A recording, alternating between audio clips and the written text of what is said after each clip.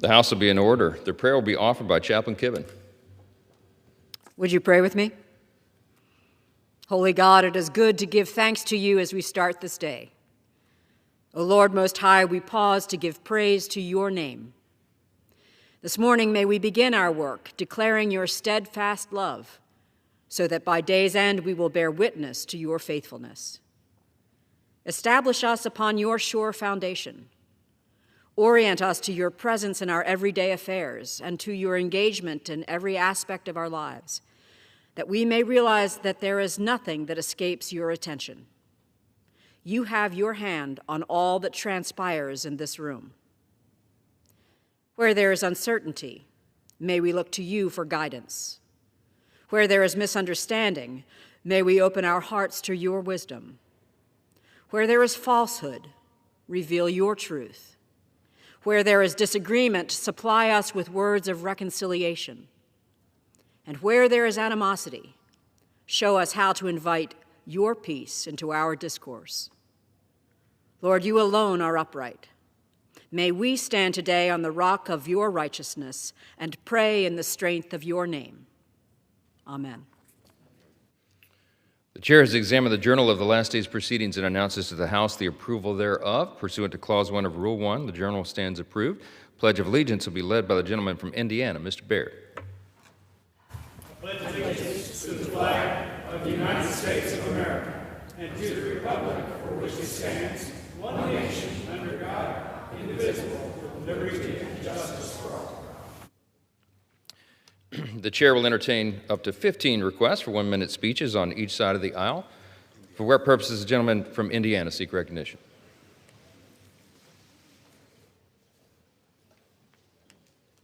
Thank you, Mr. Speaker. Request permission to address the House for 1 minute. Without objection, the gentleman is recognized for 1 minute.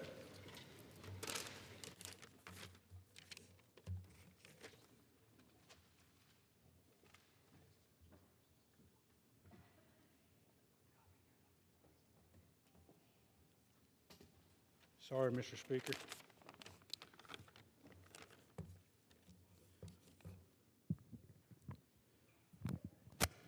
Mr. Speaker, I rise to celebrate 2 state FFA officers from the 4th District that were recently elected to the Indiana State Convention. FFA is the largest U.S. career and technical student organization. FFA is rooted in farming and preparing youth for careers in agribusiness, science, veterinary medicine, and using hands-on learning techniques. Katie McLean from Carroll High School was elected as secretary, and she is the granddaughter of a former Indiana State Representative, Rich McLean, who I had the privilege of serving with. She is the 2026 Lilly Scholar winner, which has a full ride to Purdue University.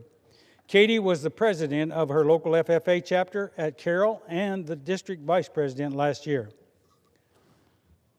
Jesse Frazee from Fountain Central High School was elected as the North Region vice president. Jesse was the local FFA president at Fountain High and the 4th District president this past year. So Jesse is the first Fountain FFA chapter member to become a state officer. So congratulations to these 2 amazing Hoosiers, and I think they are in the audience. If you are, please raise your hand or stand. Anyway, congratulations, and I yield back. For what purpose does the gentleman from North Carolina seek recognition? To address the House for 1 minute, and without objection, revise and extend my remarks. Without objection, the gentleman is recognized for 1 minute. Thank you, Mr. Speaker. Today I rise to honor the life and memory of Maxine Peacock Holly, a devoted public servant of Benson, North Carolina, who passed away at the age of 82.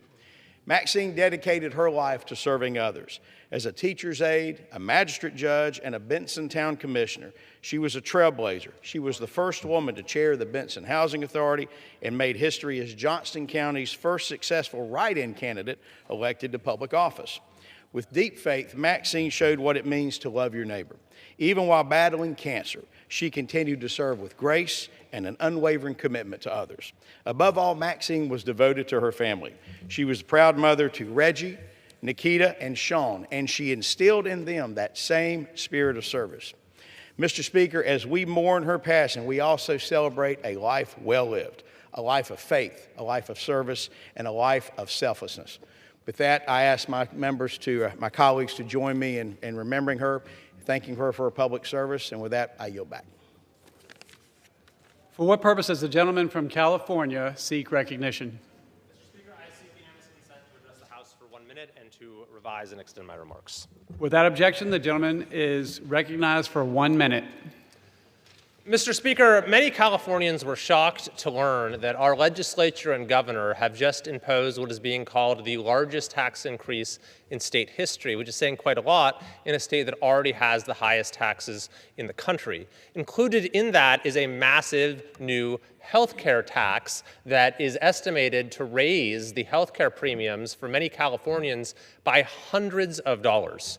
This is something that our state simply cannot afford when we already have the highest cost of living in the country. This is the last thing that our families need. And what's more, it violates, at the very least, the spirit, if not the letter, of Proposition 35 passed by voters to limit precisely this kind of a tax increase.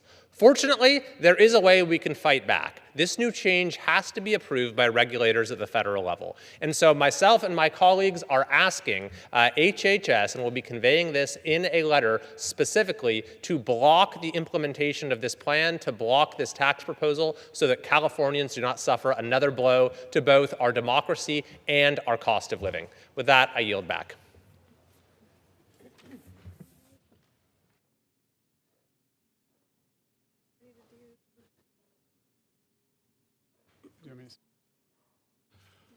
Pursuant to Clause 8 of Rule 20, the Chair will postpone further proceedings today on motions to suspend the rules on which a recorded vote or the yeas and nays are ordered, or votes objected to under Clause 6 of Rule 20. The House will resume proceedings on postponed questions at a later time.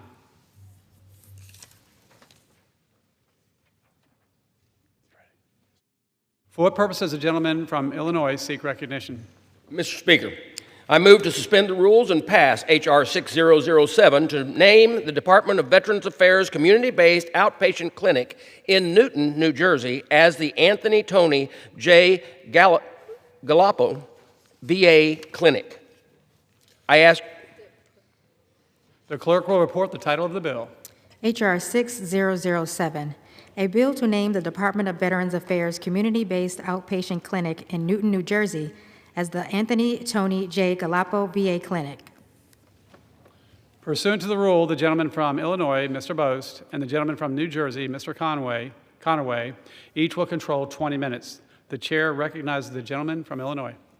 Thank you, Mr. Speaker. I ask unanimous consent that all members have 5 legislative days in which to revise and extend their remarks on H.R. 6007. Without objection. Thank you, Mr. Speaker. I yield myself to as much time as I may consume. The gentleman is recognized. Thank you, Mr. Speaker. I rise today in support of H.R. 6007 to name the Department of Veterans Affairs community-based outpatient clinic in Newton, New Jersey as the Anthony Tony J. Galapo VA Clinic. Tony Galapo proudly served our nation in the United States Navy. He served courageously and with honor. His service to our nation did not end there. Following his service in the Navy, Mr. Galapo dedicated his life to serving his fellow veterans, working to ensure those who wore the uniform received the care and services and support they earned. Mr. Galapo became a trusted advocate for veterans throughout Sussex and Warren counties, devoting countless hours to improving their quality of life and expanding access to VA health care.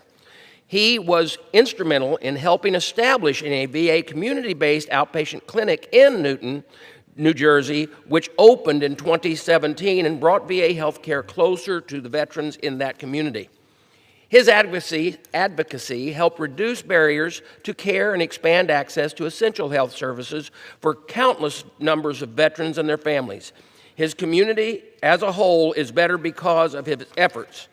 Whether mentoring fellow veterans or advocating for expanding health care and access, he remained committed to ensuring that those who served our nation will never forget. Even after decades of public service, he continued asking what more should be done and could be done for veterans until he passed in 2020 by naming the Newton VA community-based outpatient clinic in his honor. Congress would ensure that Tony Galapo's legacy of service, leadership, and unwavering commitment to the veterans in his community lives on for generations to come. Mr. Speaker, individuals like Tony Galapo are heroes in their communities, and I am honored to help ensure that Congress recognizes that and we never forget these great American stories. I thank the Representative Gottheimer and the entire New Jersey delegation for leading this effort to recognize an extraordinary advocate for our nation's veterans. Mr. Speaker, I urge my colleagues to support H.R. 6007, and I reserve the balance of my time. The gentleman from Illinois reserves. The gentleman from New Jersey is recognized. Thank you, Mr. Speaker. I yield myself much such time as I may consume. Mr. Speaker, I rise in support Mr. Speaker, I rise in support of H.R. 6007 to name the Department of Veterans Affairs community-based outpatient clinic in Newton, New Jersey after Anthony Tony Galapo.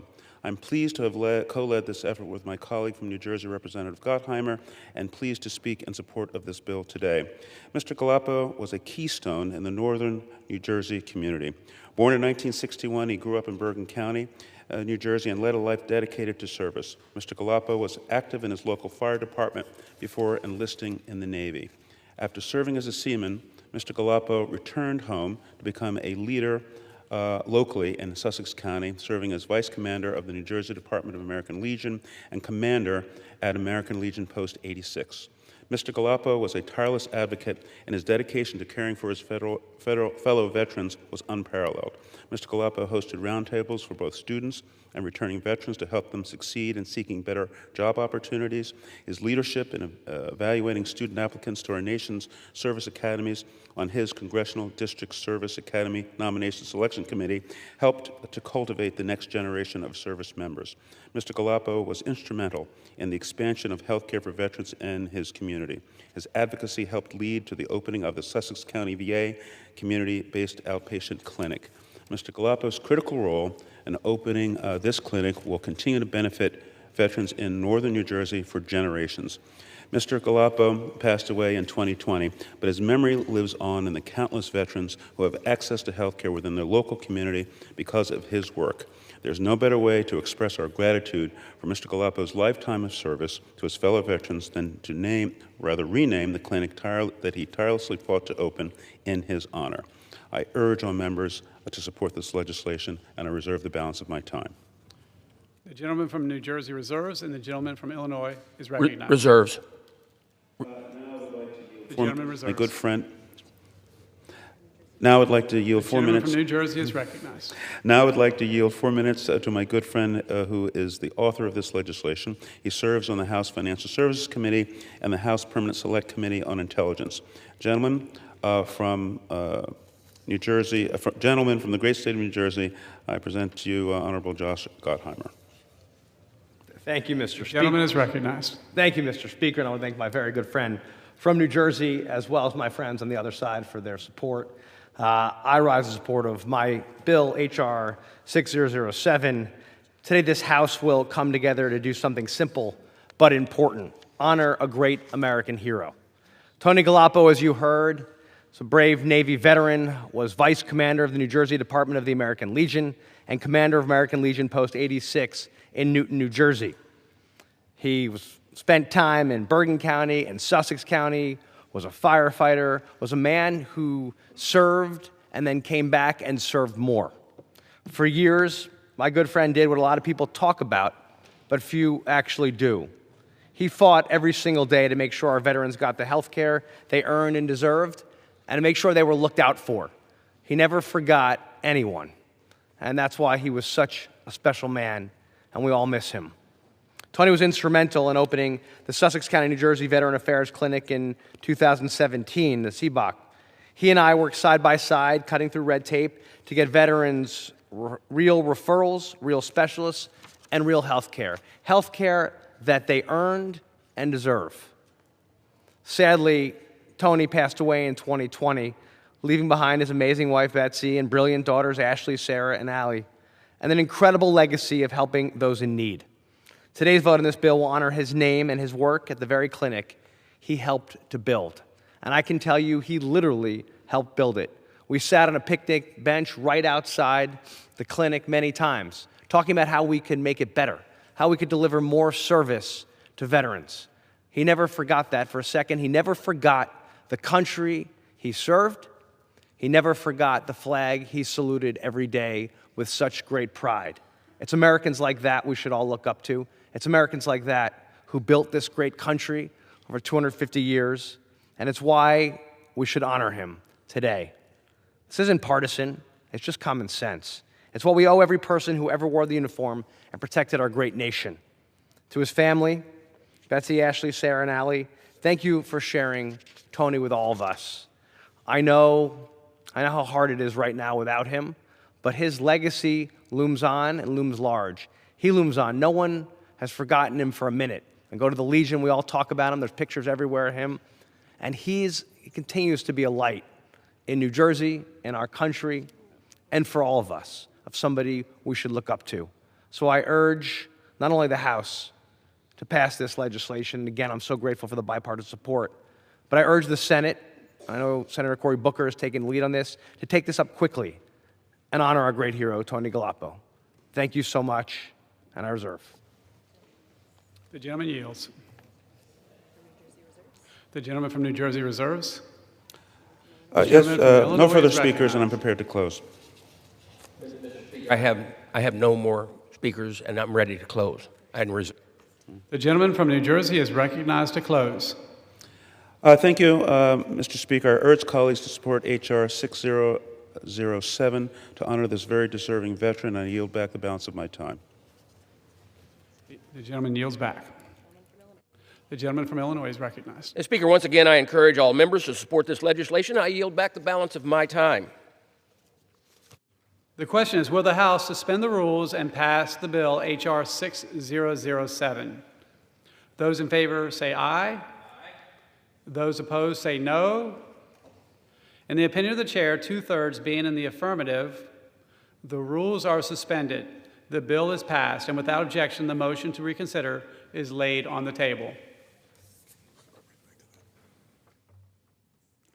And for what purpose does the gentleman from Illinois seek recognition? Mr. Speaker, I move to suspend the rules and pass H.R. 5362 to name the Department of Veterans Affairs multi-specialty clinic in Marietta, Georgia as the Colonel Michael H. Boyce Department of Veterans Affairs multi-specialty clinic. I ask you... The clerk will report the title of the bill. H.R. 5362, a bill to name the Department of Veterans Affairs Multi-Specialty Clinic in Marietta, Georgia as the Colonel Michael H. Boyce Department of Veterans Affairs Multi-Specialty Clinic. Pursuant to the rule, the gentleman from Illinois, Mr. Bost, and the gentleman from New Jersey, Mr. Conaway, each will control 20 minutes. The chair recognizes the gentleman from Illinois. Mr. Speaker, I ask unanimous consent that all members have 5 legislative days in which to revise and extend their remarks on H.R. 5362. Without objection. Mr. Speaker, I yield myself as much time as I may consume. The gentleman is recognized. Thank you, Mr. Speaker. I rise today in support of H.R. 5362, the Colonel Michael H. Boyce Department of Veterans Affairs Multi-Specialty Clinic, sponsored by Representative Loudermilk. Colonel Michael H. Boyce dedicated almost 3 decades to our nation as a United States Marine, hoorah, serving in key leadership and operational roles around the world. Throughout Colonel Boyce's career, he served with the 1st Marine Division, the 1st and 2nd and 4th Marine Aircraft Wings, and the 1st Marine Expandatory Brigade. He also served overseas in Turkey, Bahrain, Oman, Somalia, in support of operations including Desert Shield, Desert Storm, Provide Comfort, Restore Hope, Desert Thunder, and Desert Fox. Before his retirement in 2001, Colonel Boyce held multiple senior leadership roles, including head programmer for Office of the Chief of Naval Operations Air Warfare Division, head of operations plans at Marine Corps Forces Pacific, and deputy commander of Marine Corps Base Hawaii. After his military service, Colonel Boyce returned home, continued to serve his community as chairman of the Cobb County Board of Commissioners. In this role, he advocated for veterans by establishing the county's first Veterans Service Office and led efforts to construct a VA clinic. Colonel Boyce's lifelong commitment to service, veterans, and leadership makes this recognition a fine tribute to an extraordinary American. Speaker, H.R. 5362 honors a true American leader who puts service above self. I urge all of my colleagues to support H.R. 5362, and I reserve the balance of my time. The gentleman from Illinois reserves. The gentleman from New Jersey is recognized. Mr. Speaker, I yield myself such time as I may consume. The gentleman is recognized. Mr. Speaker, I rise in support of H.R. 5362 to name the Department of Veterans Affairs Multi-Specialty Clinic in Marietta, Georgia, after Colonel Michael H. Boyce, a dedicated Marine Corps veteran, public servant, and community leader. Colonel Boyce was born in Brawley, California in September 1949 and graduated from the University of Notre Dame in 1971. With his degree in hand, he was commissioned as a second lieutenant in the United States Marine Corps. After attending the basic school and Army Field Artillery School, he was assigned to the 1st Marine Division in Camp Pendleton, California. He continued to wear the uniform for the next 30 years, reaching the rank of colonel with assignments in Hawaii, Japan, Turkey, Bahrain, and Oman, where he supported operations including Desert Shield, Desert Storm, and Desert Fox. Colonel Boyce also deployed to Somalia for Operation Restore Hope during his time with the Marine Air Group 16. In 2001, Colonel Boyce retired from the Marine Corps, but that did not mark the end of his service to country and community. He moved to Marietta, Georgia, and became a dedicated member of his local church, alongside several charities and veteran service organizations, including Habitat for Humanity, the VFW, and the American Legion. In 2016, Colonel Boyce was elected as chairman of the Cobb County Board of Commissioners. During his time in office, he led the efforts to make Veterans Day a paid holiday for county employees, establish a Veterans Service Office in the county, and open a VA clinic to expand access to care for local veterans. Colonel Boyce passed away in January 2022 and was laid to rest with full military honors in Arlington National Cemetery. Colonel Boyce's unwavering commitment to service and stewardship is a model to which we should all aspire. Naming the VA clinic that he helped bring to Marietta in his honor is a perfect way to demonstrate our appreciation for Colonel Boyce's life of service. I urge all members to support this legislation and reserve the balance of my time. The gentleman reserves. The gentleman from Illinois is recognized. Thank you, Mr. Speaker. At this time, I'd like to recognize the gentleman from Georgia, 11th District, Mr. Loudermilk, for his legislation, and I will yield as much time as he may consume. The gentleman is recognized. Well, thank you, Mr. Speaker, and I thank my good friend, the chairman of the Veterans Committee, for bringing this bill to the floor. And as the representative of Georgia's 11th Congressional District and a veteran of the United States Air Force, I proudly rise today in support of H.R. 5362 to name the Department of Veterans Affairs Multi-Specialty Clinic in Marietta, Georgia, as the Colonel Michael H. Boyce Department of Veterans Affairs Multi-Specialty Clinic. As he was to many, Mike Boyce was a friend of mine who unfortunately passed away in 2022. Mike took his duties to our country and our community seriously, and like a true patriot, Mike spent much of his life in service to his community, state, and nation. Throughout his service in the Marine Corps and later in elected office as the chairman of the Cobb County Board of Commissioners, Mike was a tireless advocate for the health and welfare of our active duty servicemen and veterans. Mike worked to ensure our service members had the tools to succeed and was instrumental in establishing the Cobb County VA Clinic, which remains a vital resource for those who served our country. Recognizing Colonel Boyce through this legislation is a fitting tribute to an American hero whose service and advocacy inspired so many, including myself. And I greatly appreciate his wife, Judy, for continuing his incredible legacy. And with that, Mr. Speaker, I yield back. The gentleman from Illinois. Mr. Speaker, we have no more speakers. I'm ready to close, and I reserve. The gentleman reserves. The gentleman from Illinois. Mr. Speaker, I have no further speakers and am prepared to close. The gentleman is recognized. I thank you, Mr. Speaker. I urge my colleagues to support H.R. 5362 to honor this very deserving veteran, and I yield back the balance of my time. The gentleman yields. The gentleman from Illinois is recognized. Speaker, once again, I encourage all members to support this legislation. I yield back the balance of my time. The question is, will the House suspend the rules and pass the bill H.R. 5362? Those in favor say aye. Those opposed say no.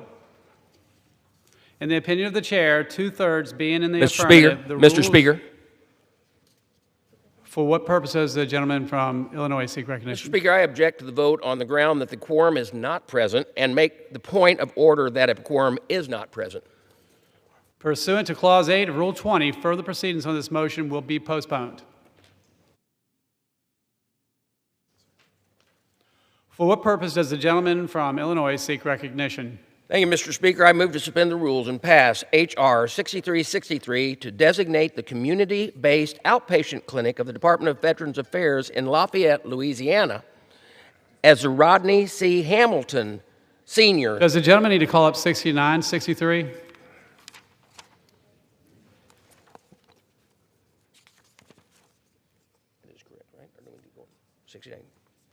Yes, 6963. The clerk will report the title of the bill. H.R. 6963, a bill to designate the community-based outpatient clinic of the Department of Veterans Affairs in Lafayette, Louisiana, as the Rodney C. Hamilton Sr. VA Clinic. Pursuant to the rule, the gentleman from Illinois, Mr. Boast, and the gentleman from New Jersey, Mr. Conaway, each will control 20 minutes. The chair recognizes the gentleman from Illinois. Thank you, Mr. Speaker. I ask you unanimous consent that all members have 5 legislative days in which to revise and extend their remarks on H.R. 6963. Without objection. Speaker, I yield myself as much time as I may consume. The gentleman is recognized. Speaker, I rise today in support of H.R. 6963 to designate the community-based outpatient clinic of the Department of Veterans Affairs in Lafayette, Louisiana as the Rodney C. Hamilton Sr. VA Clinic, sponsored by Representative Higgins. At just 17 years old, Rodney Hamilton enlisted in the United States Marine Corps out of Lafayette, Louisiana, to serve his country. He would go to serve in the Korean War, where he was wounded in combat and received the Purple Heart. As a fellow Marine, I know what when the Corps leaves a mark on every man and woman that earns the title. For Rodney, this sense of duty did not end when he returned home. He came back to Lafayette and continued serving by working to improve the lives of fellow veterans across southwest Louisiana. He served in Lafayette city government from 1968 to 1972 and later founded the Southwest Louisiana Veterans Action Coalition, giving local veterans a stronger voice and fighting to make sure their needs were met. That advocacy helps lead to one of his most lasting accomplishments, the establishment of the VA clinic in Lafayette. When the clinic opened in 2016, it brought VA care closer to home for veterans across the region and reflected years of work by Rodney Hamilton and others who believed Lafayette veterans deserved better access to care they'd earned. Naming this facility in his honor would recognize a Marine, a Purple Heart recipient, a community leader whose work continues to serve veterans today. Speaker, H.R. 6963 is a fitting tribute to Rodney Hamilton Sr., a man who served his country in war returned home to serve his community, and never stopped standing up for his fellow veterans. I urge all of my colleagues to support H.R. 6963, and with that, I reserve the balance of my time. Gentleman reserves. The gentleman from New Jersey is recognized. Mr. Speaker, I yield myself such time as I may consume. Mr. Speaker, I rise in support of H.R. 6963 to designate the community-based outpatient clinic in Lafayette, Louisiana as the Rodney C. Hamilton Senior VA Clinic. Rodney Hamilton was born in Fort Worth, Texas on March 24, 1932. In 1948, his family moved to Lafayette, Louisiana, where he resided for over 70 years until his passing. At just 17 years old, Hamilton joined the Marine Reserve as a member of the Marine Reserve Rifle Corps. He received orders to serve in the 7th Marine Regiment during the Korean War. While stationed on the front lines in September 1951, he was wounded by mortar shells and received the Purple Heart for his service. He was reassigned to the 1st Marine Division Service Battalion and was honorably discharged in 1952 with the rank of sergeant. Back home in Lafayette, Hamilton married his high school sweetheart and the love of his life, Barbara Webb. The couple had 5 children and 12 grandchildren and were together for nearly 7 decades. Sergeant Hamilton became a leading advocate for his fellow Marines and veterans in the following years. He founded the Southwest Louisiana Veterans Action Coalition, and he was an active member of the Marine Corps League, the Military Order of the Purple Heart, and the American Legion. Sergeant Hamilton's advocacy and leadership were instrumental in establishing the VA community-based outpatient clinic in Lafayette, which opened in 2016 and expanded access to medical care for veterans throughout the region. The road that leads to the facility already bears his name in honor of his tireless work that he put into bringing this clinic into fruition. Sergeant Hamilton's long record of giving back extended even further through his tireless dedication to his community. He was active in his church and several local organizations, including the Chamber of Commerce and the Beaver Club. From 1968 until 1972, he also served in local government as a trustee for public property. Rodney Hamilton passed away in 2020 and was buried with full military honors. His legacy is one of advocacy, leadership, compassion, and sacrifice. It is only fitting that we honor his contributions by designating the Lafayette VA Clinic in his honor. I urge all members to support H.R. 6963, and I reserve the balance of my time. Gentleman from New Jersey reserves. The gentleman from Illinois is recognized. Thank you, Mr. Speaker. You know, today we are actually naming many clinics. This one in Lafayette, the sponsor, Representative Higgins, feels that this is vitally important. With the hecticness around here today, we're hoping that he does make it to make comments on this bill, but because of the House, we need to move on with our business. I have no more members wishing to speak, and I will reserve the balance of my time. Gentleman reserves. The gentleman from New Jersey is recognized. Mr. Speaker, I have no further speakers, and I'm prepared to close. Okay. Gentleman reserves. Gentleman from New Jersey is recognized. Thank you, Mr. Speaker. I support H.R. 6963 to honor this very deserving veteran, and I yield back the balance of my time. Okay. Gentleman yields back the balance of his time. Gentleman from Illinois is recognized.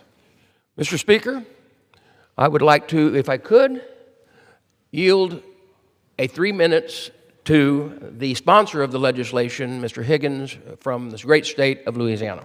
Gentleman is recognized. Thank you, Mr. Speaker, and I thank my colleague for allowing me to speak on behalf of an American patriot who was a man amongst men, Mr. Speaker, Rodney C. Hamilton. I rise today to urge my colleagues to support H.R. 6963, which would designate the community-based outpatient clinic of the Department of Veterans Affairs in Lafayette, Louisiana, as the Rodney C. Hamilton Senior VA Clinic. This legislative effort, Mr. Speaker, to honor Mr. Hamilton has been in the making for many years. I'm proud and humbled to bring it to the floor on behalf of the Louisiana delegation today. Rodney C. Hamilton Sr. joined the United States Marine Corps at 17 years old, served in the Korean War. He was wounded, served honorably, and received a Purple Heart. After serving his nation in combat, he returned home to Lafayette, where he continued to serve those around him, becoming a community leader in Lafayette city government. He was ordained as a deacon, serving as a member of the First Baptist Church, of Youngsville, Louisiana, community near Lafayette. Mr. Hamilton was a co-founder of the Southwest Louisiana Veterans Action Coalition, serving as a longtime veterans advocate. This Marine, Mr. Hamilton, played an integral role in establishing the Louisiana Community-Based Outpatient Clinic, which opened in 2016, and the road leading to the clinic was named in his honor in 2017. I'm joined in support by Speaker Mike Johnson, Leader Steve Scalise, Representatives Letlow, Carter, and Fields, and Senators Kennedy and Cassidy in support of this legislation honoring Mr. Hamilton. Louisiana's American Legion, Military Order of the Purple Heart, the Veterans of Foreign Affairs, Veterans of Foreign Wars, Disabled American Veterans, and Louisianans across the state have offered their strong support to rename this clinic and honor Mr. Hamilton. Passing H.R. 6963 will be to honor an American who did so much for our nation, our veterans, and the people of Lafayette, Louisiana. Not only will this serve as a tribute to our beautiful nation, but it will show this body's resolve to remember and honor all veterans who answered the call to serve our nation and our communities. Mr. Speaker, I yield. Yields back. Mr. Speaker, I encourage all of my colleagues to support this legislation, and I yield back the balance of our time. Gentleman yields back the balance of his time. The question is, will the House suspend the rules and pass the bill H.R. 6963? Those in favor say aye. Those opposed, no. In the opinion of the chair, two-thirds being in the affirmative, the rules are suspended, the bill is passed, and without objection, the motion to reconsider is laid on the table.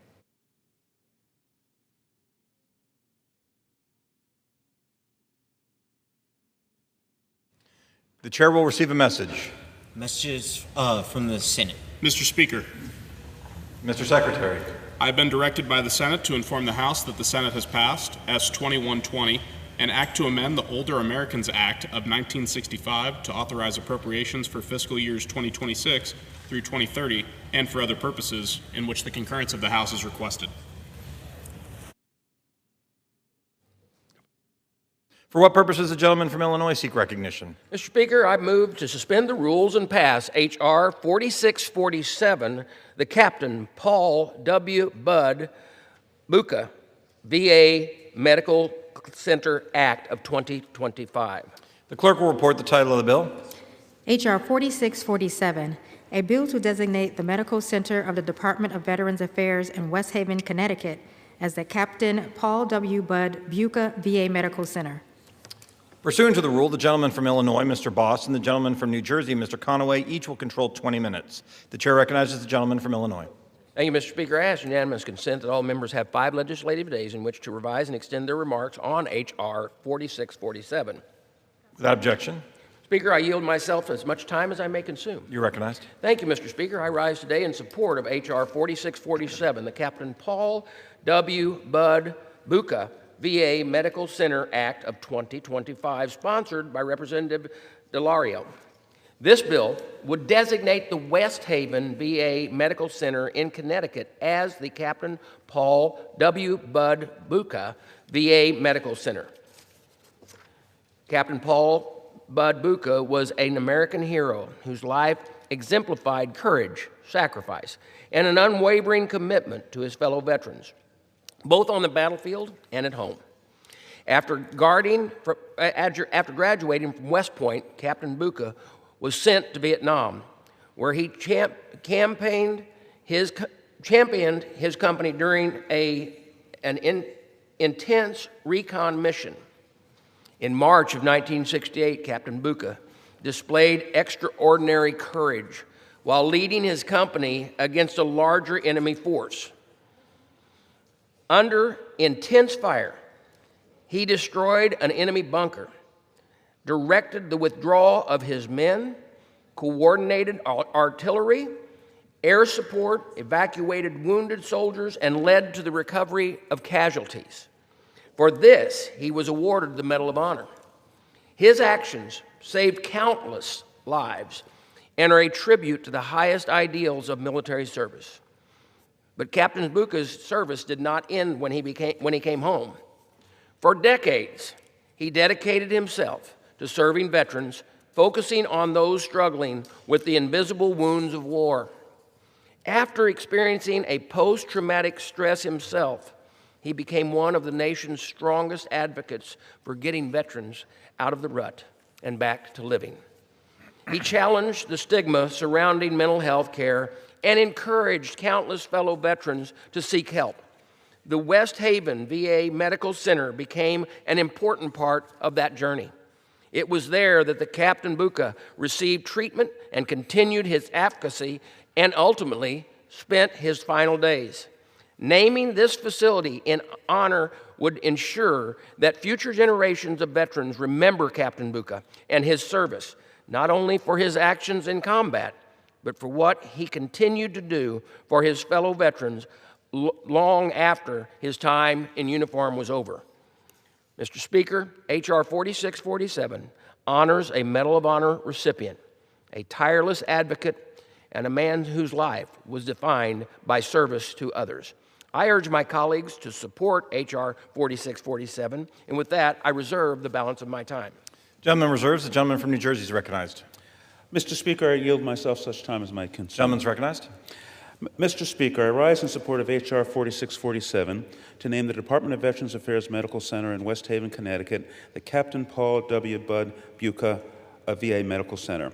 I thank my colleagues from Connecticut, Senator Blumenthal and Representative DeLauro, for their leadership to honor Captain Buca's legacy. Captain Buca's dedication to his country exemplifies service. As a young man, he turned down multiple athletic and academic scholarships, choosing instead to enroll in the United States Military Academy at West Point, where he was a two-time All-American and captain of the swim team. He graduated in the top 5% of his class and number 2 in the Order of Military Merit. In 1967, Captain Buca deployed to Vietnam as part of Operation Eagle Thrust. As commander of Company D, 3rd Battalion, 187th Infantry Regiment, he oversaw a motley crew he lovingly referred to as clerks and jerks. They went on to become one of the most decorated units by war's end. As part of the Tet Offensive in March 1968, Captain Buca and his men were dropped by helicopter to repel attacks by North Vietnamese and Viet Cong. They found themselves outnumbered by 1,500 enemy troops, and Captain Buca crawled 40 yards through a hail of fire and single-handedly destroyed a machine gun bunker with grenades. He then spearheaded an overnight offensive, spreading his men out to throw grenades and convince the enemy that they were the ones who were outnumbered. He was also instrumental in enabling the medical evacuation of 3 air ambulance loads of his personnel. For these heroic efforts, Captain Buca was awarded the Medal of Honor in 1970. He considered turning it down, feeling undeserving, but ultimately he accepted, saying that the medal belongs to his men. After his service, Captain Buca taught at West Point to help shape the next generation of service members. He also worked with several veterans organizations to advocate for mental health support, job training, and housing for veterans. Captain Buca's connection to the West Haven VA Medical Center is deeply personal. He battled post-traumatic stress disorder for 42 years before courageously seeking help at West Haven, where he received the compassionate care and skill in his final years of his life. As he passed away at the medical center in 2024 from complications of Alzheimer's disease. I understand that our colleagues in the Senate passed the companion to this bill in their chamber last August and have been waiting for the House to take it up for almost a year. I'm disappointed that we're not considering the already passed Senate bill today. This House should have passed that Senate bill long ago. A well-deserving veteran such as Captain Buca should have been honored as swiftly as possible. I'm concerned that by not taking up the Senate version of this bill today, it will only further delay this bill from getting to the President's desk for signature. Captain Buca's friends and loved ones should not have to wait so long to see his legacy honored. Nevertheless, I urge my colleagues to support this bill and hope that it will become law without delay. I can think of no better way to express gratitude for Captain Buca's lifelong commitment to the service of his community and his country other than to name this VA Medical Center in his honor. I urge all members to support this legislation, and I reserve the balance of my time. Gentleman reserves. The gentleman from Illinois is recognized. I now have no more speakers, and I reserve. Okay, the gentleman from Illinois reserves. The gentleman from New Jersey is recognized. I now would like to yield 4 minutes to my good friend, who is the author of this legislation. She serves as the ranking member of the House Appropriations Committee, the gentlewoman from Connecticut, the Honorable Rosa DeLauro. Gentlewoman is recognized. I thank the gentleman for yielding time, and I thank you, Mr. Speaker. I am honored and I am grateful for this opportunity to put forward this legislation that honors a man who embodied the highest ideal of service to his country, his fellow soldiers, and his community, Captain Paul W. Bud Buca, a longtime resident of Richfield, Connecticut, and a Medal of Honor recipient. The bill would rename the West Haven Veterans Affairs Medical Center in West Haven, Connecticut, where Captain Buca received care for PTSD after his service and neurological care for Alzheimer's disease before he passed away on July 31st, 2024.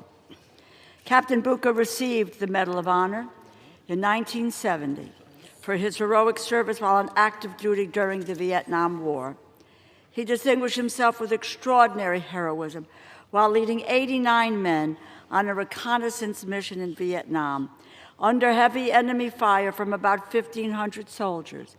And he fearlessly directed defenses, personally destroyed a machine gun bunker, and sustained a shrapnel wound. Using flashlights in complete view of enemy snipers, Captain Buca also directed the medical evacuation of 3 air ambulance loads of serious wounded personnel. The captain's dedication to serving others continued after his time in uniform. He served as president of the Congressional Medal of Honor Society from 1995 to 1999. He advised President Obama on foreign policy during his 2008 presidential campaign. He also served on the board of directors of Homes for Our Troops, a veteran service organization that builds and donates specially adapted custom homes for severely injured 9/11 veterans, and as chairman of the Advisory Committee on Veterans Employment and Training Services at the United States Department of Labor. Even after his death, Captain Buca's selflessness lives on. His brain was donated to the Center for Human Brain Discovery at Yale University for research. Naming the West Haven VA Medical Center in his honor is a deserving tribute to a hero who fought for this country. He earned its highest military distinction and then continued to fight for veterans throughout his life.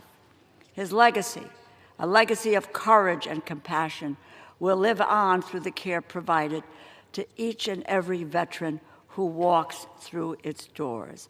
I am so proud to propose this legislation. I would urge my colleagues to support it, and I hope that we can move it quickly with the Senate and bring it to the President for signature. I thank you, and I yield back. Gentleman from New Jersey reserves. The gentleman from Illinois reserves. Yep. I have no more speakers. Okay. I reserve, and I'm ready to close. Gentleman from New Jersey. Thank you, Mr. Speaker. I support H.R. 4647 to honor this very deserving veteran. I yield back the balance of my time. Gentleman yields back the balance of his time. The gentleman from Illinois is recognized. Mr. Speaker, once again, I encourage all members to support this legislation. I yield back the balance of my time. The question is, will the House suspend the rules and pass the bill H.R. 4647? Those in favor say aye. Those opposed, no. In the opinion of the chair, 2/3 being in the affirmative, the rules are suspended. The bill is passed without objection. The motion to reconsider is laid on the table. For what purpose does the gentleman from Illinois seek recognition? Speaker, I move to suspend the rules and pass H.R. 4288 to name the Department of Veterans Affairs Community-Based Outpatient Clinic in San Jose, California, as the Corporal Patrick D. Tillman VA Clinic. The clerk will report the title of the bill. H.R. 4288, a bill to name the Department of Veterans Affairs Community-Based Outpatient Clinic in San Jose, California, as the Corporal Patrick D. Tillman VA Clinic. Pursuant to the rule, the gentleman from Illinois, Mr. Boss, and the gentleman from New Jersey, Mr. Conaway, each will control 20 minutes. The chair recognizes the gentleman from Illinois. Thank you, Mr. Speaker. I'd ask unanimous consent that all members have 5 legislative days in which to revise and extend their remarks on H.R. 4288. Speaker, I yield myself as much time as I may consume. You're recognized. Thank you, Mr. Speaker. I rise today in support of H.R. 4288 to name the Department of Veterans Affairs community-based outpatient clinic in San Jose, California as the Corporal Patrick D. Tillman VA Clinic, sponsored by Representative Panetta. Pat Tillman was born and raised in San Jose, California. He first made his name on the football field in Leland High School, helping lead his team to a Central Coast Division I championship. He carried that same drive and determination to Arizona State University, where he excelled both as a student and as an athlete. Now, before being drafted by the Arizona Cardinals in 1998, by 2000, Pat had become the team's star safety. He had achieved what so many young athletes dreamed of. He was playing in the NFL. He had a successful career ahead of him and could have made millions of dollars by continuing to play professional football. But after the terrorist attack of September 11, 2001, Pat Tillman made a different choice. When his country needed him, Pat answered the call. He put the needs of his country above his own dreams, above his own career, and above the life of comfort and success that he'd already earned. Mr. Speaker, that is the definition of an American hero. When terrorists struck the Twin Towers, Pat, like so many other Americans, ran towards the fight. Pat once said, "A lot of my family has gone and fought in wars, and I really haven't done a damn thing as far as laying myself on the line like that." And so, I have a great deal of respect for those that have and what the flag stands for. End quote. Those were not empty words.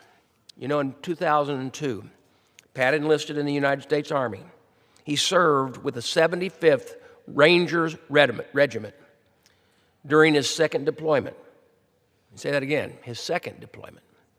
While serving in Afghanistan, in support of Operation Enduring Freedoms, Pat unit became under attack. Pat died in action while providing cover for his fellow soldiers. Because of his courage, his fellow soldiers were to escape danger. For the bravery and sacrifice, Pat was posthumously awarded the Purple Heart and the Silver Star. Mr. Speaker, H.R. 4288 is a fitting tribute to Pat Tillman, a son of San Jose, a professional athlete, an Army Ranger, and an American hero who gave up fame and fortune to serve the country he loved. By naming the VA clinic after him, we would ensure that his story of courage, service, and sacrifice will continue for decades.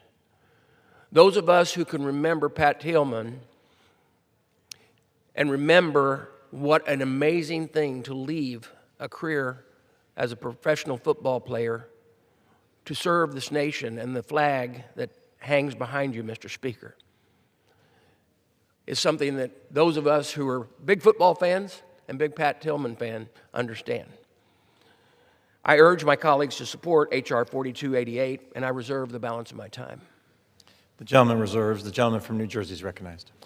I yield myself such time as I may consume, and I'm really moved by the chairman's comments about Mr. Tillman.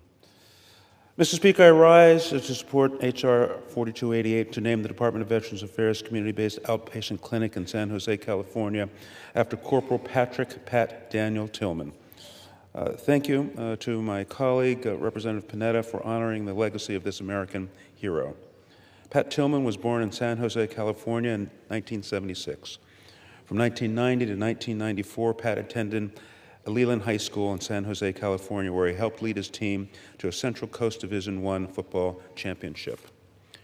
Mr. Tillman was offered a scholarship to play football for Arizona State University. While there, he led Arizona State to the 1997 Rose Bowl after an undefeated season. He earned 3 consecutive selections to the Pac-10 All-Academic Football Team, a first-team Academic All-American honor, and received the NCAA's Postgraduate Scholarship for Academic and Athletic Excellence. After graduating ASU summa cum laude in 1998 with a Bachelor of Science, he was drafted to play for the Arizona Cardinals, where he played until July of 2002. Less than a year after 9/11, Tillman felt a call to serve his country and enlisted in the U.S. Army. Mr. Tillman and his brother Kevin, who joined the Army at the same time, were both assigned to the 75th Ranger Regiment in Fort Lewis, Washington. As an Army Ranger, Pat Tillman deployed in support of Operation Iraqi Freedom in 2003 and Operation Enduring Freedom in 2004. On April 22, 2004, Pat Tillman was tragically killed by friendly fire while on patrol in the rugged area of eastern Afghanistan. Pat Tillman was undeniably known as a national hero, and his service reflects that. He was awarded the Silver Star and Purple Heart medals, and he was posthumously promoted to corporal. Following his death, his widow Marie and his family and friends established the Pat Tillman Foundation, which awards academic scholarships to military service members, veterans, and their spouses. I can think of no better way to honor Mr. Tillman's legacy and demonstrate our nation's continued gratitude for his service than to name this VA clinic in his honor. I urge all members to support this legislation, and I reserve the balance of my time. The gentleman reserves. The gentleman from Illinois is recognized. Reserve. Gentleman reserves. The gentleman from New Jersey is recognized. And now I would like to yield about 6 minutes to my good friend, who's the author of this legislation. He serves on the House Budget Committee and the Ways and Means Committee, and from the state of California, the Honorable Jimmy Panetta. Gentleman's recognized. Thank you, Mr. Speaker, Ranking Member, and of course, Chairman Bosch, thank you very much. Today I rise in support of my bipartisan legislation to rename the San Jose Veterans Affairs Clinic for U.S. Army Corporal Patrick D. Tillman. But this is more about just a naming of a VA clinic. This is about patriotism, it's about passion, and it is about progression as a nation. Now, there's no doubt, as you've heard, Mr. Speaker, that Pat was a patriot. After 9/11, he gave up a $3.6 million contract playing professional football to enlist in the U.S. Army. See, Pat felt, although he had a storied football career, be it as a beast on the gridiron for the Chargers of Leland High School in Almaden Valley, San Jose, at Arizona State University as an academic All-American who graduated summa cum laude in 3.5 years, as an All-American who helped the Sun Devils to an undefeated season and a Rose Bowl berth in 1997, and then, of course, as a professional football player in the NFL for the Arizona Cardinals, where he set a franchise record for tackles in the year 2000. Yet despite all that, he felt he hadn't done a dang thing for this great country. See, Pat grew up in a family of service who had gone and fought wars. He grew up knowing that his great-grandfather served at Pearl Harbor on the attack in 1941. He grew up realizing that in our democracy, we have an obligation to give back to our country that gives a guy like Pat Tillman the opportunity to play professional football. So he felt that he could fulfill that responsibility by joining the U.S. Army and becoming a U.S. Ranger. Now, Mr. Speaker, I admit I did not know Pat Tillman. But when we know about Pat Tillman, all of us feel his passion. He did nothing half-baked. He did everything with a full heart. Academics, athletics, and of course, the service to our nation. He said, you should be passionate about everything you do. If not, why do it? That was his attitude about life, a passion that is demonstrated by that iconic photo of Pat on the football field that became the foundation for the statue of Pat outside Arizona State's Sun Devil Stadium at the entrance of Tillman Tunnel that depicts Pat running, yelling, and hair flying. That was the passion that drove his success on the football field. That passion drove his determination to do something after our nation was attacked on 9/11. That passion led him to be all that he can be as an Army Ranger alongside his brother Kevin, where they were subsequently assigned to the 2nd Battalion of the 75th Ranger Regiment. Now, as an Army Ranger, Pat deployed in support of Operation Iraqi Freedom in 2003, and then to Operation Enduring Freedom in 2004. Mr. Speaker, it was on April 22nd of that year that Pat was in Khost Province in the southeast Afghanistan border region, and on that day he was part of 2 convoys on patrol in a narrow valley.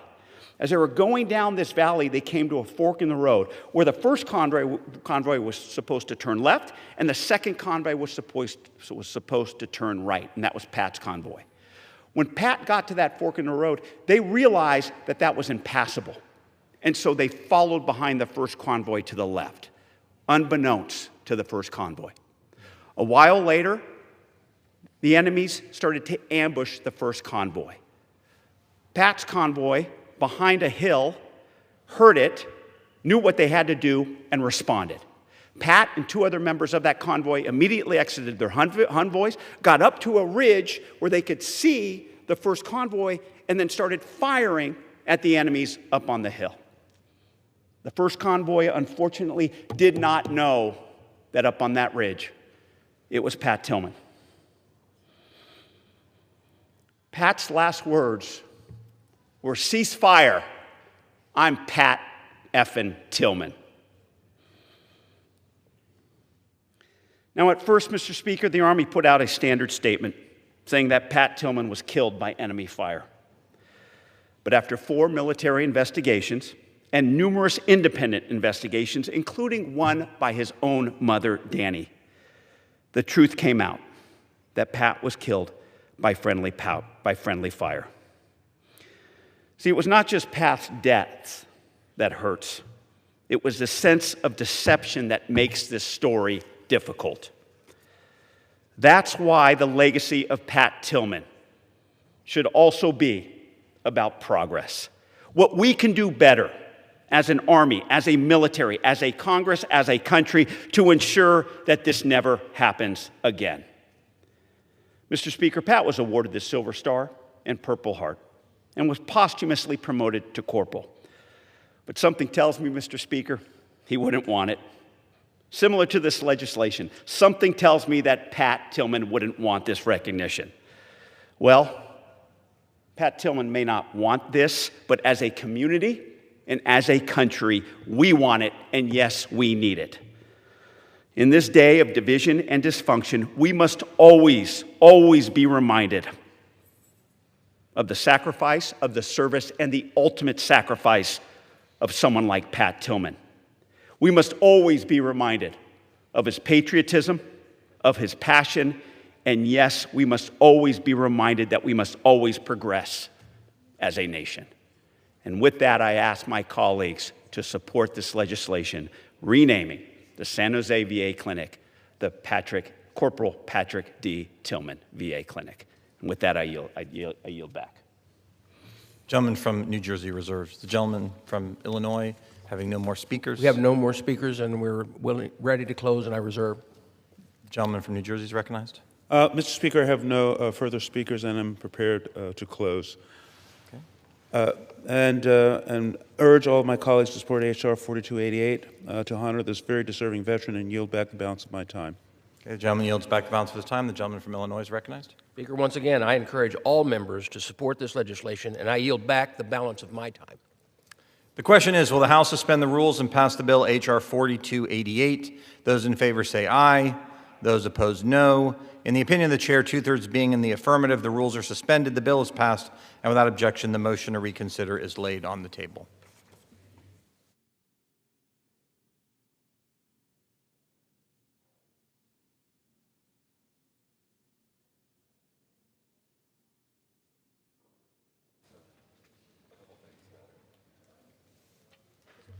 appoint you.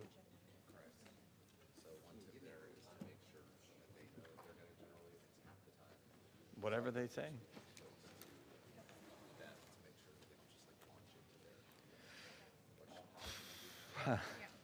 If only, right?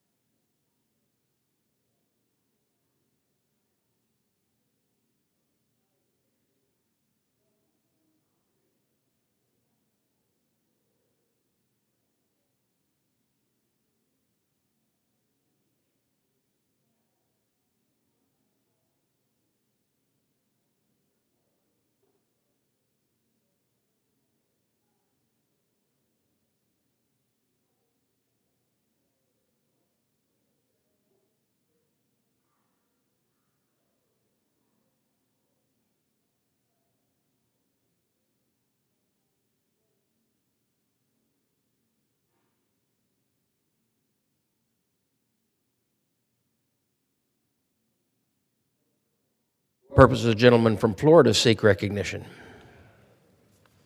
Mr. Speaker, I ask unanimous consent that all members have 5 legislative days to revise and extend their remarks and include extraneous material on H.R. 8595, and that may include tabular material on the same. Without objection. Thank you, Mr. Chair. Mr. Speaker, I yield myself. The gentleman will suspend.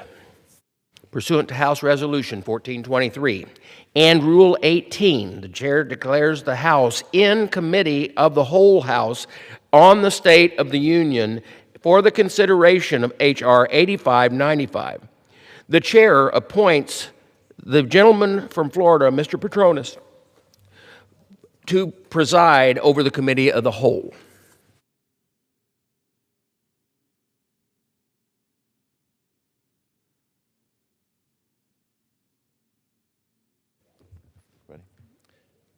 The House is in the Committee of the Whole on the State of the Union under the consideration of H.R. 8595, which the clerk will report by title.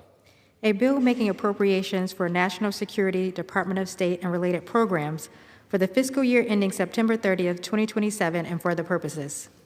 Pursuant to the rule, the bill is considered read by the first time. General debate shall be confined to the bill and shall not exceed 1 hour, equally divided by and controlled by the chair and the ranking minority member of the Committee of Appropriations and their respective designees.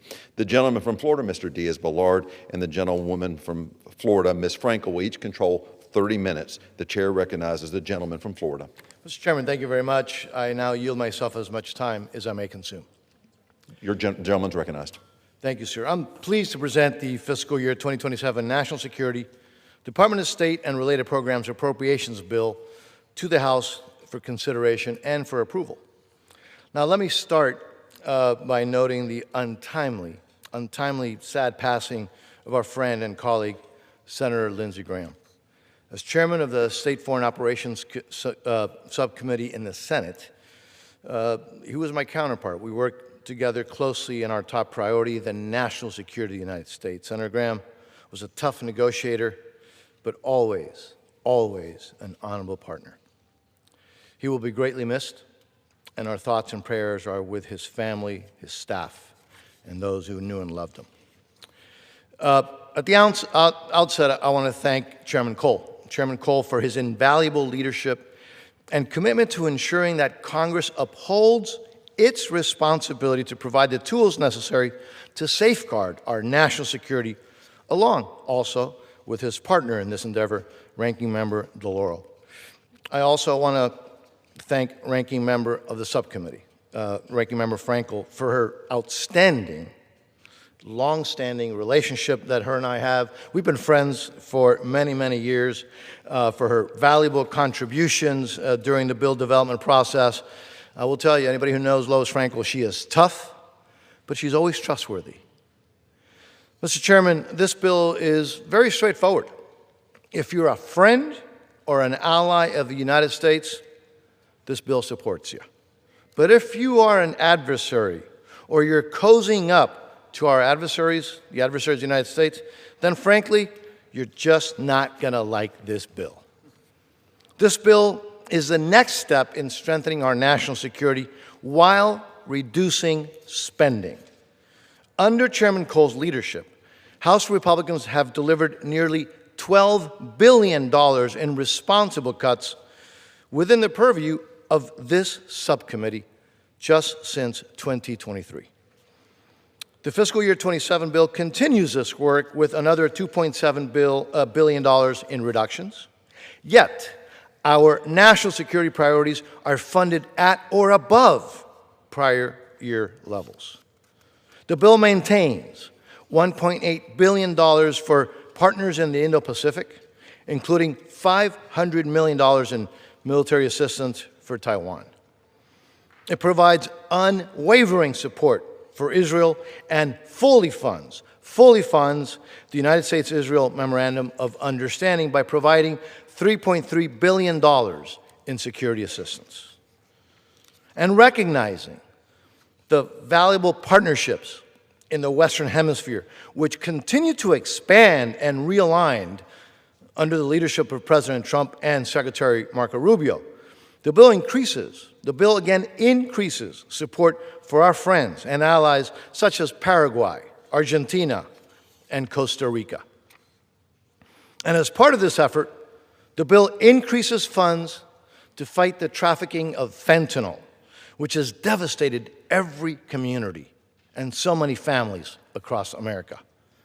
It also continues strong support for a democratic transition to freedom for the people of Cuba, Venezuela, and Nicaragua. And it supports religious freedom in Nigeria and around the world. Last year, the NSRP subcommittee, as we like to call it, focused on responsibly transitioning PEPFAR. That program, PEPFAR, to transition it to capable partners and to countries that are capable of doing more. PEPFAR is a great success story, but I think most of us would agree that the program or any program cannot just go on forever in perpetuity. So working alongside the administration, countries are now investing significant resources of their own towards their own health, allowing this committee to reduce funding, but this is key, while maintaining the same outcomes. Just as critical is what the bill, frankly, just as critical, let me restate that, as what the bill funds, I've talked about some of that, is what this bill does not fund, and how it demands accountability for every single tax dollar. The bill prohibits funds to the People's Republic of China, the Communist Chinese Party, and from being used by other countries to repay the debt owed to Communist China. It also prohibits lending to the PRC within the multilateral development banks, something that we shouldn't have to do. This bill does it, however.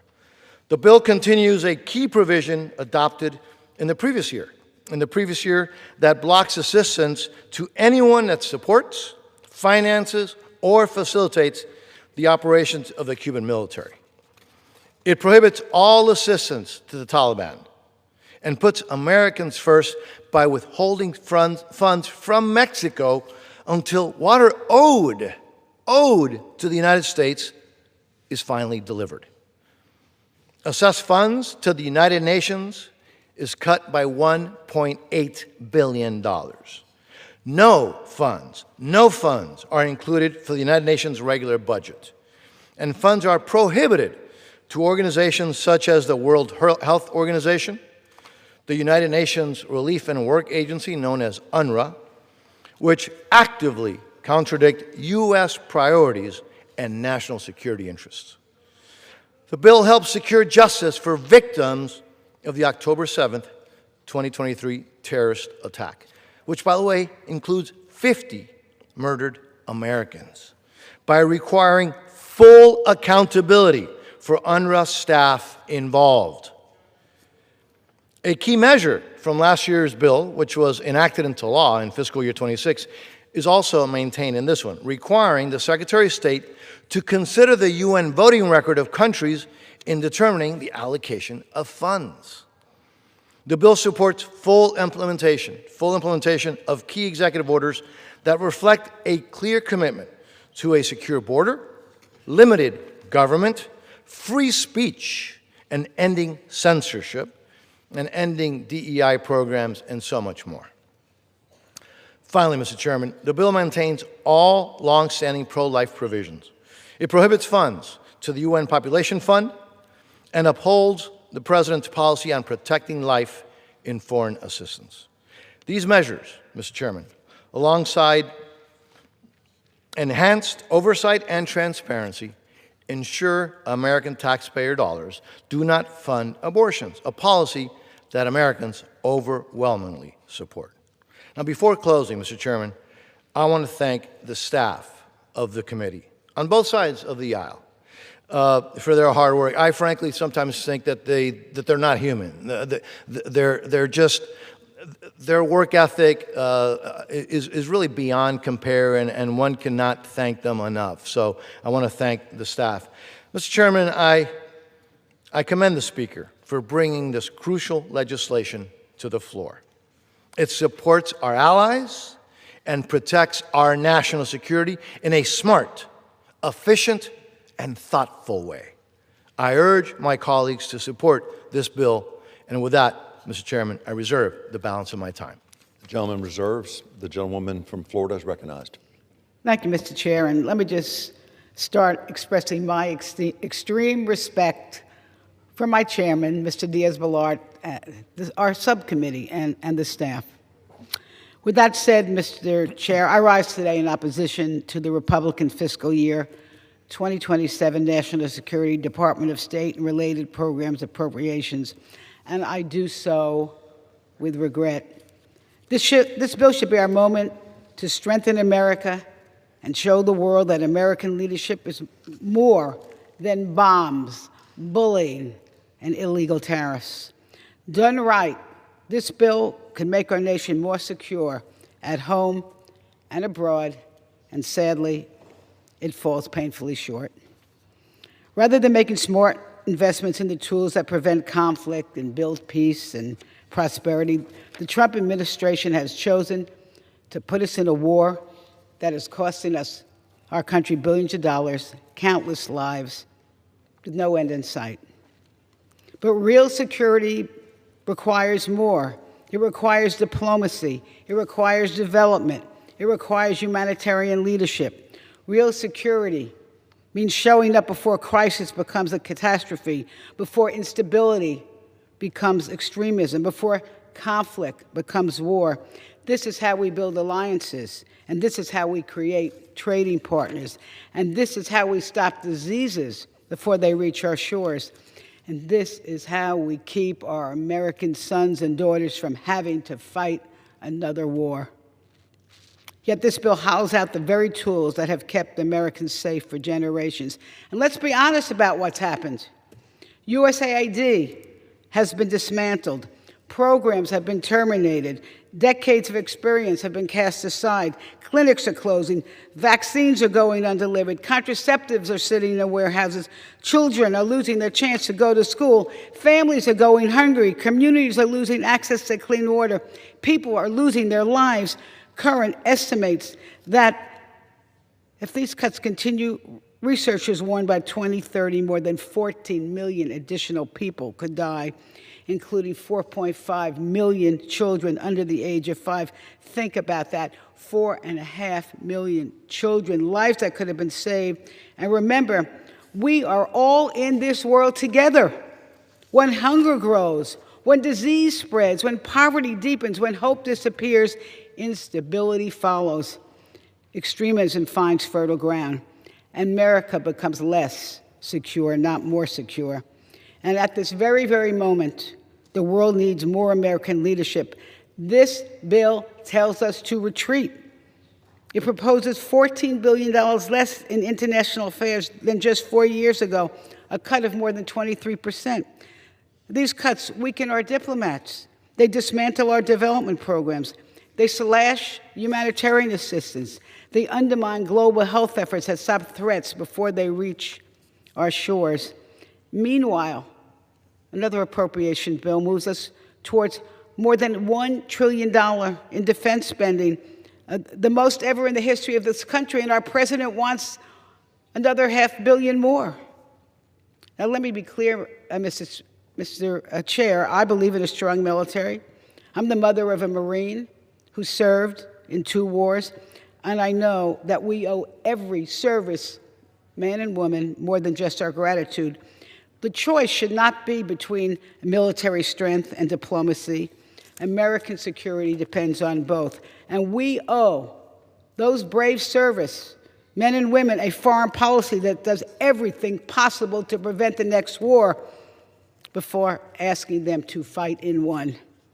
Because diplomacy prevents conflict. Development reduces desperation that fuels violence. Humanitarian assistance builds stability. Strong alliances assure that America never stands alone. These are not acts of charity. These are investments in American security. But instead of strengthening our security, this bill walks away from it. It rescinds $1 billion in humanitarian assistance. It turns our back on the women of the world, the foundation of families and securities, by reducing family planning programs, eliminating support for UNFPA. It expands the global gag rule, imposing ideological restrictions that silence healthcare providers, deny women critical medical information and condition U.S. assistance on compliance with anti-DEI and anti-LGBTQ plus policies. And it refuses to meet our commitments to the United Nations by not even paying our dues. It eliminates funding for U.S. Peace Institute of Peace, the Inter-American Foundation, the U.S. African Development Foundation, institutions that prevent conflict, strengthen democracy, and expand economic opportunity and advance America's interests. And it turns its back on building a relationship with the growing nations of Africa, the continent that has the world's fastest growing population, rapidly expanding economies, and many of tomorrow's most important partners. That's not strength. That's not strength. That's surrendering American leadership. And when America walks away, who walks in? China walks in. Russia steps in. Extremists fill the vacuum. Now, this debate is not choosing between hard power and soft power, so I urge my colleagues, reject this bill, because America's greatest strength has not only been our military power. It is the power of ideals, the power of diplomacy, the power of compassion, the power of partnership, the power of American leadership. And I yield back. The gentleman. The gentlewoman from Florida reserves. Gentleman from Florida is recognized. Thank you, Mr. Chairman. I now would like to yield as much time as the gentleman may consume to the gentleman from Oklahoma, the chairman and the leader of the Appropriations Committee, Mr. Cole. The gentleman from Oklahoma is recognized. Mr. Speaker, I thank you very much, and I want to thank my distinguished friend, the Vice Chair of the full committee, Chairman Diaz-Balart, for his time and his work on this bill. Now, the fiscal year 2027 National Security Department of State and Related Programs bill makes a clear statement about American leadership. We will engage where it matters. We will invest where it counts, and we will demand accountability for every dollar spent. The legislation before us today, Mr. Speaker, implements a clear-eyed and unapologetic approach to our security and diplomacy efforts. It leaves no doubt about our nation's posture. America will not be passive or simply write blank checks. Every investment we make must advance U.S. interests, strengthen our strategic position, and deliver measurable results to the American people. We are putting our values into action by upholding freedom, promoting economic opportunity, supporting religious liberty, and safeguarding protections that uphold life. This approach marks a necessary course correction. Unlike previous administrations that prioritize symbolism over outcomes, President Trump and Chairman Diaz-Balart have returned U.S. engagement to a foundation of strength, accountability, and strategic purpose. On every level, this bill reiterates that it won't be optics, but real results that drive our work. The measure stands firmly with our friends while drawing a clear line against our adversaries. It reinforces support for key allies like Israel and Taiwan, and directly counters threats from Communist China and other regimes that challenge our interests and principles. It also demands greater accountability and raises expectations for our partners, recognizing that enduring alliances are strongest when responsibilities are shared. Further, it implements strategic investments that enhance U.S. leverage abroad, combats fentanyl trafficking and criminal organizations, and refocuses our diplomacy on core missions like embassy security, passport services, and promoting American businesses overseas. The bottom line is simple. This legislation recognizes that freedom and democracy are not mere ideals. They are principles that we will actively champion and advance. Chairman Diaz-Balart's bill directs the resources to the highest impact priorities that strengthen America's position while cutting billions in unnecessary spending. This bill delivers security, strategic focus, and results. I thank my friend from Florida. I thank Ranking Member Frankel, and I thank the staff on both sides of the aisle for their hard work. I urge my colleagues to support this bill, and I yield back the balance of my time. The gentleman yields back. The gentleman from Florida is recognized. Thank you, Mr. Chair. I yield 7 minutes to the gentlewoman from Connecticut, the distinguished ranking member of Appropriations, Ms. DeLauro. I thank the ranking member for yielding, and I want to say a The very lady big is recognized. thank you so much. I want to thank Ranking Member Franco for her leadership and her work on this bill. I also want to extend my appreciation to Chairman Diaz-Balart and to my friend Chairman Cole for their partnership. Let me say a thank you to the subcommittee staff, Aaron Kolodziejski, Ed Edstorn, and Lori McNone on the minority side, and their counterparts on the majority, Susan Adams, Craig Higgins, Jamie McCormick, Treg Hicks, John Muscolini, Gabriella Zack, Aaron McMenamin, and Clelia Alvarado. Thank you so much for all of your work. Mr. Speaker, I rise in opposition to this bill. It undercuts humanitarian assistance, undermines global health programs, threatens women's health, and breaks promises to our partners and our allies while surrendering influence to our adversaries. After failing to bring this bill to the floor for several weeks, the Republican leadership have decided to attach an entirely unrelated measure that would restrict voting access for American citizens.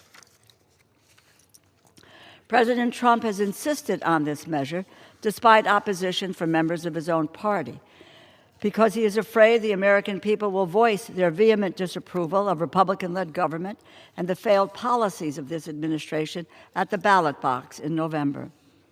The president's war with Iran has been a catastrophic failure. It has cost Americans more than $130 billion in higher prices so far. President Trump began this war with no plan, no strategy, no objective, no goal, and no understanding of the consequences. Nearly 6 months into the war, and the Iranian regime is still in place. The Iranian people are not free. Their ballistic missile program is intact. Their nuclear ambitions are unchanged. Their proxies are emboldened, and gas prices are rising. Their leverage is greater than it has been before, and President Trump has not articulated any course of action to bring this conflict to a close that is even remotely intelligible. The Trump doctrine is failure followed by failure, chaos abroad and high costs at home. And the bill that we are considering today will only set us up for more failures in the future. This bill cuts funding for global health programs, particularly in the areas of reproductive health and global health security, making us more vulnerable to infectious disease outbreaks that originate abroad. We are seeing the consequences of this administration's decisions to dismantle USAID, withdraw from the World Health Organization, and decimate our global health systems in real time, as the current Ebola outbreak in Africa threatens to become the deadliest in history. Because it took so long to detect and due to the challenging conditions, we will likely be working to contain this outbreak for more than a year. Aid workers are working in active combat zones, putting their own lives at risk from both infection and violence, to stop this disease from reaching our shores. And here we are, debating a bill that would further choke off resources they desperately need to keep all of us safe. Let us not forget the Trump administration's choice to dismantle USAID is a moral tragedy. More than 500,000 children have died as a result of these cuts. It is unconscionable. This bill does not provide any funding for the UN regular budget, abandoning one of the longest-standing institutions devoted to global peace. Undermining the UN only erodes our global influence. It also shortchanges American businesses who receive upwards of $2 billion in UN contracts both here in the United States and overseas, which is more than our dues. The bill threatens women's health around the globe, blocking any funds from going to the UN Population Fund, which is dedicated to reducing maternal mortality and violence against women, and extending family planning to women and girls everywhere. This includes work to eliminate obstetric fistula, a traumatic childbirth injury that leads to incontinence, infections, kidney disease, and infertility. By failing to provide any funding for UNFPA, the conditions under which millions of women around the world live will only become worse. Approximately 260,000 women around the world died during or shortly following pregnancy in 2023. That is 700 maternal deaths every day, one maternal death every 2 minutes. Eliminating this funding is a moral failure. This bill also eliminates funding for the U.S. Institute for Peace, the Inter-American Foundation, and the U.S. African Development Foundation. Each of these programs strengthen our influence abroad, helping to cultivate relationships with the next generation of global leaders and prevent crises before they arise. This bill surrenders American influence to our adversaries. For every step backward we take, they take a step forward, continually defunding the institutions that support America's international presence will have serious, lasting consequences. In less than 2 years, the Trump administration has squandered decades of American influence, undermining our ability to persuade other countries to support our values and interests without resorting to the use of force. This bill reduces our ability to reclaim any of that influence for years to come. I encourage my colleagues to oppose this bill. Thank you, and I yield back. Gentlelady yields back. The gentlelady from Florida reserves. Yes. Reserve. The gentleman from Florida is recognized. Mr. Chairman, I am now pleased to yield 2 minutes to an invaluable member of the National Security State and Related Programs Subcommittee, the gentleman from Missouri, Mr. Alford, for 2 minutes. The gentleman is recognized. Well, thank you, Chairman Diaz-Balart, and thank you, Ranking Member Frankel, for your hard work, both of you, on putting this bill together. You know, Mr. Chairman, I rise in support of this fiscal year 2027 National Security and State-Related Programs Funding Bill. We're talking about security through responsibility today. This is a bill that does something that Washington doesn't always do. It spends less and it prioritizes more. It cuts spending by $2.6 billion compared to last year while putting American interests and national security first. It also demands fiscal responsibility. It strengthens oversight of taxpayer dollars, especially with new accountability for grant programs to make sure that taxpayer dollars are not spent on woke projects like a transgender operation in Colombia. Mr. Chairman, this legislation also makes a simple promise to the American people. If American taxpayers are footing the bill, then more of that money should stay right here in America. It's pretty simple. It should stay in America to support our defense, to support our industrial base, and to strengthen Made in America. Made in America procurement. And when we do spend it abroad, it should serve American interest, supporting our allies like Israel and Taiwan. This bill, Mr. Chairman, is about security. It is about accountability, and it is about putting America first, and that is why I strongly urge its support. Thank you, Mr. Chairman, and I yield back. The gentleman yields back. The gentleman from Florida reserves. The gentleman from Florida is recognized. Thank you, Mr. Chair. I yield 1 minute to the gentleman for Virginia, Mr. Walkinshaw. The gentleman is recognized. Mr. Chairman, America's strength in the world has never been that we're perfect. It is that, unlike our adversaries, we have consistently aspired to lead by example and with our values. Building the capacity of a local community abroad to combat deadly diseases like malaria, Ebola, tuberculosis, and HIV is not just the right and just thing to do, it serves American interests. Disease outbreaks do not respect borders, and investments in global health protect Americans at home. That's why the dismantling of USAID is so dangerous. USAID isn't a charity, it was boots on the ground, a force multiplier for the CDC and our broader national security efforts. Let's be honest, slashing foreign aid will not balance the federal budget. Anyone with a calculator knows you're not going to address the skyrocketing deficit by cutting programs that amount to a rounding error in federal spending. This is about American values and American security. That's why I cannot support this bill. It ignores the reality of what has already been lost. The gentleman's time has expired. Thank you, Mr. Chairman. The gentleman yields back. Reserve. The gentleman from Florida is reserved. The gentleman from Florida is recognized. Mr. Chairman, thank you. I yield 2 minutes to the gentleman from West Virginia, also an important member of the subcommittee who's brought great experience to the subcommittee, Mr. Moore from West Virginia. The gentleman from West Virginia is recognized. Thank you so much, Mr. Chairman. Mr. Speaker, I rise in support of this legislation. And I want to thank Chairman Cole and Chairman Diaz-Balart for their leadership on this bill. Thank you.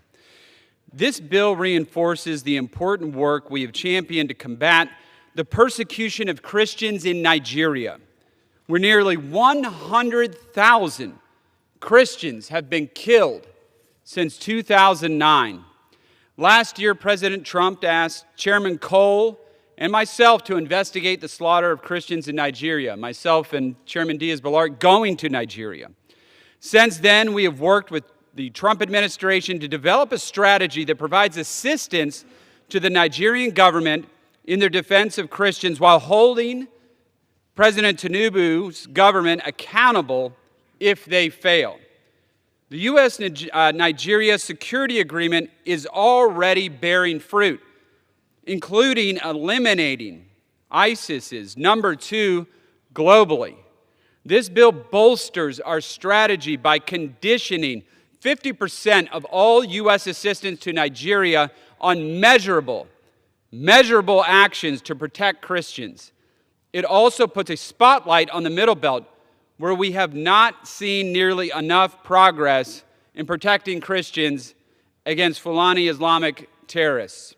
With this vote, we will express the support of this chamber for the report we presented to the White House on how to end the Christian genocide in Nigeria. Mr. Speaker, the United States must never turn a blind eye to our persecuted brothers and sisters in Christ. I urge my colleagues to vote yes on this bill. I yield back. The gentleman yields back. The gentleman from Florida reserves. The gentleman from Florida is recognized. Mr. Chair, I yield 2 minutes to the gentleman from Maryland, the distinguished ranking member of the Financial Services and General Government Subcommittee, Mr. Hoyer. The gentleman is recognized for 2 minutes. I thank the gentlelady for yielding. Sadly, I cannot agree with Chairman Cole. This bill does not send a strong message to our friends, nor does it send an unmistakable message to our adversaries. Sadly, this bill has zero for Ukraine, our ally fighting the Russian invader. That is a grave mistake and absolutely the wrong approach and a dangerous signal at a time when we ought to show unwavering support for Ukraine's defense of its homeland. Yesterday marked 40 days since the House passed the Ukraine Support Act. That bipartisan legislation would provide Ukraine with an additional $8 billion in loans for military procurement, as well as $1.3 billion direct security assistance. It also would impose new sanctions that will further erode Vladimir Putin's ability to continue this illegal, immoral, and unjust war. Now it's the Senate's turn to act.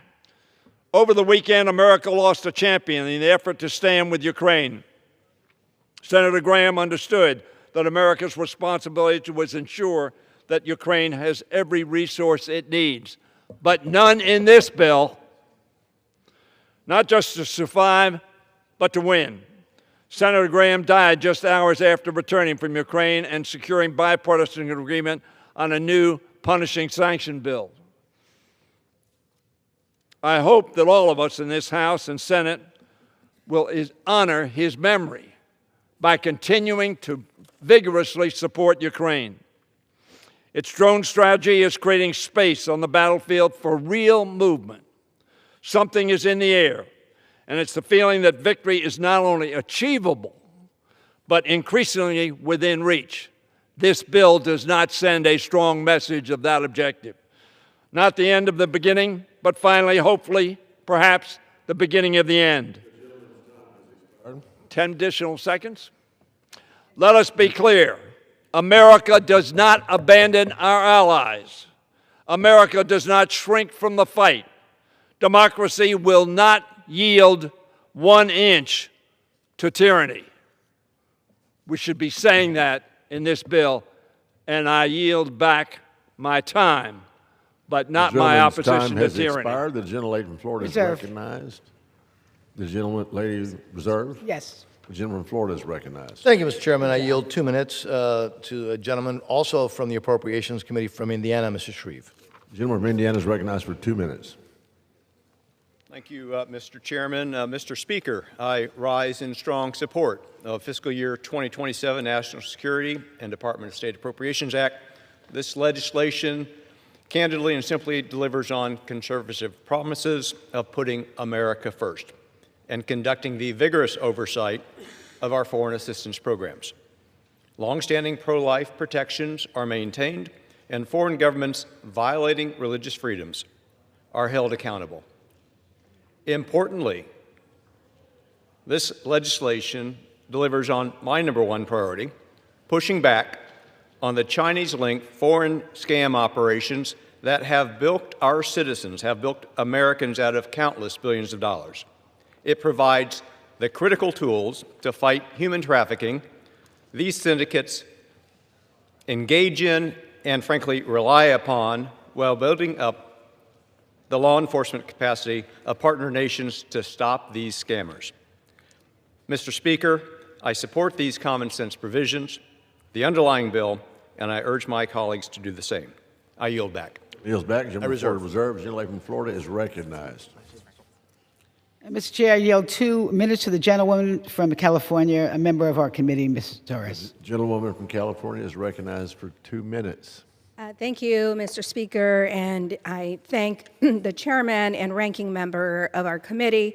But unfortunately, I rise today to speak about hard facts, not political talking points. This bill cuts our security and diplomatic resources by $12 billion compared to last year. This is a 20% gutting of our global tools in just 2 years.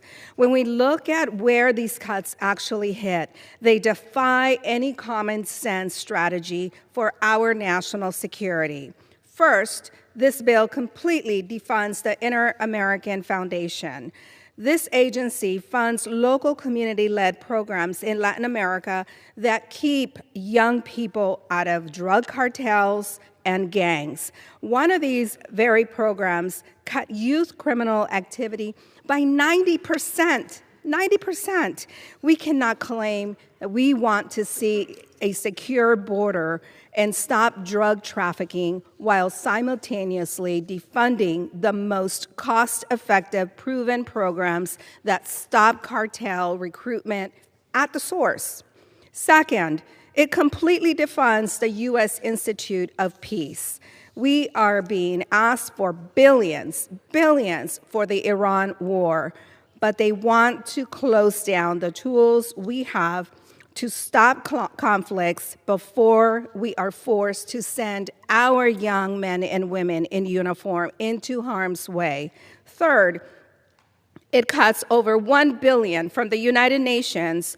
When we walk away from the table, we don't leave a vacuum. We just invite China and Russia to step in, take our place, and write the global rules. Finally, this bill slashes $1.5 billion from emergency humanitarian aid, cutting off food, clean water, medicine during historic global instability. It is a guarantee for more regional chaos and health emergencies that eventually end up at our borders. These are just a few of the cuts in the bill.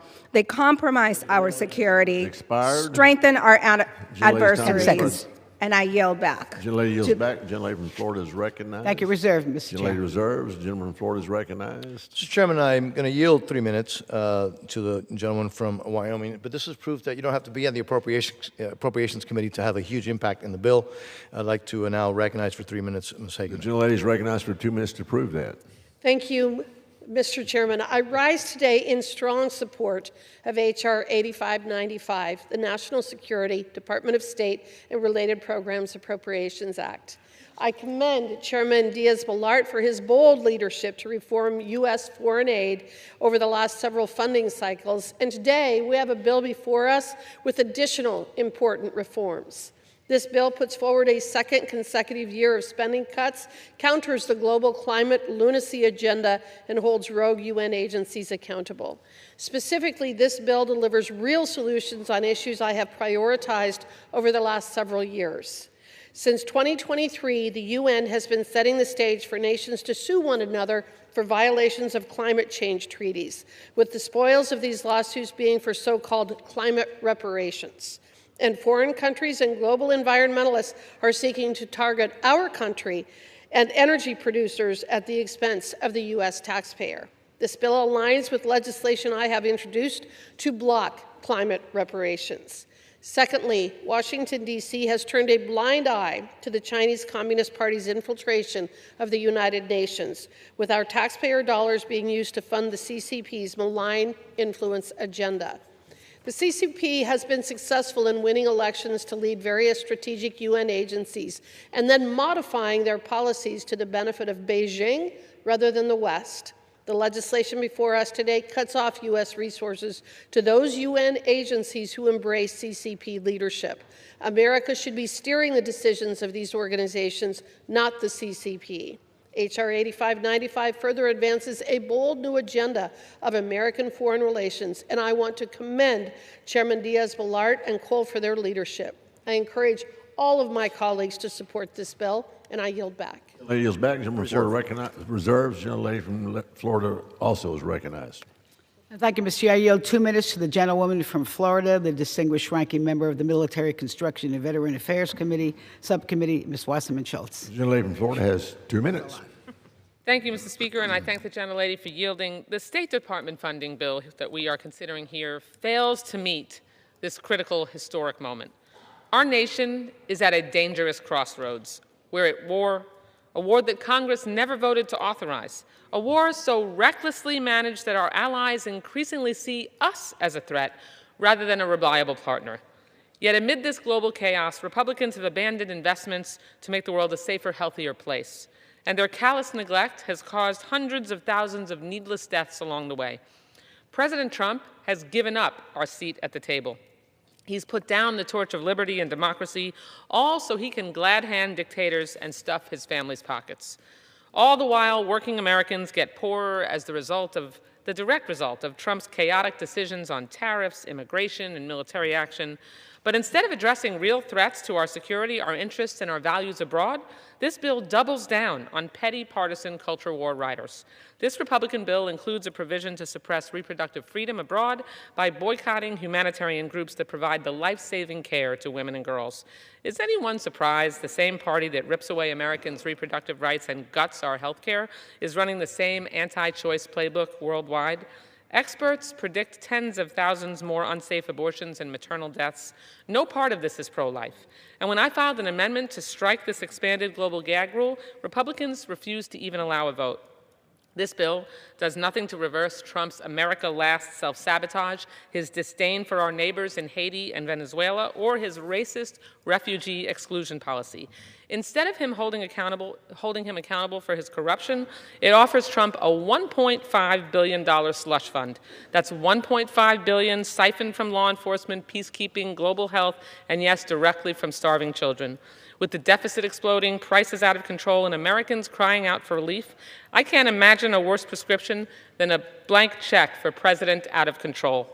When this bill came out of our committee, I thought it couldn't get any worse. The gentlelady's time has expired. Can I have an additional 30 seconds? Yes. The gentlelady is recognized for 30 seconds. I want to remind the gentlelady to refrain from personalities against the president. Gentlelady is recognized. When this bill came out of our committee, I thought it couldn't get any worse. Yet stunningly, Republican leadership attached President Trump's racist voter suppression bill to it, caving to far-right extremists who held the House floor hostage.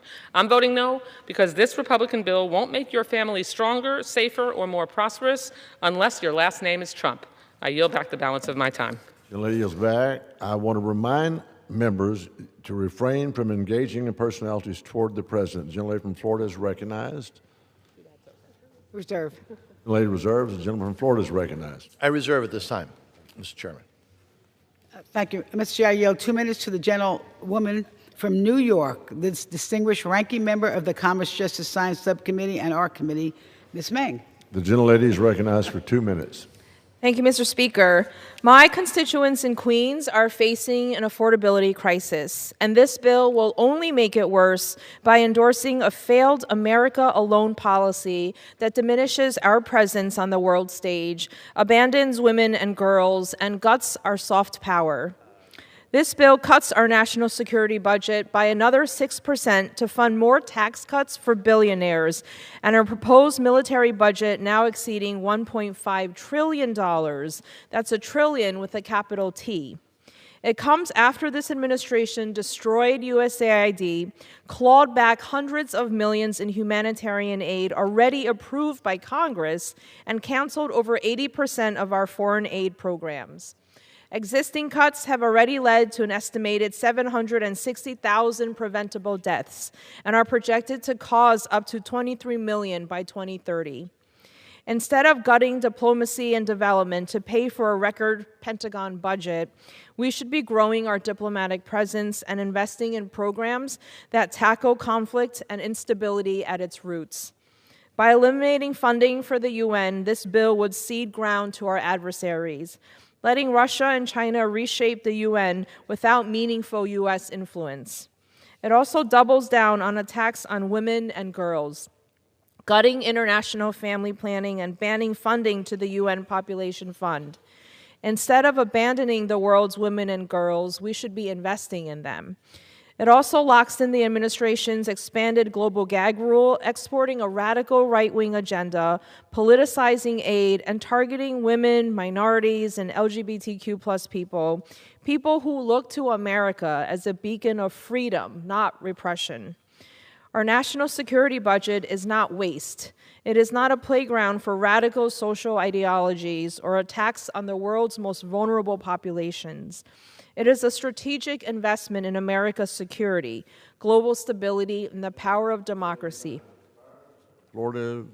For these reasons, I cannot support this bill, and I urge my colleagues to oppose it. Thank you, and I yield back. Gentleman from Florida is recognized. I reserve. Reserve. Lady reserves. I reserve. The gentleman from Florida reserves.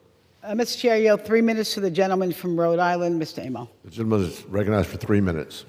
Mr. Speaker, I rise in opposition to H.R. 8595. This disastrous bill doesn't just turn America's back on the world, it makes Americans less safe and more vulnerable to disease. An Ebola outbreak in the Democratic Republic of the Congo and Uganda has taken more than 700 lives and infected more than 1,900 people.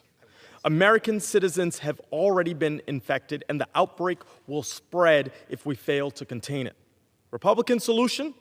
Ban the United States from supporting the World Health Organization, the group coordinating the response to the Ebola outbreak. The story of outbreaks fueled by Republicans' short-sighted cuts does not end there. Here at home, we are responding to a growing cyclospora outbreak that has sickened more than 1,600 people across more than 30 states, with thousands more cases under investigation. Public health officials are still working to identify the source of the outbreak. They're facing an uphill battle thanks to Trump and Republicans' deep cuts to the CDC's public health workforce and the program that monitors foodborne illness. The cause and effect is clear. When Republicans slash public health funding and stop monitoring the spread of disease, Americans get sick. For this reason, at the appropriate time, I will offer a motion to recommit this bill back to committee. If the House rules are permitted, I would have offered the motion with an important amendment to this bill. My amendment would strike provisions that prohibit U.S. participation in international public health efforts through the World Health Organization and the Pandemic Prevention, Preparedness, and Response Accord. Disease prevention and surveillance at home and abroad protect American families. Infectious diseases do not stop at borders. We are safest when we work with partners around the world to detect outbreaks early, share information, and respond before disease reaches our borders. At the end of the debate, I will insert into the record the text of this amendment. I hope my colleagues will join me in voting for the motion to recommit. I yield back.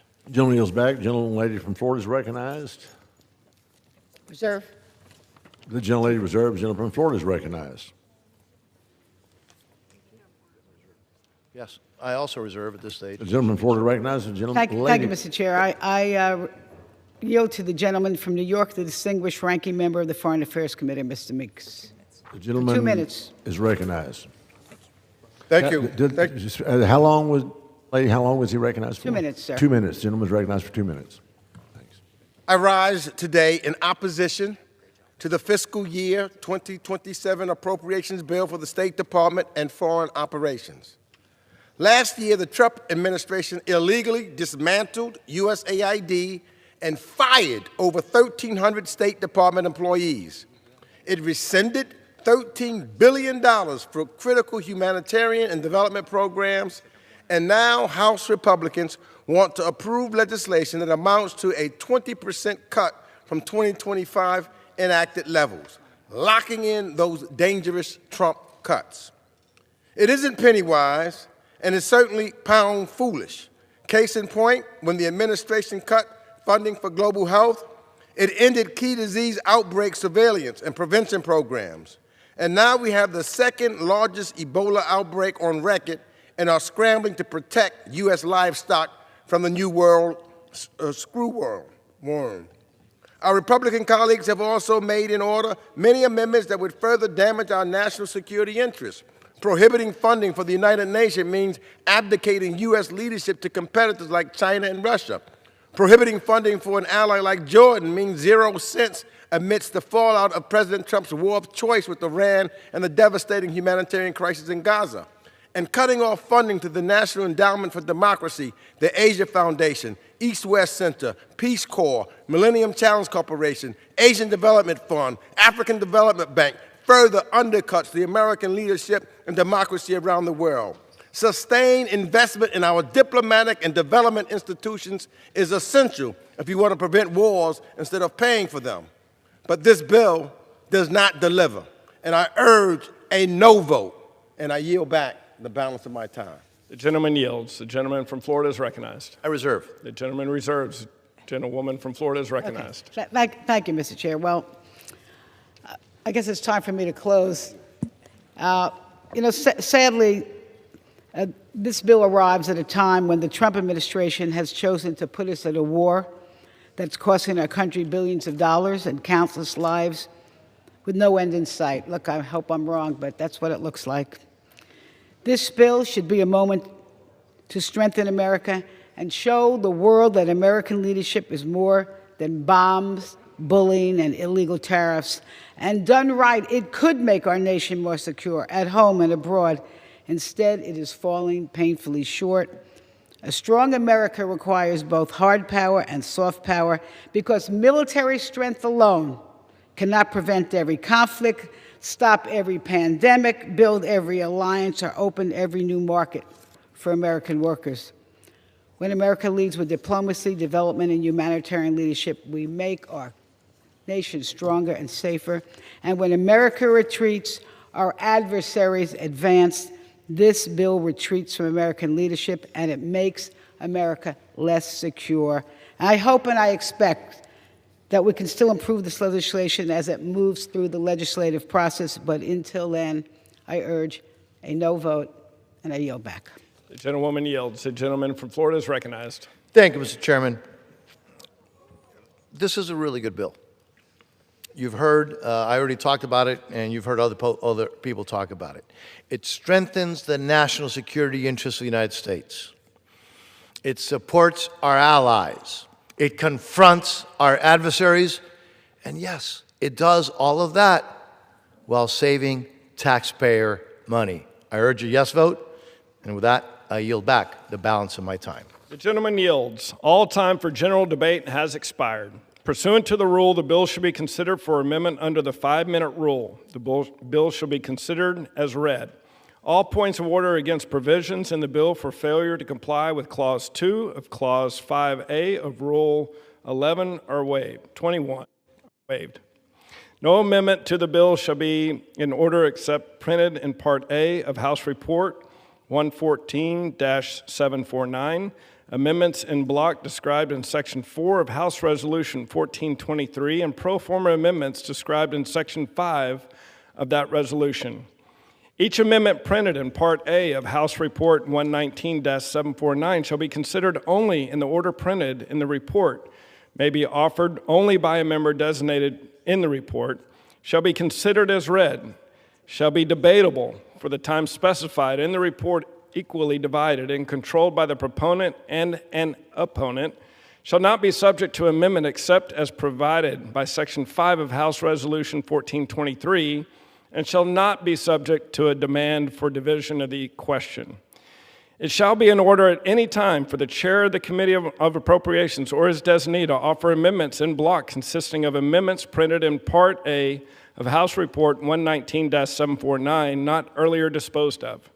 Amendments in block shall be considered as read, shall be debatable for 20 minutes, equally divided and controlled by the chair and ranking minority member of the Committee on Appropriations or their designees, shall not be subject to amendment, except as provided by Section 5 of House Resolution 1423, and shall not be subject to a demand for division of the question. During consideration of the bill for amendment, the chair and ranking minority member of the Committee on Appropriations or their respective designees may offer up to 10 pro forma amendments, each at any point for the purpose of debate.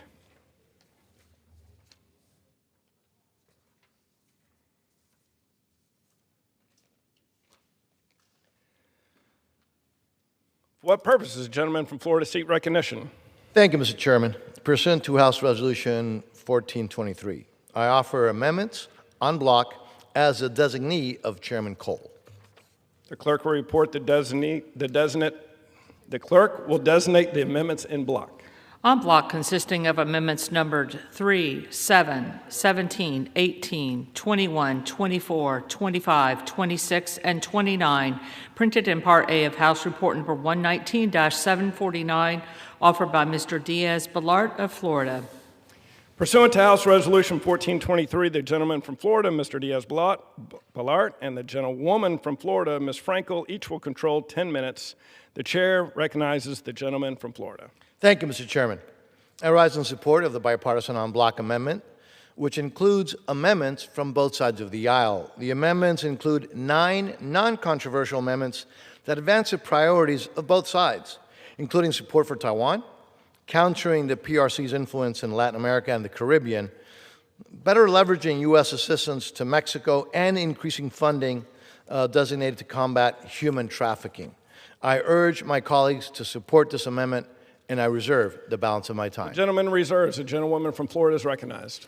Thank you, Mr. Chair. I rise in support. I thank Mr. Diaz-Balart. I know there's a number of bipartisan priorities in this amendment, and I reserve the balance of my time. The gentlewoman reserves. The gentleman from Florida is recognized.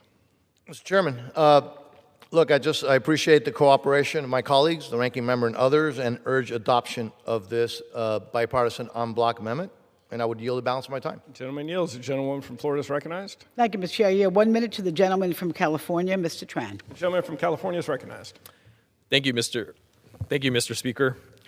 Thank you, Ranking Member Frankel. I rise today in support of this en bloc package of bipartisan amendments that includes my amendment, Tran number 65, which supports the annual U.S.-Vietnam Human Rights Dialogue and reaffirms Congress is committed to advancing fundamental freedoms and human rights in the Socialist Republic of Vietnam. As the United States continues to deepen its engagement with Vietnam, human rights must remain central to the bilateral relationship. The Vietnamese government continues to restrict freedom of speech, freedom of the press, and peaceful political expression. Independent journalists like Lê Hồ Minh Tuấn, human rights activists, religious leaders, and ordinary citizens face harassment, arbitrary detention, and imprisonment simply for exercising their basic right. A stronger economic and security partnership between our two nations cannot come at the expense of the democratic values and universal freedoms that the United States has long championed. My amendment supports a critical diplomatic tool to press the Vietnamese government on these concerns, including the immediate release of prisoners of conscience. I urge my colleagues to support this en bloc amendment. Thank you, and I yield back. The gentleman yields. Reserve. The gentlewoman from Florida is recognized. Reserve. I yield back.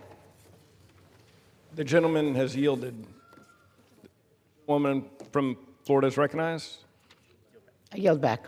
The gentlewoman yields.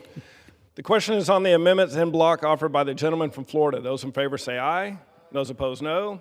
In the opinion of the chair, the ayes have it. The en bloc amendments are agreed to.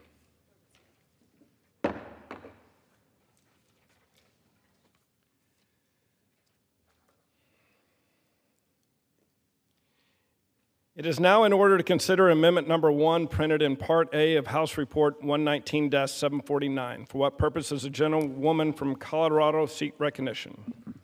Mr. Speaker, I rise to offer my amendment. The clerk will designate the amendment. Amendment number 1, printed in Part A of House Report number 119-749, offered by Ms. Boebert of Colorado.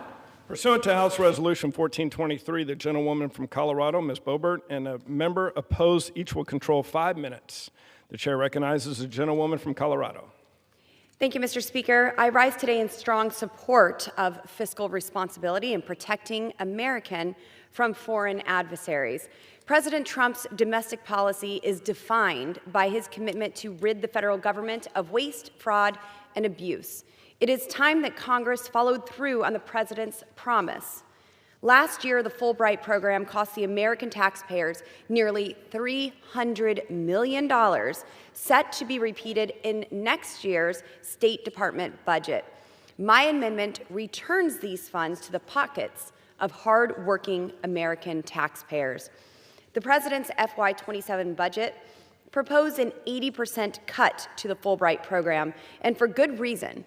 For years, the Fulbright program acted as a taxpayer-funded handout for trans fanatics, Green New Deal activists, and agents of foreign powers seeking to undermine the United States of America.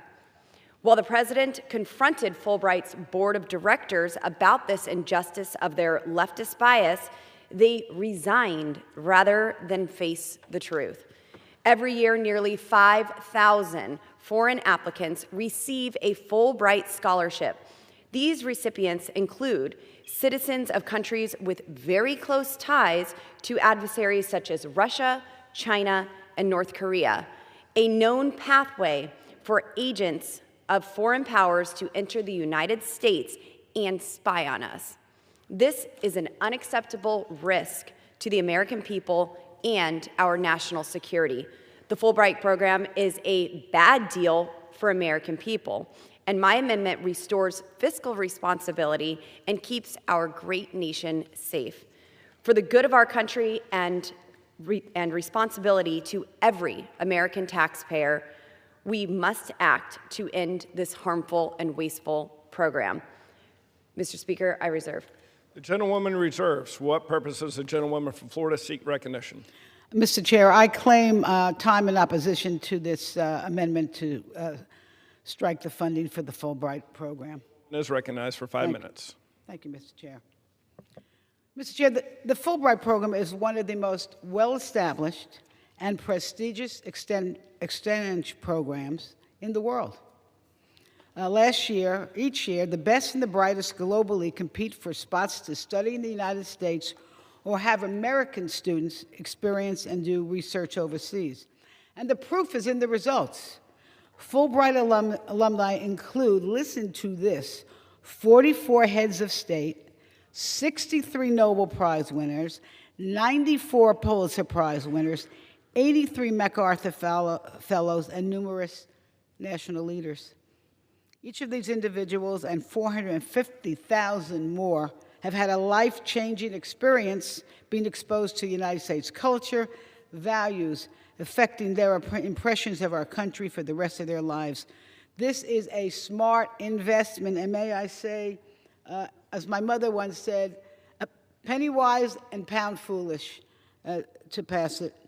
And this is not just our investment. 89 foreign governments also contribute to sending their students to the United States with more than $90 million annually. This amendment is short-sighted. With all due respect, I urge my colleagues to oppose it. I reserve the balance of my time. The gentlewoman reserves. The woman from Colorado is recognized. I've said my piece. I yield back. Thanks. The gentlewoman yields. The gentlewoman from Florida is recognized. I yield to Mr. Diaz-Balart to consume whatever time he needs. The gentleman from Florida is recognized. Thank the ranking member. I rise in respectful opposition to the amendment from the gentlelady from Colorado, and I share, by the way, and understand her desire to reduce spending.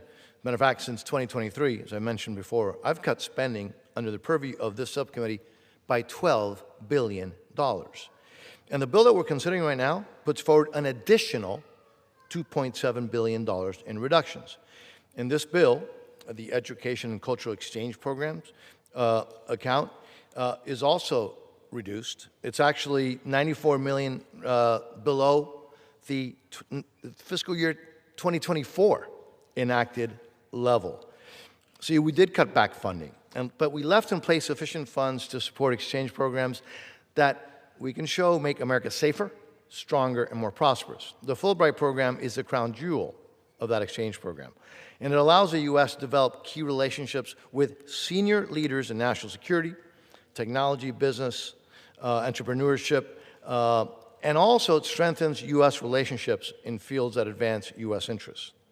In a recent official trip to South America, I heard directly from our ambassadors, President Trump's ambassadors, about how the Fulbright program is a valuable tool to combat Confucius Centers from Communist China and other CCP malign influence efforts in this hemisphere.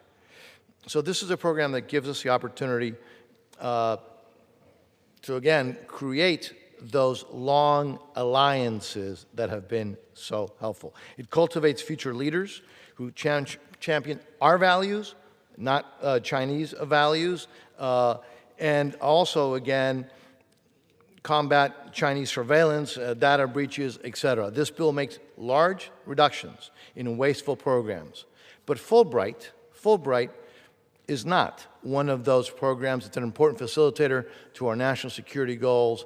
So again, I respectfully would urge, very respectfully urge a no vote on this amendment, and I yield back. The gentleman yields. The gentlewoman from Florida is recognized. The gentlewoman yields. Yielded back. The question is on the amendment offered by the gentlewoman from Colorado. Those in favor say aye. Those opposed say no. In the opinion of the chair, the noes have it. The amendment is not agreed to. Vote. Pursuant to Clause 6 of Rule 18, further proceedings on the amendment offered by the gentlewoman from Colorado will be postponed. The chair understands that amendment number 2 will not be offered.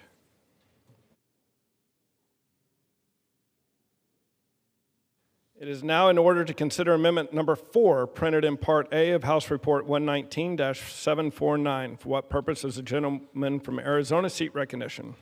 Thank you, Mr. Speaker. I rise today in support of my amendment, which prohibits funds in this act from furnishing international military education and training. The gentleman will suspend. Have an amendment at the desk. Yes. Offer his amendment? What's that? Does the gentleman offer his amendment? I do. The clerk will designate the amendment. Amendment number 4, printed in Part A of House Report number 119-749, offered by Mr. Crane of Arizona. Pursuant to House Resolution 1423, the gentleman from Arizona, Mr. Crane, and a member opposed, each will control 5 minutes. The chair recognizes the gentleman from Arizona. Thank you, Mr. Speaker. Again, I rise today in support of my amendment, which prohibits funds in this act from furnishing international military education and training without the reimbursement required under 22 U.S.C. 2347B. My provision does not create new policy. It simply enforces a reimbursement requirement that has been on the books for nearly 50 years and strengthens accountability for how we spend taxpayer dollars. Under current law, nations using foreign military financing to purchase military training must pay a rate comparable to what grant recipients receive. This training was never intended to be free. However, because of the 1976 law lacked a real reinforcement mechanism, American taxpayers have quietly absorbed these costs instead. My amendment fixes that longstanding problem. It applies to foreign military financing purchased training and similar Title 22 programs, and it requires that a reimbursement actually be collected before this Act's funds can be used to provide that training. Importantly, it does not affect international military education and training grants, nor does it affect training for U.S. personnel. I offered this amendment because Congress's original 1976 language left the door open for lax enforcement.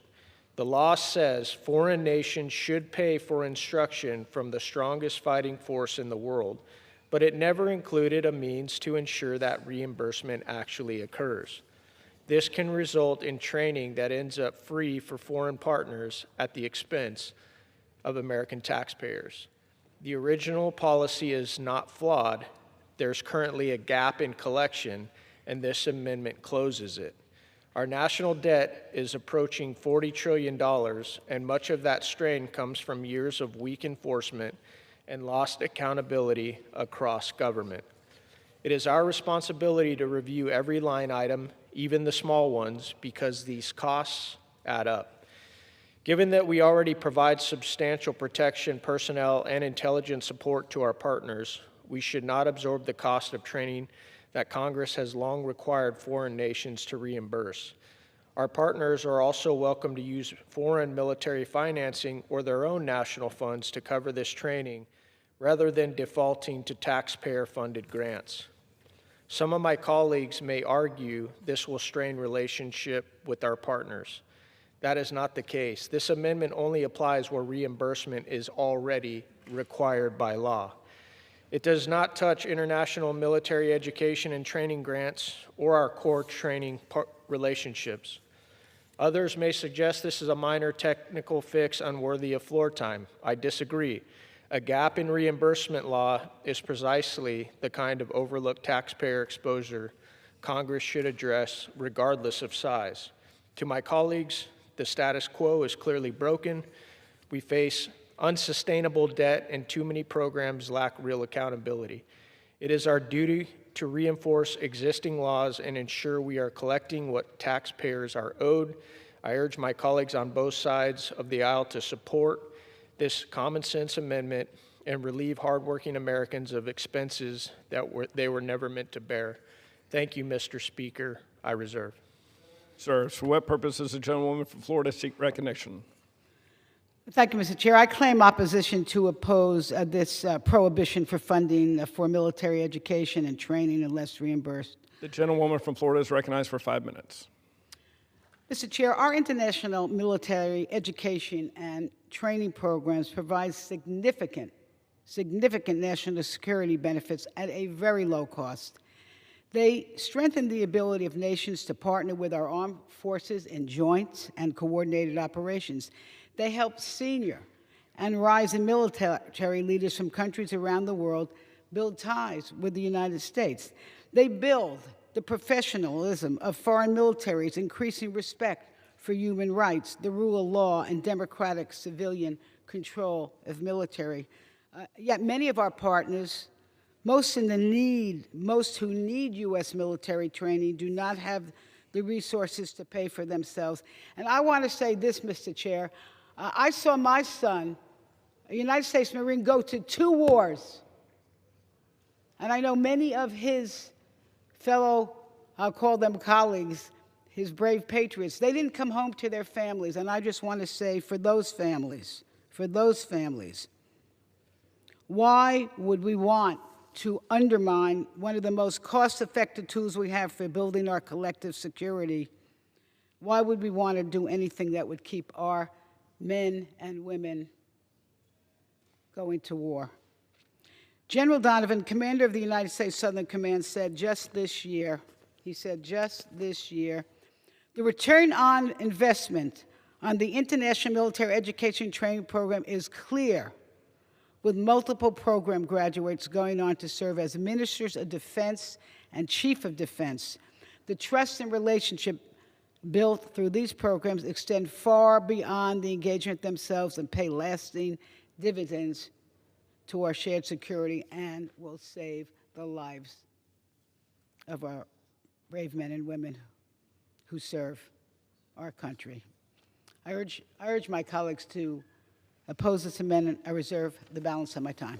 The gentlewoman reserves. The gentleman from Arizona is recognized. How much time do I have, Mr. Speaker? The gentleman has 1.5 minutes remaining. Like I said, this is already law. We're clearly just not enforcing it. I'll reiterate that we have close to $40 trillion in debt. We're spending $2 trillion annually that we don't have. As a service member myself, I'm not trying to say that we don't receive anything from cooperation and training with our foreign partners. The point is this is already law. This is already the law. We're just not enforcing it, and we're not collecting these reimbursements, which we're entitled to. Far too long, the United States has borne the brunt of global defense. And I know it doesn't mean a lot to many people in this chamber that we're $40 trillion in debt, but we continue to spend money that we don't have. Again, this is already the law. There's just no enforcement. That's what my amendment would take care of. And again, I urge my colleagues to support. I reserve. The gentleman reserves. The gentlewoman from Florida is recognized. Reserve. The gentlewoman from Florida reserves. The gentleman from Arizona is recognized. I yield back. Thank you. The gentleman yields. The gentlewoman from Florida is recognized. Thank you, Mr. Chair. Just want to say, when it comes to our security, our prosperity, the lives of our patriots who put on our uniform, it is, as my mom would say, penny wise and a pound foolish to pass this amendment, and I yield back. The gentlewoman yields. The question is on the amendment offered by the gentleman from Arizona. Those in favor say aye. Those opposed say no. In the chair, the ayes have it. The amendment is agreed to.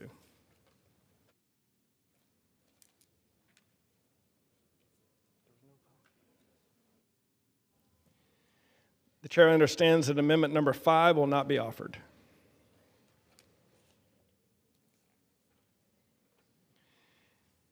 It is now in order to consider amendment number 6, printed in Part A of House Report 119-749. For what purpose does the gentleman from Florida seek recognition? I have an amendment at the desk, Mr. Speaker. The clerk will designate the amendment. Amendment number 6, printed in Part A of House Report number 119-749, offered by Mr. Fine of Florida. Pursuant to House Resolution 1423, the gentleman from Florida, Mr. Fine, and a member opposed, each will control 5 minutes. The chair recognizes the gentleman from Florida. Well, thank you, Mr. Chairman. And I want to start by acknowledging the extraordinary work of my friend, colleague, and mentor from Florida on this overall package, which I do intend to support. But no matter how great a job we do on anything, there's always room to improve. And in a time and a place in which we have a trillion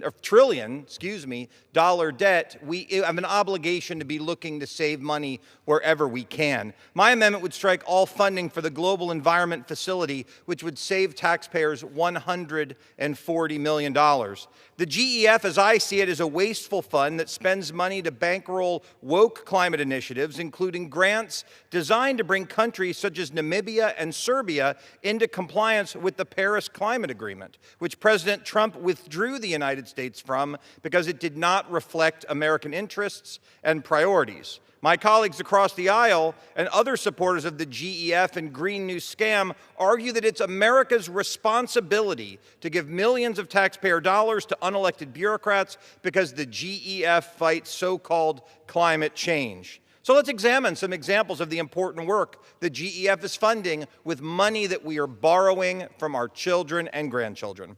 The Women Ocean Guardians Project, which seeks, quote, to strengthen the sustainable use, management, and conservation of large marine ecosystems by enhancing gender-responsive ocean governance, empowering women frontliners in coastal and marine ecosystems, and implementing community-led solutions, because we've got to make sure when we fight climate change, it's gender-responsive. Second project, in the Central African Republic, quote, to catalyze land restoration and biodiversity conservation through inclusive and gender-responsive landscape governance. Again, just think of the absurdity of this.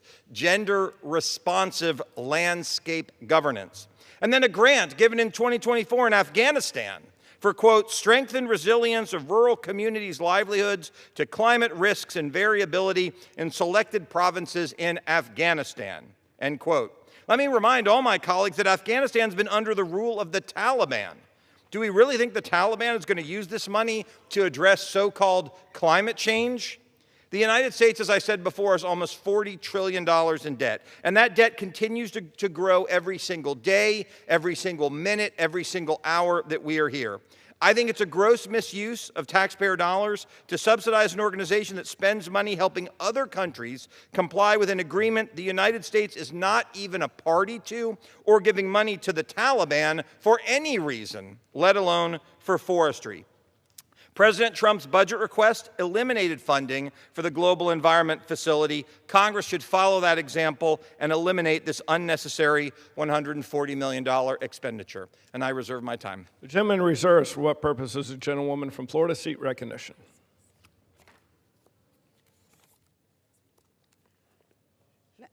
Thank you, Mr. Chair. I claim time in opposition to this amendment that would strike the global... The gentleman from Florida is recognized for 5 minutes. Thank you. Thank you. Mr. Chair, I am opposing this amendment that strikes the Global Environmental Facility Fund. And let me just say this.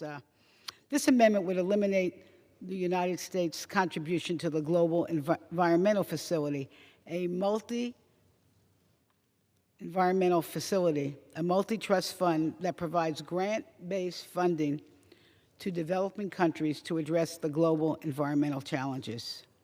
It has long had bipartisan support for very good reason.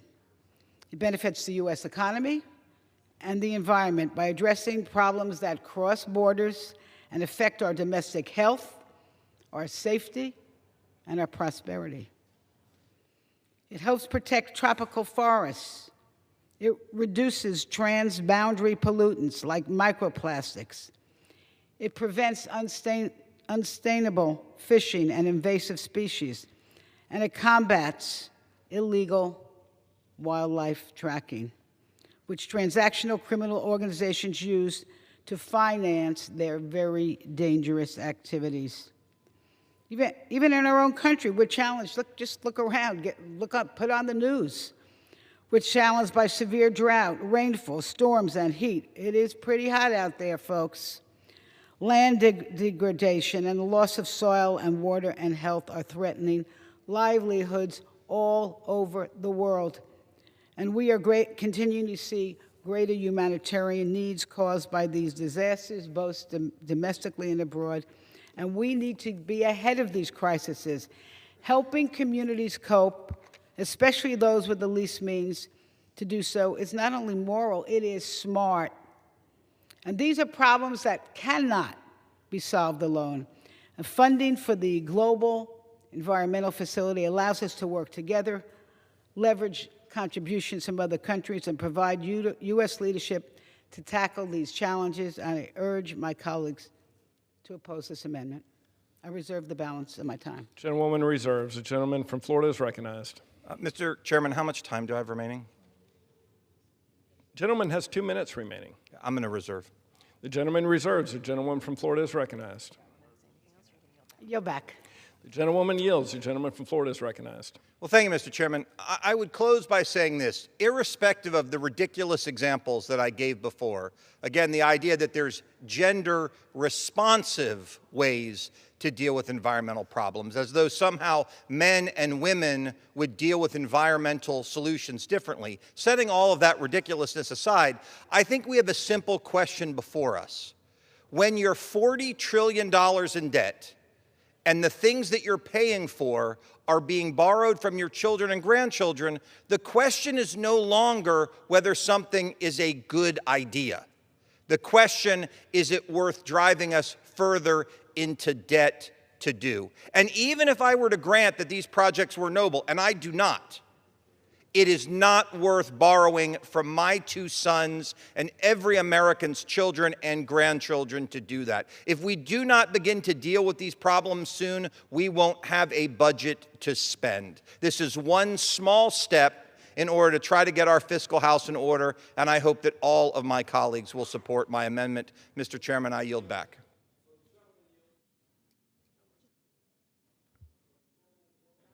I'm sorry. The gentleman has yielded back. The question is on the amendment offered by the gentleman from Florida. Those in favor say aye. Those opposed say no. In the opinion of the chair, the ayes have it. The amendment is agreed to. Madam Chair, request a recorded vote. Pursuant to Clause 6 of Rule 18, further proceedings on the amendment offered by the gentleman from Florida will be postponed.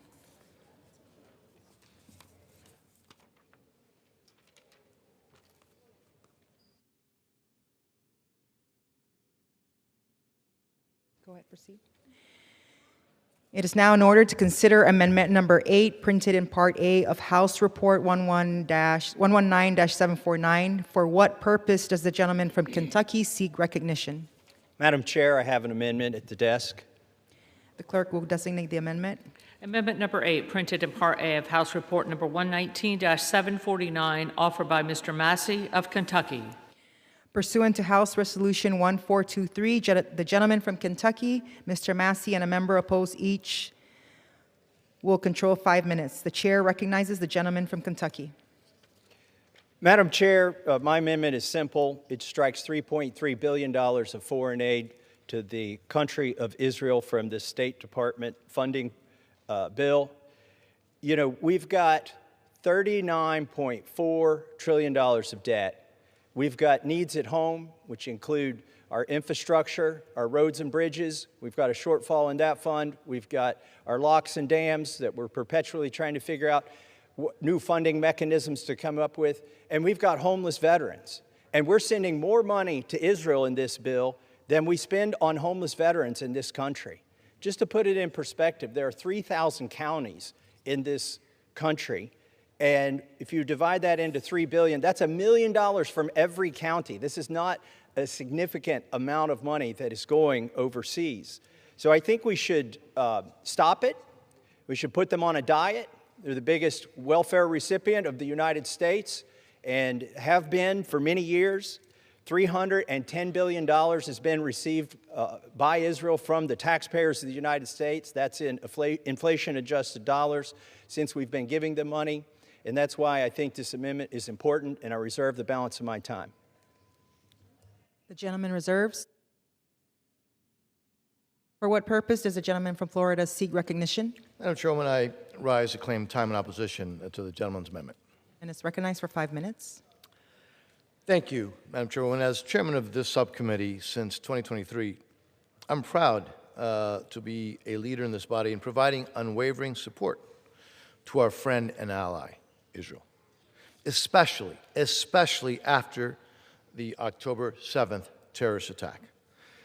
The $3.3 billion in foreign military financing for Israel included in this bill supports our national security interests overseas.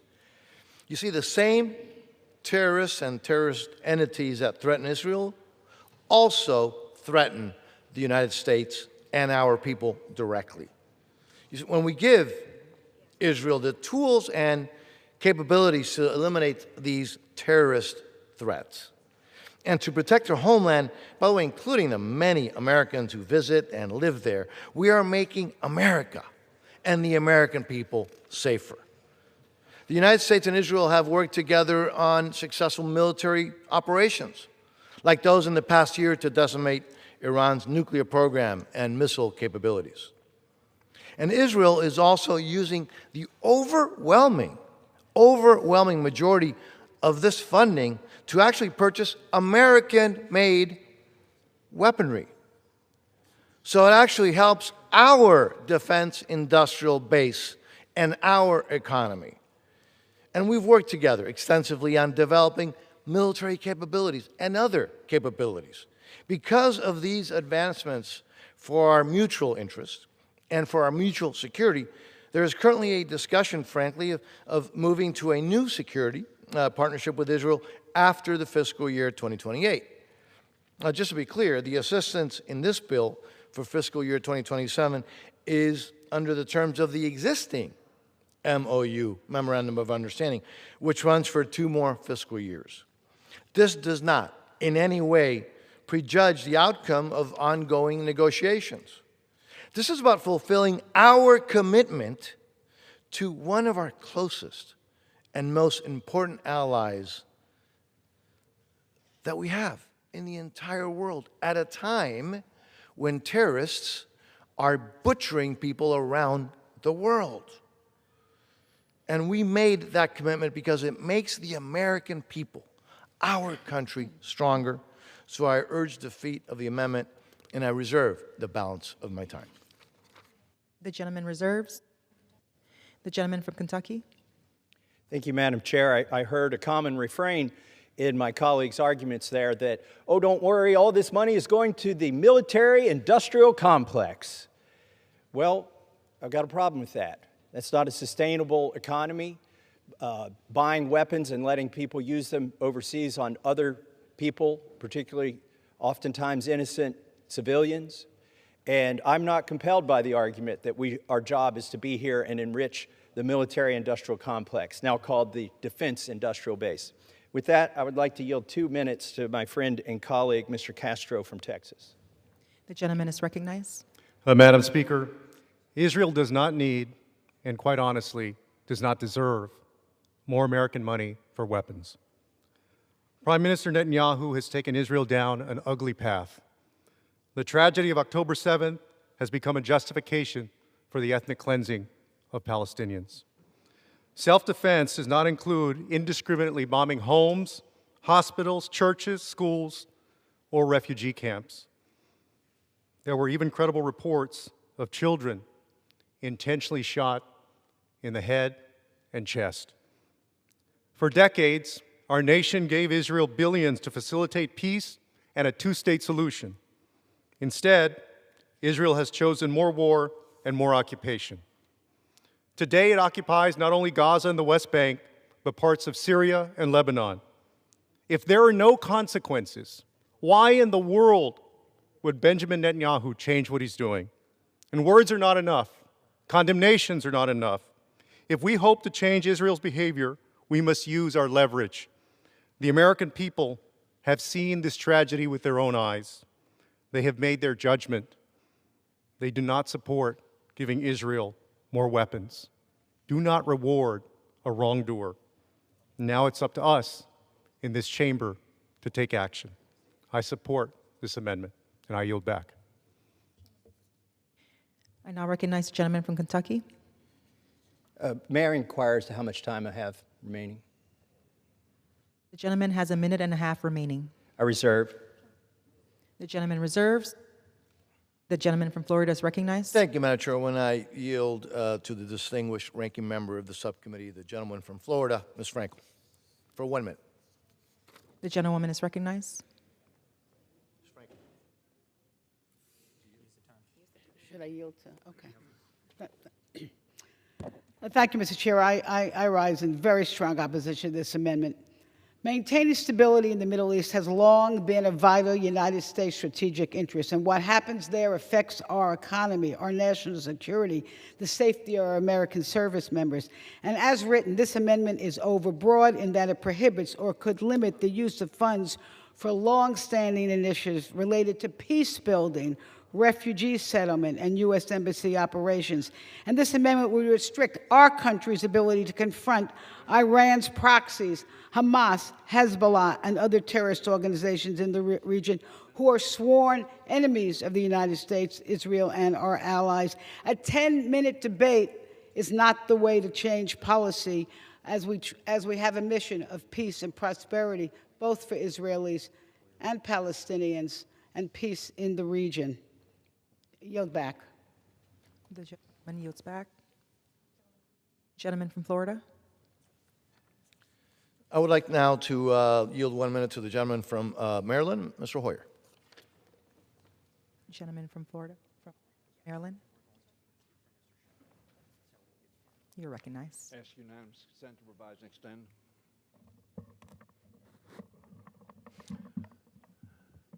Madam Speaker, I rise in strong opposition to this amendment, which would dangerously undermine American national security.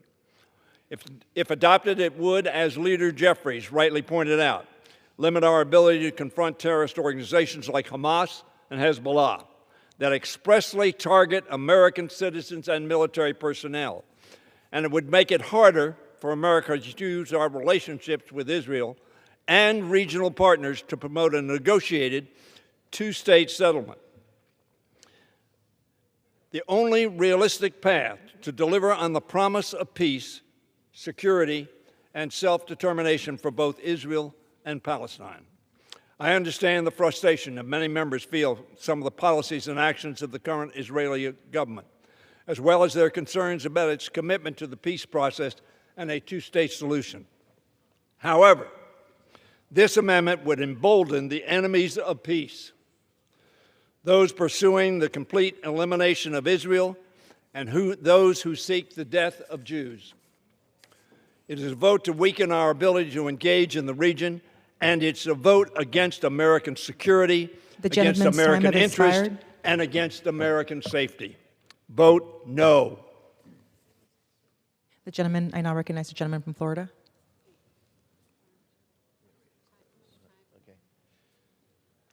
Let me just very briefly conclude. As I said before at this bill, I've said it many times, if you're an ally and a friend of the United States, this bill supports you, and if you're an adversary, you're not going to like this bill. We have no stronger ally than the state of Israel.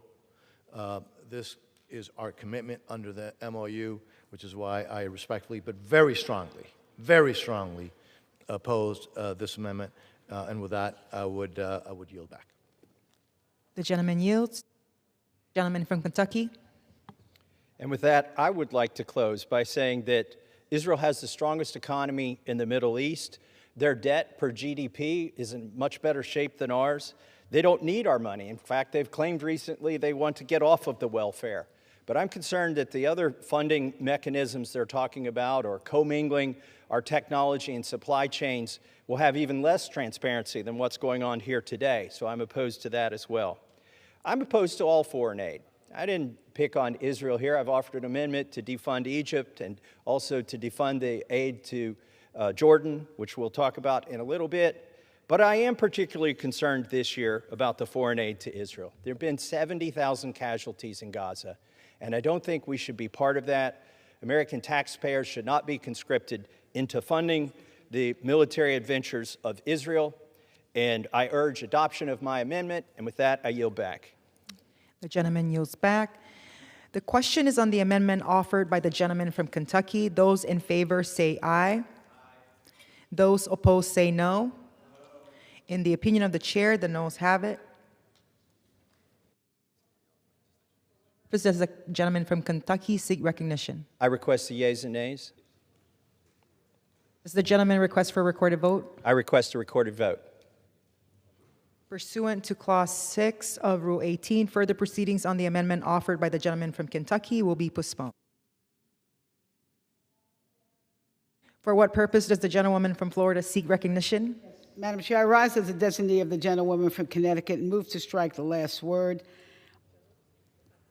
The gentleman is recognized for 5 minutes. I yield time to Mr. Sherman.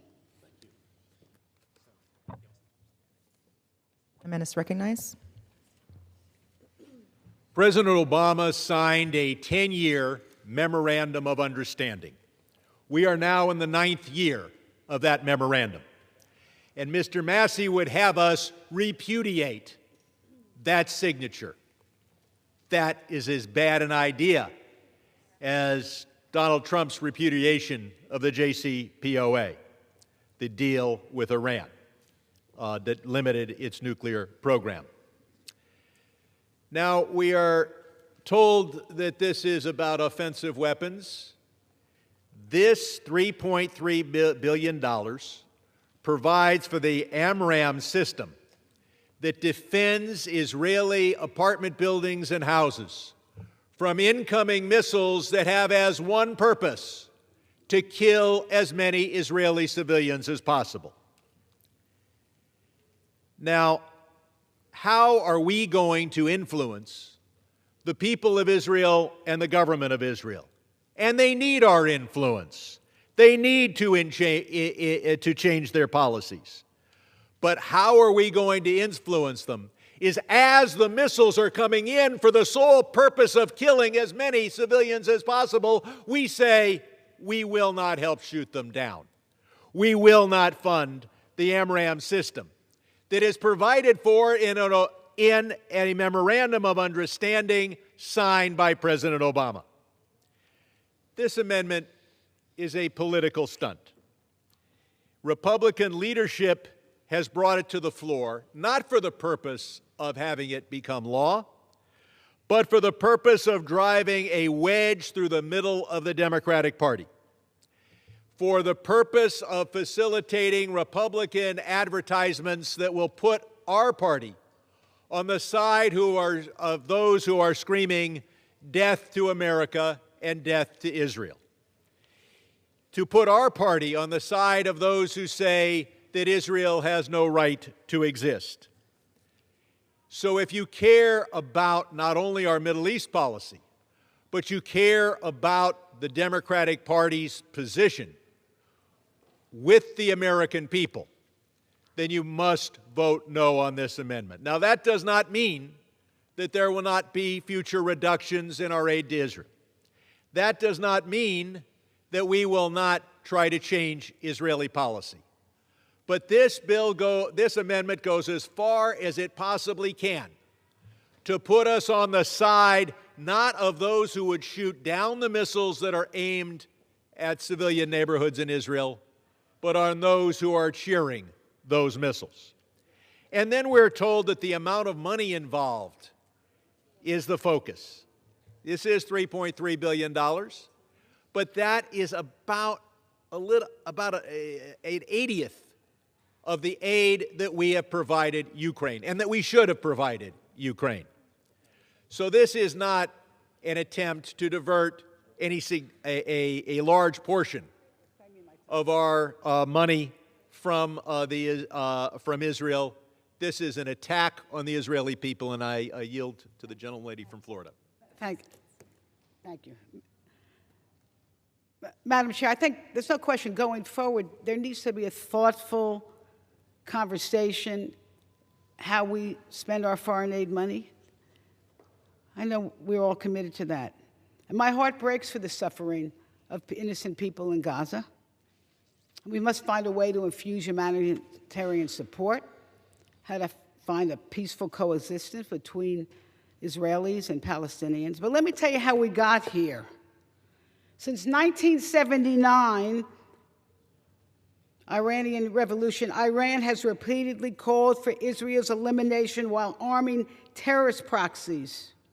In the past 3 years, those proxies have launched more than 30,000 rockets, missiles, and drones and mortars into Israel, while Hamas hid in their $1 billion worth of building of tunnels, 450 miles of tunnels, beneath civilian areas to wage war, not peace. This is not a way to handle foreign policy, and I join all rational people who say, let's have a deliberate conversation how to move forward, but not with a 10-minute debate on the floor of the House. And let's have our efforts aimed together to a two-state solution where Palestinians and Israelis can live peacefully and prosperously together. The gentlelady's time has expired. It is now in order to consider Amendment Number 9, printed in Part A of House Report 119749. For what purpose does the gentleman from Kentucky seek recognition? Madam Chair, I rise to urge adoption of my amendment to end foreign aid. Does the gentleman have an amendment at the desk? Madam Chair, I have an amendment at the desk. Clerk will designate. Amendment number 9, printed in Part A of House Report number 119-749, offered by Mr. Massey of Kentucky. Pursuant to House Resolution 1423, the gentleman from Kentucky, Mr. Massey, and a member opposed, each will control 5 minutes. The chair recognizes the gentleman from Kentucky. Thank you, Madam Chair.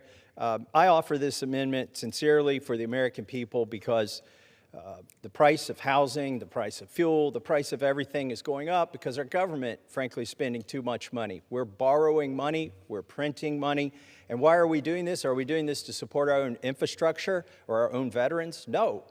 A lot of this money goes overseas, and one of the recipients is the country of Jordan. I think we should end foreign aid to Jordan. As our debt approaches $40 trillion, it's more and more urgent.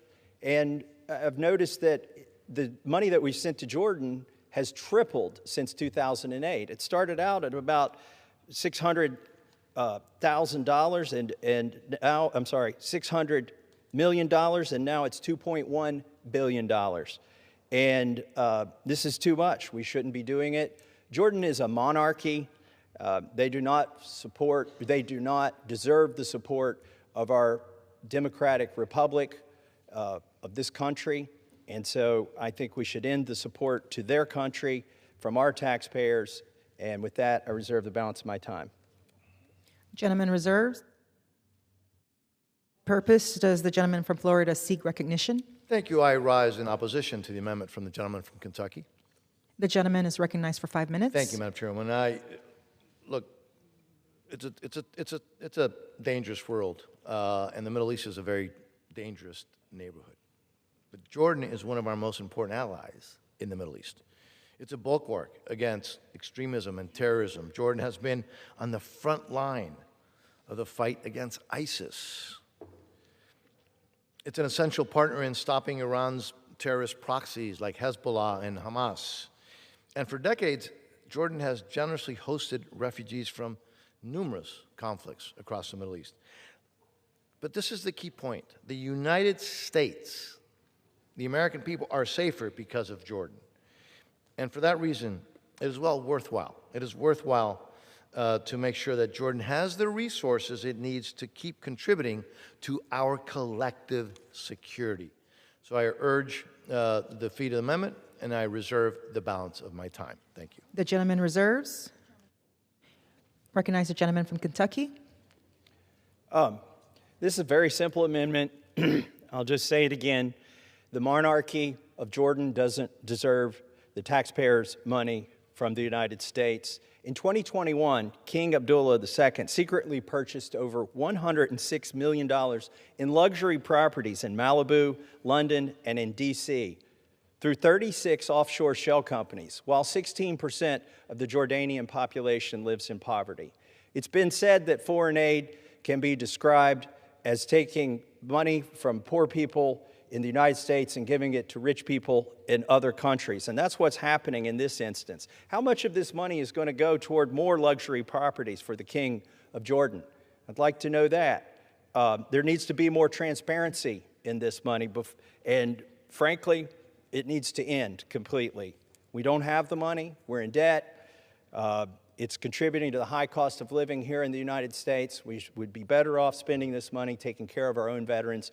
And with that, I urge adoption of my amendment, and I yield back. Else? Gentleman from Florida. Thank you. I yield 2 minutes to the ranking member of the subcommittee, the gentlelady from Florida, Ms. Frankel. The gentlelady from Florida is recognized. Thank you, Madam Chair. I rise in opposition to this amendment. Jordan has remained a steadfast ally of the United States despite increased complexities in the world and in the region. Surrounded by Iraq, Syria, and Egypt, Jordan has been an oasis of stability in a region that has commanded U.S. foreign policy attention for decades. Jordan's a vital security partner, including regional leadership in the United States mission against ISIS. And they have been generously welcoming neighbors, hosting over 600,000, I'll repeat that again, 600,000 Syrian refugees and 2 million Palestinians. And I know I have, I'm sure many of my colleagues, we have personally visited classrooms in Jordan where we've seen Syrian children educated instead of just being left on the streets.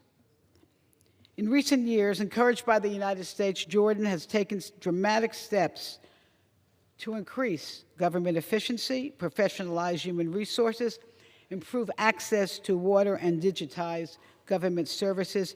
A strong partnership with Jordan directly contributes to a stronger and safer, more prosperous United States, but they can't do it alone. They need our support. And so I urge my colleagues to oppose this amendment. I yield back. The gentlelady yields back. Gentleman from Florida. Thank you, Madam Chair. To conclude, as I said just a few minutes ago, and I said it at the opening of the debate on this bill, If you're a friend or an ally of the United States, this bill supports you. If you're an adversary or you're cozying up to our adversaries, you're not going to like this bill.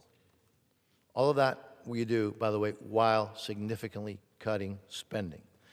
But the reason we have alliances and partnerships has to be and is to support our own security. Our partnership with Jordan is indispensable in opposing terrorism in the Middle East. Supporting Jordan helps the national security interest of the United States, which is why I urge my colleagues to oppose this amendment, and I yield back the balance of my time. The gentleman yields back. I yield back the balance of my time. All right. The question is on the amendment offered by the gentleman from Kentucky. Those in favor say aye. Those opposed say no. In the opinion of the chair, the noes have it. The amendment is not agreed to. For what purpose does the gentleman from Kentucky seek recognition? I request a recorded vote.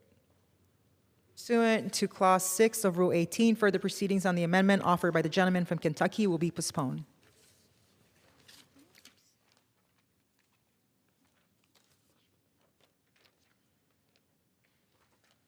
The chair understands that amendments number 10 to 16 will not be offered.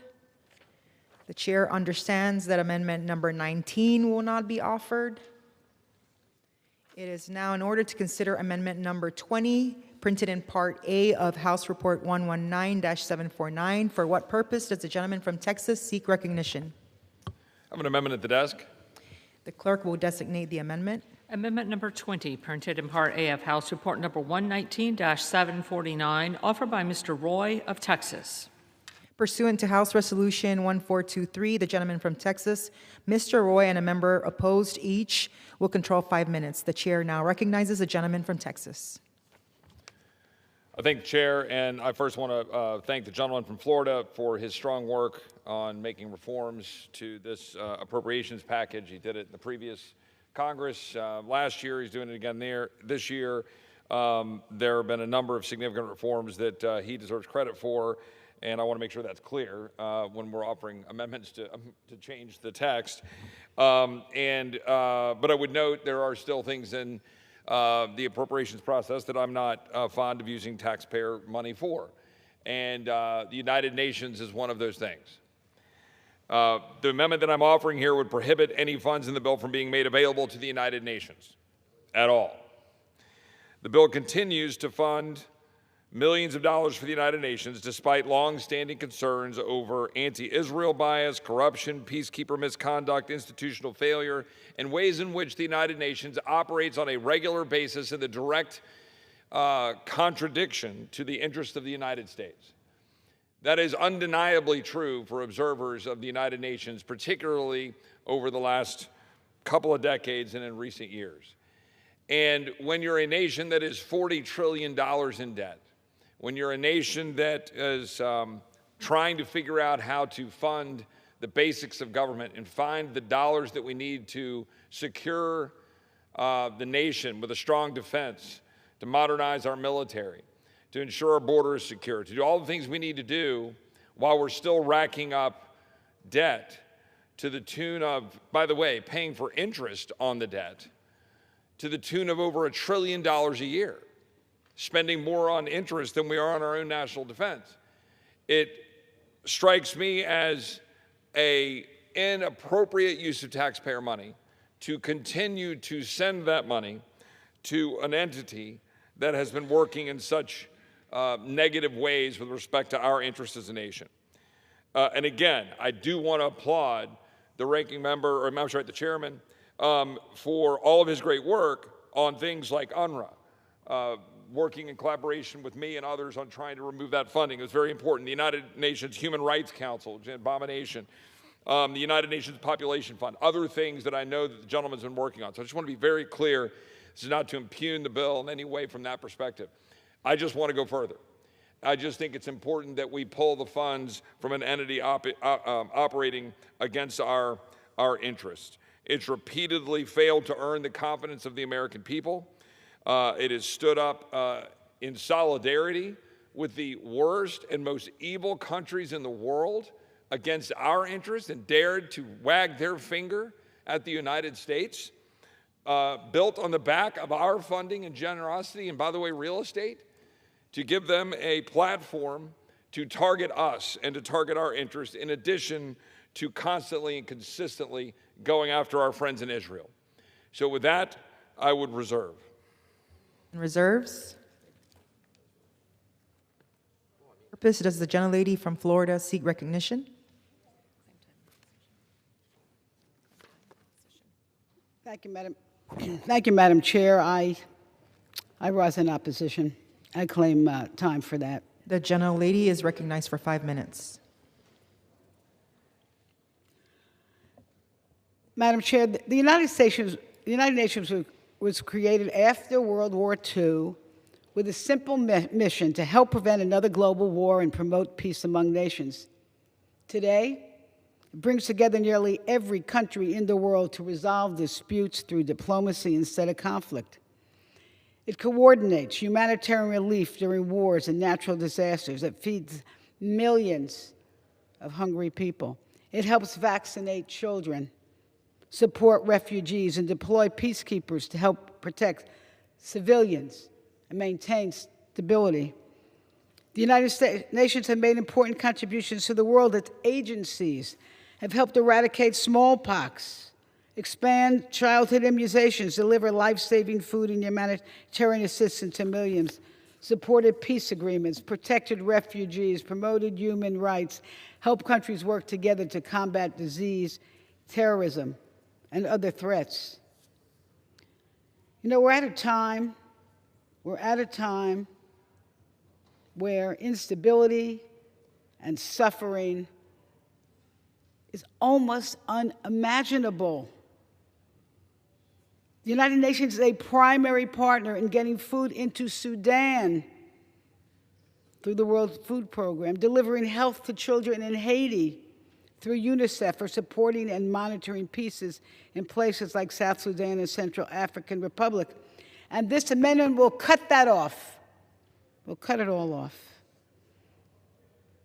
The UN also establishes international rules that make global travel, trade, shipping, and aviation communication safer and more reliable. And look, the United Nations is not perfect.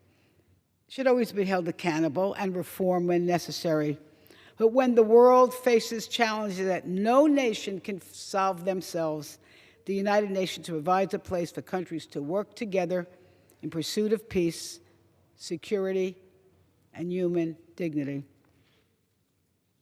I reserve. Gentlelady reserves. I now recognize the gentleman from Texas. I thank the chair. And I would just note, I mean, it's not just enough for us to say that they could do better. I mean, this is an organization that has too often allowed terrorist infiltration within its own entities, sided with terrorist organizations directly against us and our allies, seen repeated reports of misconduct involving United Nations peacekeeping operations and too little accountability for those failures. And we act as if the United States is not capable of working on unilateral, bilateral, and other bases to be able to do all of the great things we want to do around the world. My dad's a polio survivor. There's a lot of things that we can do to try to make sure we're eradicating these things around the world. We don't necessarily need a bureaucratic organization that its entire organizational structure and bias is structured against us, despite the fact that we fund the overwhelming majority of its operations. The United Nations has been operating against our interests. We are asking American taxpayers to continue to take those dollars and give it to an entity that has in its open statements to the world been against our interest so many times, time and time and again, including siding with some of the worst forms of countries on the Human Rights Council, and the biggest abusers of human rights the United Nations has put and exalted as somehow being those that we should listen to rather than the United States. I reserve. Gentleman reserves. Gentlelady from Florida. Yeah, Madam Chair, you know, I've heard folks cite what we call the good, the bad, and the ugly with the UN. Let me just say again, at a time when conflict, hunger, disease, and displacement affecting millions around the world, we need a place where all nations can get together. And what would it mean if the United States walks away? If we walk away, who fills the void? fill in the blank. China, Russia, maybe even Iran. As I've said before, what? A penny wise, a pound foolish. I oppose this amendment, and I urge my colleagues to oppose it. Reserve. The gentlelady yields back. Prepare to close. Prepare to close. The gentleman from Texas is recognized. Well, I urge adoption of the amendment to ensure taxpayer dollars are spent on advancing American interests, not funding institutions that too often work against them. We are wholly prepared as a nation to be able to address the issues and concerns. And you say, what will happen? China and Russia and the rest of the world, they fear the United States. They do not fear the United Nations. I yield. The gentleman yields. Yeah.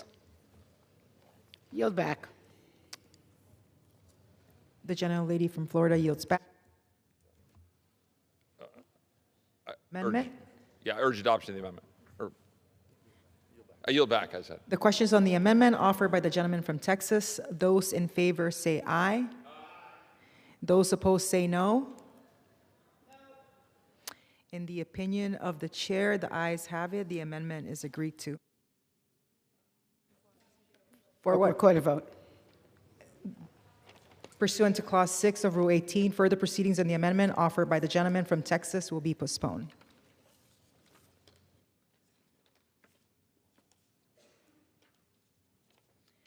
The chair understands that amendments number 22 and 23 will not be offered.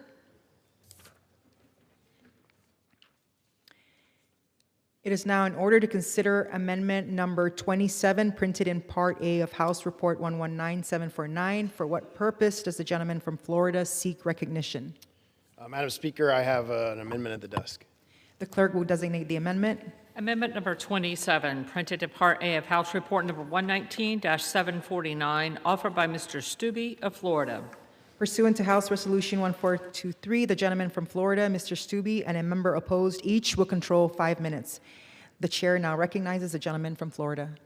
Thank you, Madam Speaker. I rise in strong support for my amendment to increase the withholding threshold for assistance to Nigeria from 50% to 100%, while keeping in place benchmarks that demand Nigeria take effective steps to address the violence and persecution that continue to devastate the country. Nigeria has faced a horrific wave of violence that its corrupt government has failed to address. For years, and especially in recent months, Christians and other religious minorities in Nigeria have been subjected to violence and terrorism at the hands of extremists operating with impunity. Christian women and girls continue to be abducted, assaulted, tortured, and killed. Their churches are burned, and entire communities are erased. If the aid conditions included in the bill are important enough to withhold half of all the funding to the Nigerian government, then they are important enough to withhold all of the funding. The generosity of our taxpayers is a reflection of the American values we hold so firmly. Never should we allow their hard-earned tax dollars to be funneled to corrupt regimes that fail to uphold religious freedom, fail to adequately confront terrorism, and fail to protect the innocent from persecution. So why are we rewarding a government that fails to meet such a basic obligation? This amendment is simple. It does not remove the aid conditions in the bill, but only strengthens such conditions. But most importantly, it upholds a principle that all recipients of American taxpayer assistance should follow, that they must prove they are willing and able to respond to violence before receiving any funding.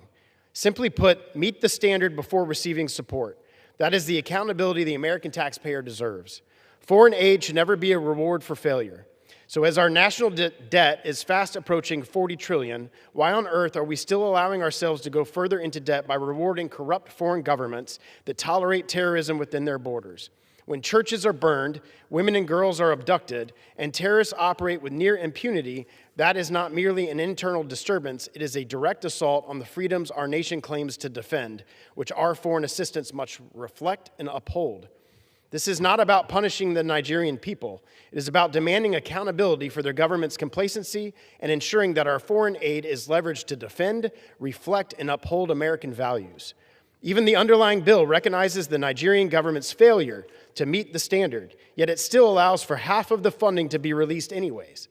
My amendment withholds all funds until they meet basic standards.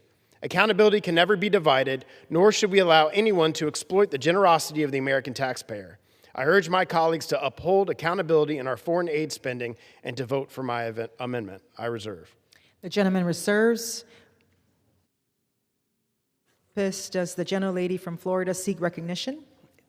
Yes, Madam Chair, I am standing to claim opposition to this amendment. The gentlewoman is recognized for 5 minutes. Thank you, Madam Chair. This amendment would eliminate U.S. health development and security assistance to central government Nigeria. This would be a serious mistake.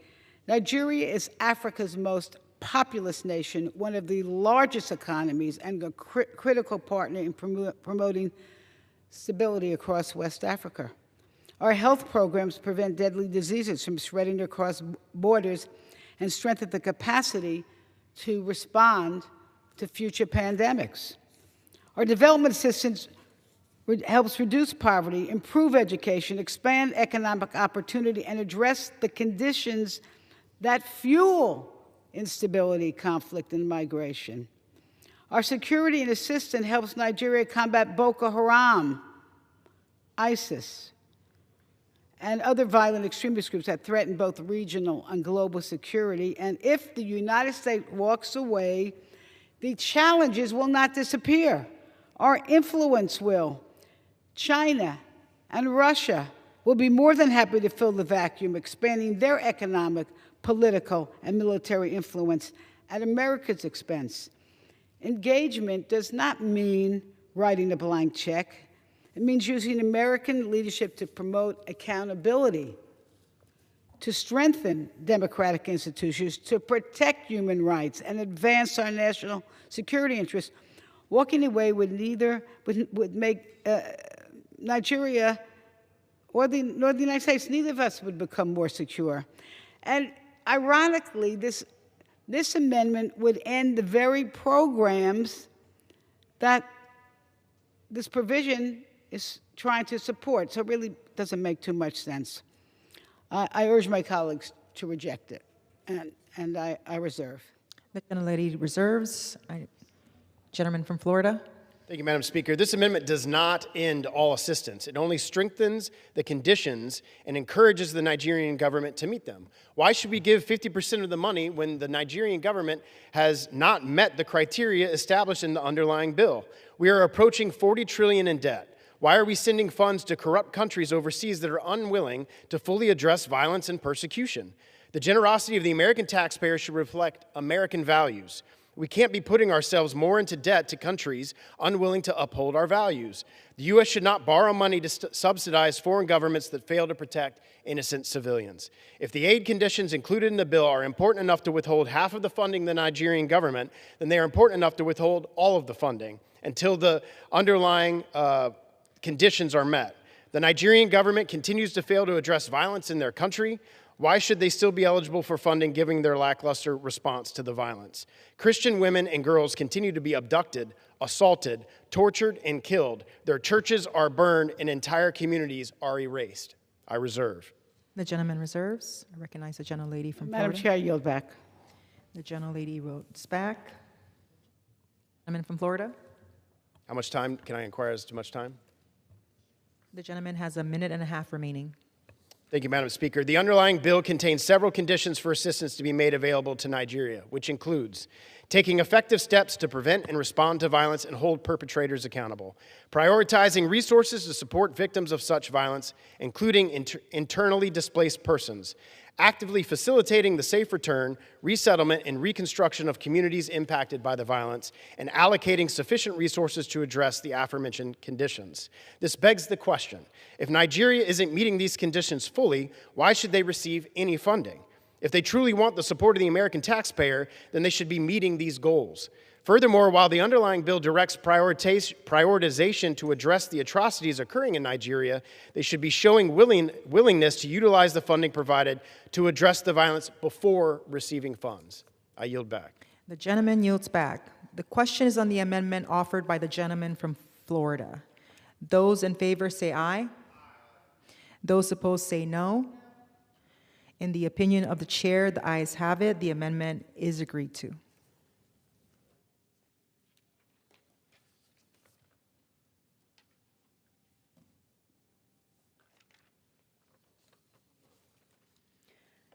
It is now in order to consider amendment number 28, printed in Part A of House Report 119749. For what purpose does the gentlewoman from New York seek recognition? I have an amendment at the desk. The clerk will designate. Amendment number 28, printed in Part A of House Report number 119-749, offered by Ms. Tenney of New York. Pursuant to House Resolution 143, the gentlewoman from New York, Ms. Tenney, and a member opposed each will control 5 minutes. The chair recognizes the gentlewoman from New York. Thank you, Madam Chair. The Temple Mount, or Har HaBayit, as it's called, is the holiest site in the world to the Jewish people. During the periods of the first and second temples, Jews from across the land of Israel would travel to the temple during the 3 annual pilgrimages. These pilgrims included figures like King Solomon, King Herod, Jesus of Nazareth, our Lord and Savior. However, whereas Christians and Muslims enjoy broad access and religious prayer rights at their holiest sites, Jews are severely discriminated against upon the Temple Mount. Muslims can currently enter the Temple Mount at 11 different gates, but Jews can only enter from one gate. Muslims can visit the Temple Mount any day of the week, but Jews cannot ascend the Temple Mount on Friday or Saturday or the Jewish Sabbath. Muslims have broad access to the Temple Mount and can pray openly upon the Temple Mount. Jews are severely restricted in their visits and do not enjoy the freedom to worship or the ability to wear their talit and tefillin upon the Temple Mount. And for Jews that ascend in spite of all these restrictions, they still face harassment from Muslims upon the Temple Mount. In fact, Muslim leaders have actively desecrated the site, including the planting and cultivating of trees at the inner courts of the temple, expressly prohibited by Jewish law. Muslim children play soccer, practice boxing, and have picnics upon the Temple Mount, desecrating its holiness, while Jews cannot even freely worship upon the Temple Mount. You don't have to take my word for it, Madam Chair. There's photo and video evidence of all this freely available. Individuals like Dr. Melissa Jane Kronfeld have spent extensive time documenting all of this. I want to thank her for her efforts to draw attention to this critical issue.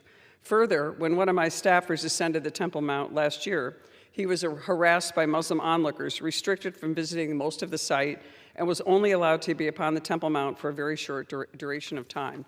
Madam Chair, it's unconscionable that Jews do not enjoy the same access rights to visit and pray at their holiest site that other religions do. This is a basic tenet and principle of religious freedom, and the U.S. must do more on this issue. That is why my amendment would emphasize the need for the U.S. Commission on International Religious Freedom to work to ensure religious freedom and equal access for all with respect to the Temple Mount. I urge all my colleagues to vote for this common sense amendment and to support religious freedom for all and support the rights of the Jewish people to freely worship at their very holiest site, the Temple Mount. I reserve. The gentlelady reserve. For what purpose does the gentlelady from Florida seek recognition? Thank you, Madam Chair. I claim opposition to this amendment. The gentlelady is recognized. Madam Chair, while this amendment may be well-intentioned, it risks inflaming tensions at one of the most sensitive religious sites in the world. The Temple Mount is sacred to both Jews and Muslims. It's at the center of competing historical, political, and religious claims. And history has shown that even small changes to access or worship arrangements can spark violence far beyond Jerusalem. For decades, Israel, Jordan, and international community have worked to preserve the long-standing status quo, not because it's perfect, but because it has helped prevent broader conflict while difficult issues remain unsolved. The appropriations bill is not the place to insert the United States into one of the world's most delicate religious disputes. Religious freedom is a fundamental American value, but lasting progress at the Temple Mount will come through careful diplomacy, respect for longstanding efforts that preserve peace and stability, not through an appropriation amendment with 10 minutes of debate. I urge my colleagues to reject this amendment, and I yield back. The gentlelady yields back. The gentlelady from New York. Thank you, Madam Chair. I respect the opinion of my colleague across the aisle, but it was also said that moving the U.S. Embassy from Tel Aviv to Jerusalem was going to be too inflammatory and too dangerous. But many presidents said they would do it, and President Donald Trump did it. And it hasn't proven to be overly inflammatory. In fact, it proved to be the right place and the right thing to do. So I think that this is common sense. Why should Jewish people not be able to worship at their holiest site in equal measure that all other religions get to worship at their holiest sites? I think this is a common sense amendment. I don't think it would be inflammatory. I think it makes sense. And it restores dignity, and it also restores fairness to international human rights or international religious freedom tenets that we all stand for. Foundational type of religious freedom that we actually revere in this country in our First Amendment. I urge my colleagues to vote for this common sense amendment, and I yield back. The gentlelady yields back. The question is on the amendment offered by the gentlewoman from New York. Those in favor say aye. Those opposed say no. In the opinion of the chair, the ayes have it. The amendment is agreed to.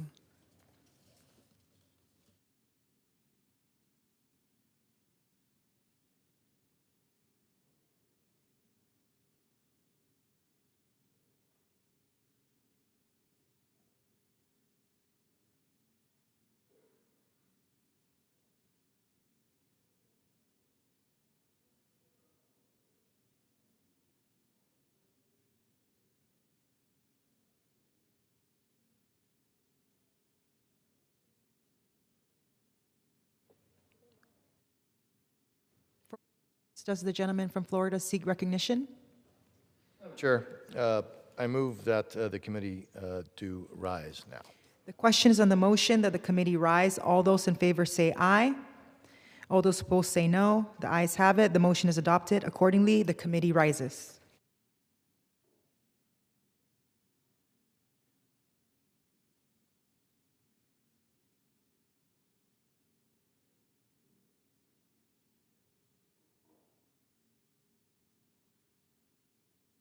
Chair.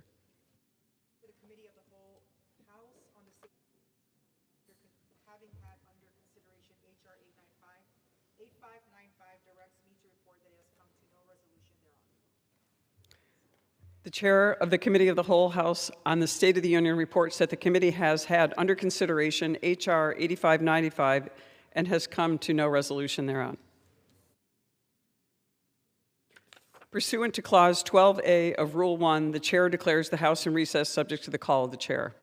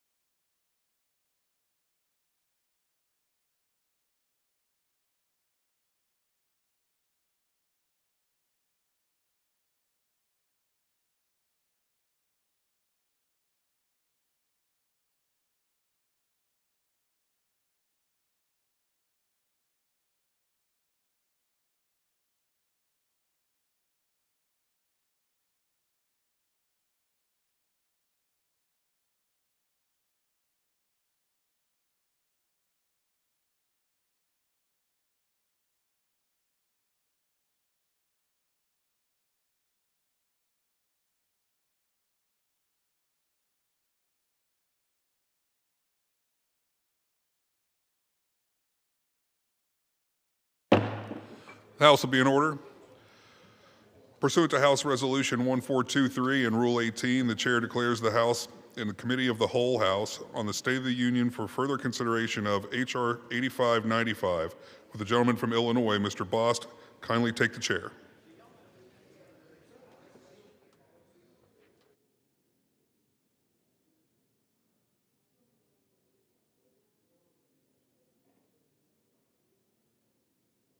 The House and the Committee of the Whole House on the State of the Union for further consideration of H.R. 8595, which the clerk will report by title. A bill making appropriations for national security, Department of State, and related programs for the fiscal year ending September 30th, 2027, and for other purposes.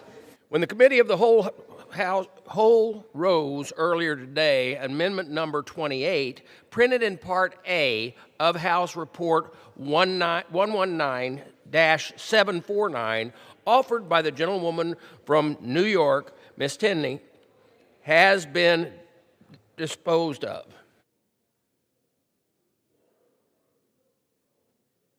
To Clause 6 of Rule 18.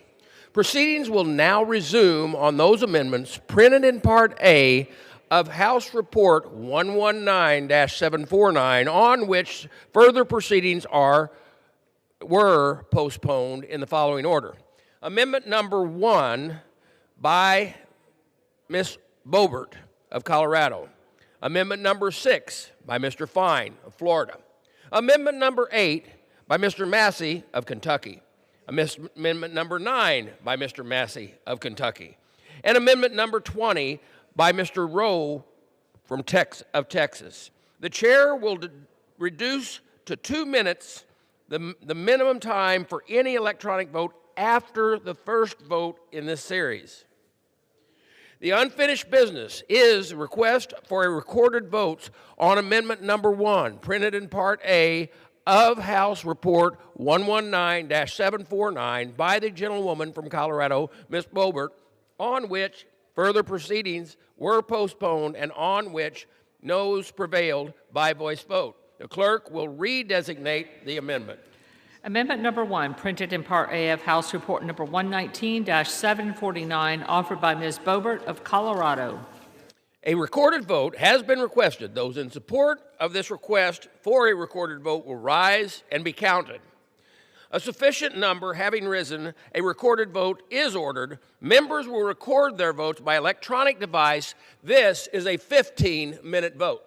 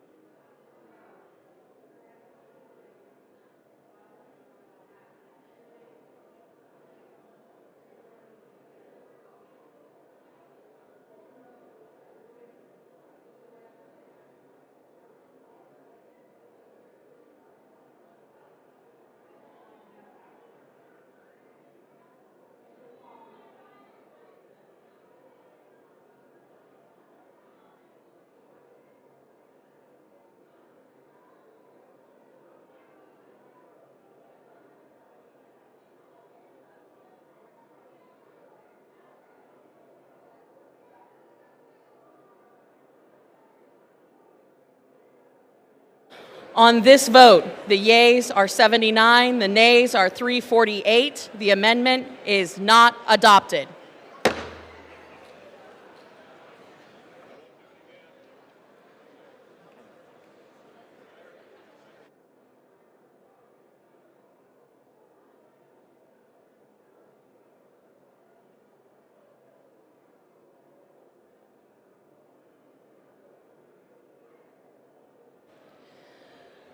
The unfinished business is the request for a recorded vote on Amendment Number 6, printed in Part A of House Report 119-749 by the gentleman from Florida, Mr. Fine, on which further proceedings were postponed and on which the ayes prevailed in a voice vote. The clerk will redesignate the amendment.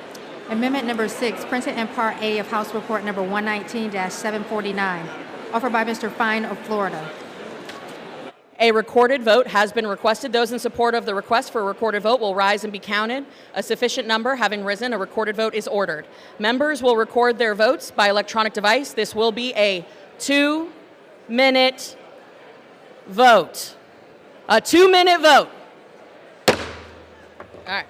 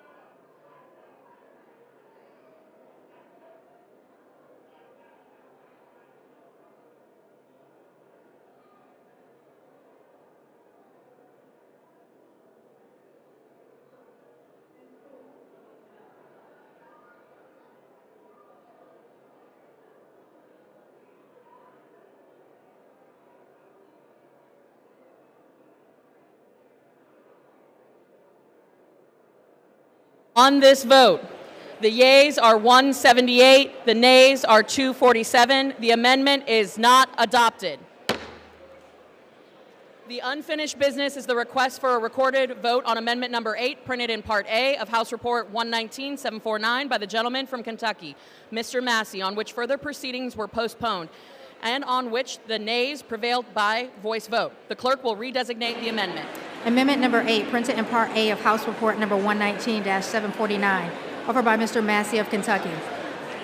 A recorded vote has been requested. Those in support of the request for a recorded vote will rise and be counted. A sufficient number having risen, a recorded vote is ordered.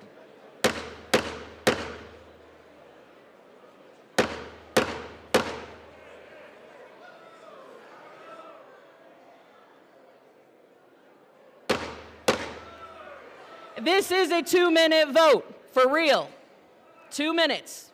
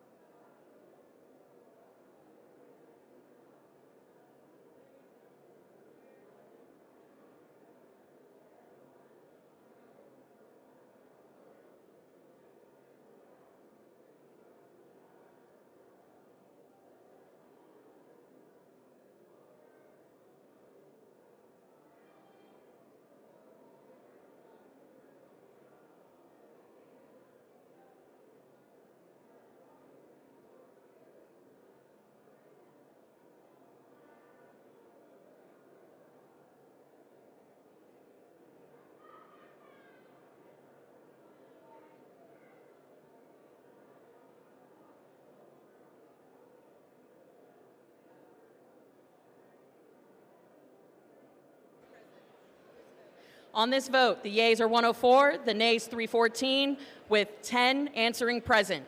The amendment is not adopted.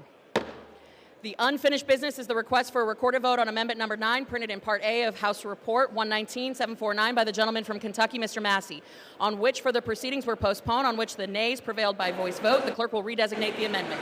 Amendment number 9, printed in Part A of House Report number 119-749, offered by Mr. Massey of Kentucky. A recorded vote has been requested. Those in support of the request of a recorded vote will rise and be counted. A sufficient number having risen, a recorded vote is ordered. Members will record their votes by electronic device. This is a 2-minute vote.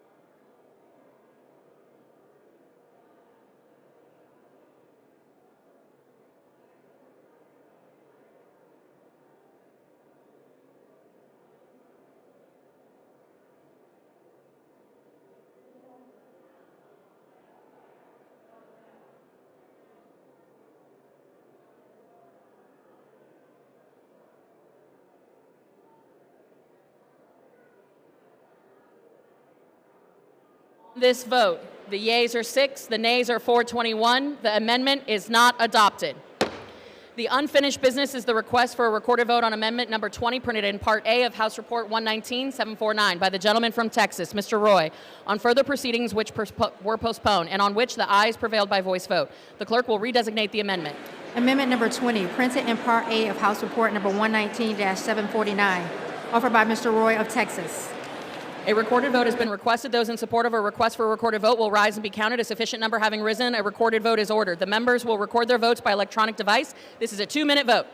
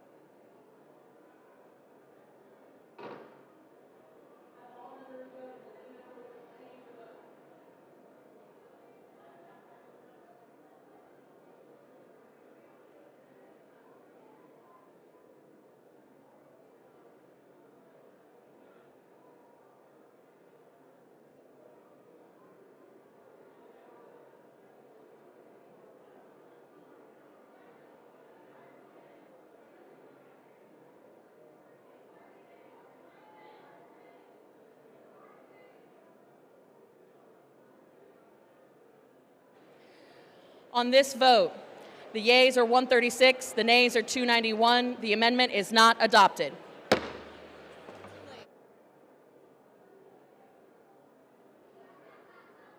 There being no further amendment, under the rule, the committee rises.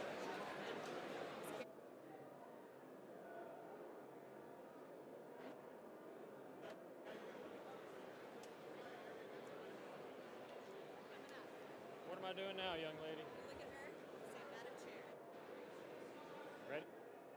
Madam Chair. Mr. Speaker, the Committee of the Whole House on the State of the Union has had under consideration H.R. 8595, and pursuant to House Resolution 1423, I report the bill back to the House with the sundry amendments adopted in the Committee of the Whole. Chair of the Committee of the Whole House on the State of the Union reports that the committee has had under consideration the bill H.R. 8595 and reports the bill back to the House with sundry amendments adopted in the Committee of the Whole. Under House Resolution 1423, the previous question is ordered. Is a separate vote demanded on any amendment reported from the Committee of the Whole? If not, the chair will put them en gross. The question is on the adoption of the amendments. Those in favor, please say aye. Those opposed, please say no. The ayes have it. The amendments are adopted. The question is on engrossment and third reading of the bill. Those in favor, please say aye. Those opposed, please say no. The ayes have it. Third reading. A bill making appropriations for national security, Department of State, and related programs for the fiscal year ending September 30th, 2027, and for other purposes.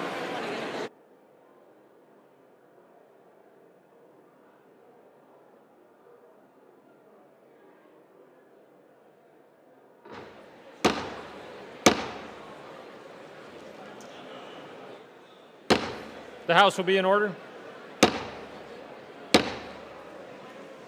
For what purpose does the gentleman from Rhode Island seek recognition? Mr. Speaker, I have a motion to recommit at the desk. The clerk will report the motion. Mr. Amo of Rhode Island moves to recommit the bill H.R. 8595 to the Committee on Appropriations. Pursuant to Clause 2B of Rule 19, the previous question is ordered on the motion to recommit. The question is on the motion to recommit. Those in favor, please say aye. Those opposed, please say no. In the opinion of the chair, the noes have it. Mr. Speaker, I ask for the yeas and The gentleman nays. from Rhode Island is recognized. The yeas and nays have been requested. Those favoring a vote by the yeas and nays will rise. A sufficient number having risen, the yeas and nays are ordered. Members will record their votes by electronic device. Pursuant to Clause 9 of Rule 20, the chair will reduce to 5 minutes the minimum time for the electronic vote on the question of passage. This is a 5-minute vote.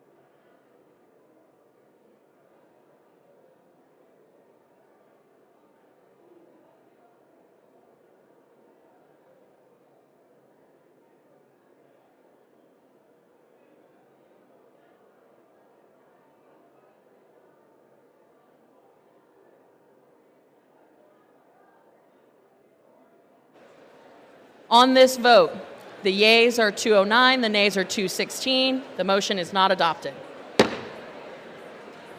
The question is on the passage of the bill. Pursuant to Clause 10 of Rule 20, the yeas and nays are ordered. Members will record their vote by electronic device. This is a 5-minute vote.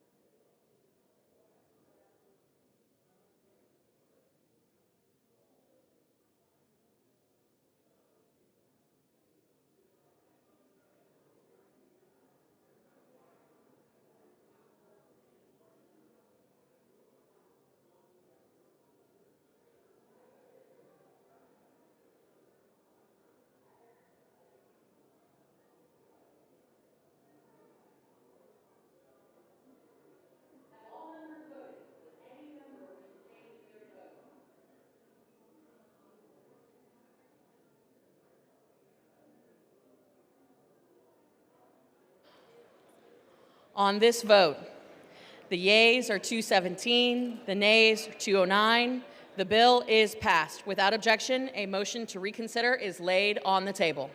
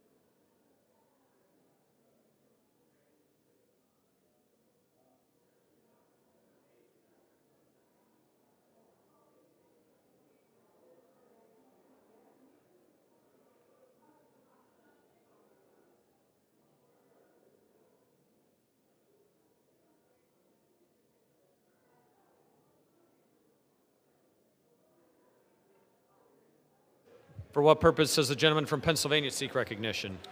Mr. Speaker, I ask unanimous consent, and when the House adjourns today, it adjourns to meet at 9 a.m. tomorrow.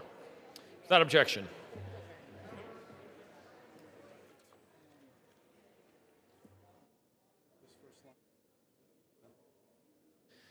The chair will now entertain requests for 1-minute speeches.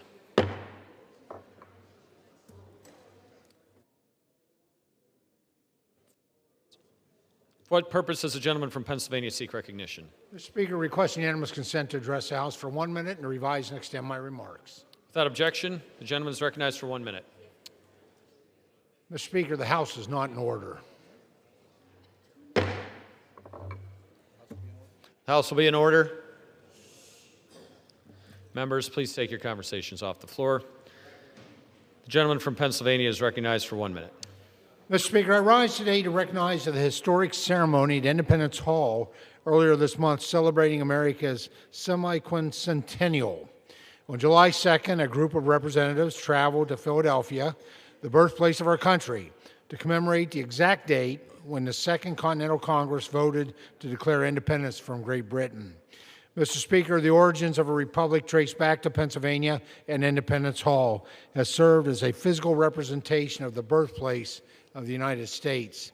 Within those hallowed halls, delegates from the original 13 colonies debated in good faith and voted for independence.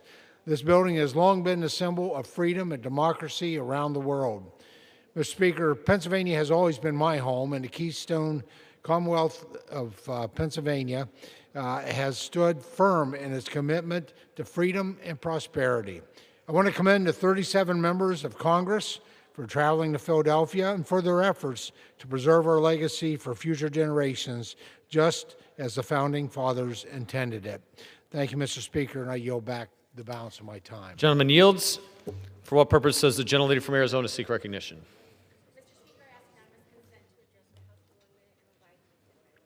Without objection, the gentlelady from Arizona is recognized for 1 minute.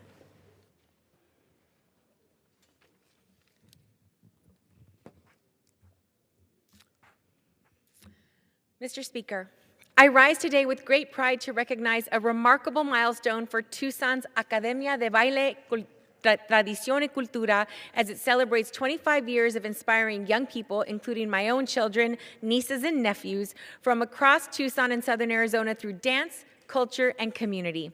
For a quarter of a century, Academia de Baile has provided generations of students with exceptional dance instruction, has fostered confidence, discipline, and a deep appreciation for the rich cultural traditions that make Southern Arizona so vibrant. I want to congratulate the dedicated directors and instructors whose passion and dedication have made this achievement possible, the students whose hard work, talent, and artistry continue to impress us, and the families whose unwavering support have helped make this academy flourish for so many years. Academia de Baile is proof of how the arts bring people together, preserve our heritage, and strengthen our communities. Their legacy is reflected not only in the performances on stage, but in the lives that they have touched across Tucson and Southern Arizona. On behalf of Arizona's 7th Congressional District, muchísimas felicidades to Academia de Baile on their 25th anniversary, and I wish them many more years of success. Gracias para todos. I yield back. Gentlelady yields. For all purposes, the gentleman from New York seek recognition. Ask unanimous consent to address the House for 1 minute and to revise and extend my remarks. Without objection, the gentleman is recognized for 1 minute. Mr. Speaker, I rise today to honor an extraordinary veteran, public servant, and advocate, Izzy Quintana, and to congratulate him on his well-earned retirement. After serving our nation as a major in the United States Army Reserve, Izzy never stopped answering the call to serve. As the Veteran Outreach Coordinator for Bridges PFC Joseph P. Dwyer Vet-to-Vet Peer Support Program, he has dedicated himself to helping veterans in crisis, connecting them with critical resources, and ensuring they never face their struggles alone. Drawing on his military and law enforcement experience, Izzy has trained police recruits to respond to veterans in crisis while helping veterans find housing, navigate difficult circumstances, and access support. His volunteer work with the American Legion, his church's food pantry, and other local organizations embodies what it truly means to put service above self.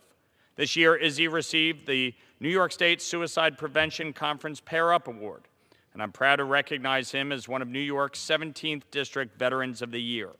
His selfless service is an example to us all. Thank you, Izzy, for your extraordinary service to our veterans, our community, and our country. I wish you the very best in your retirement, my friend. I yield back. Gentleman yields. For all purposes, the gentleman from New York seek recognition.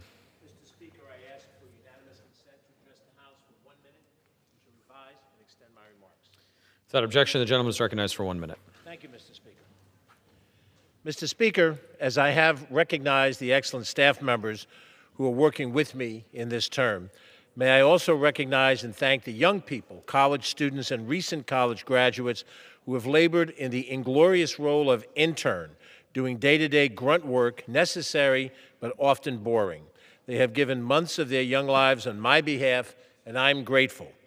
Isabel Tenney, Anna Barlas, Piper Genkin, Mariana Ortega, Sebastian Rojas, Miles Genkin, Krishna Rivera, Tim Manson, and Tommy Cole. I trust this experience was a good one, and that in the years to come, they will achieve great professional and personal success. Thank you, Mr. Speaker, and I yield back. Gentleman yields. For purposes, the gentleman from Colorado seek recognition. Without objection, the gentleman is recognized for 1 minute.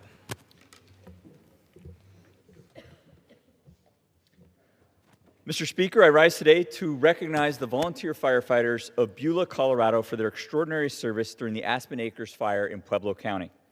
When shifting winds drove the fire toward the town of Beulah, the town's 22-member volunteer fire department stood between the flames and their community.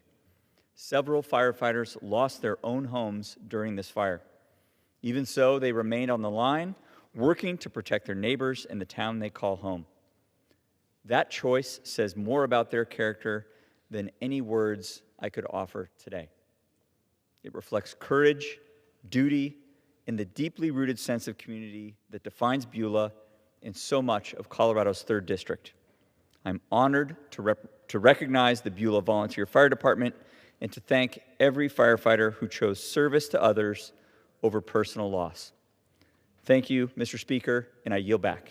Gentleman yields. For all purposes, the gentleman from California seek recognition. Speaker, to address the body for 1 minute without objection. Without objection, the gentleman is recognized for 1 minute.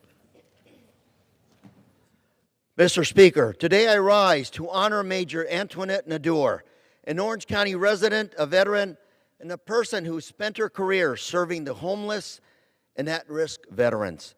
Antoinette began her career after witnessing a surge of service members returning from Iraq and Afghanistan who were homeless.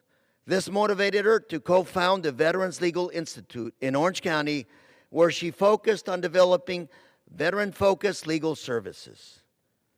This month, she is retiring from her role as Executive Director of the Veterans Legal Services, but she will continue to make a difference in the lives of veterans, serving as an ambassador and supporting fundraising efforts to ensure that our veterans receive the legal help that they deserve. Colleagues, today I ask you to join me in recognizing Antoinette Nadur for the profound impact that she has made in the lives of our veterans. Thank you, Mr. Speaker, and I yield. Gentleman yields. For what purpose does the gentlelady from Wyoming seek recognition? I seek unanimous consent to address the House for 1 minute and to revise and extend my remarks. Without objection, the gentlelady is recognized for 1 minute. Mr. Speaker, I rise today to recognize and congratulate high school senior Miriam Washut of Lander on winning the grand prize in the Presidential 1776 Award. This national civics contest challenges high school students across the country on their knowledge of the founders, the Revolutionary War, and the documents that delivered the birth of our republic. Miriam demonstrated her superior knowledge of America's founding at every stage of this national competition, earning her a well-earned prize of a $150,000 scholarship and a trip to the Oval Office where she told the president her plans to attend Wyoming Catholic College. 250 years after the Declaration of Independence was signed, students like Miriam show the promise of our revolutionary principles carried on by the next generation for another 250 years. Thank you, Miriam, for making Wyoming proud with your profound interest in America's founding. And I yield back. Gentlelady yields. For what purposes does the gentleman from Missouri seek recognition? Without objection, the gentleman is recognized for 1 minute. Mr. Speaker, I rise today as the proud representative of the largest Bosniak population outside of Bosnia and Herzegovina and to stand in solidarity with them. Over the weekend, we marked 31 years since more than 8,300 Bosniaks were murdered at Srebrenica. Today, we remember the victims and stand with the families and survivors. Srebrenica should never have happened, and yet it did. Not because the world didn't know, but because in too many places, the world chose to look away. As co-chair of the Bosnia Caucus and as a St. Louisan, I will do everything I can to ensure we are reaffirming our commitment to truth and remembrance. We have an obligation to honor that history and to support those who live with its legacy and trauma every day. I yield back. Gentleman yields. For what purpose does the gentleman from Utah seek recognition? Speaker, I ask unanimous consent to address the House for 1 minute to revise and extend my remarks. Without objection, the gentleman is recognized for 1 minute. Thank you, Mr. Speaker. Mr. Speaker, right now as we stand in this chamber, devastating wildfires are tearing across our lands. To the brave crews working around the clock on the front lines, thank you. Your courage is keeping our community standing. Our prayers are with you. We especially hold in our hearts the families of the brave firefighters who were recently lost along the Utah-Colorado border, including Emily Barker, Nick Hutcherson, and Sydney Watson. These individuals made the ultimate sacrifice, and we owe them a debt of gratitude we can never truly repay. Possibly the most frustrating part is that, in many cases, we already have the solutions to deal with these wildfires. We know how to thin overgrown brush. We know how to clear hazardous fuels. We know how to restore health to our forests through proactive management. The obstacle isn't a lack of knowledge, it's bureaucracy. Decades of bloated regulation delay critical mitigation work for years. But a wildfire does not wait for a multi-year environmental review. The flames do not pause for paperwork. That is why we passed the Fix Our Forest Act. That is why I passed the Utah Wildfire Research Institute Act. Our communities cannot afford another year of congressional inaction. I urge my colleagues to cut the red tape, pass common sense and often life-saving legislation, and protect our lands. Thank you, Mr. Speaker. I yield back. The gentleman yields. For what purpose does the gentlelady from Michigan seek recognition? I ask unanimous consent to address the House for 1 minute. Without objection, the gentlelady is recognized for 1 minute. I am so proud that our Michigan chapter of the Huntington's Disease Society of America is Chapter of the Year. They got their award, and it's an incredible team that elevates the personal stories of so many of our residents, and they advocate for increased research funding, improved access to care, and policies that better support our families living with Huntington's disease. This includes Andy Zaman, who received the Youth Huntington's Disease Award after losing his birth mother to Huntington's disease and being diagnosed himself. He continues to bring incredible courage and optimism to this space. I also want to honor Dave Stickles, who also received the Marjorie Guthrie Award for his unwavering commitment to supporting families. I am so incredibly proud of our Michigan chapter. The national awards recognize advocates who have turned personal hardship into public service. Their tireless advocacy has now helped hundreds, if not thousands, of families, again, living with Huntington's disease. You all have given many people a voice, and I'm so incredibly proud that you received this award. Gentlelady yields. For what purposes does the gentleman from Washington seek recognition?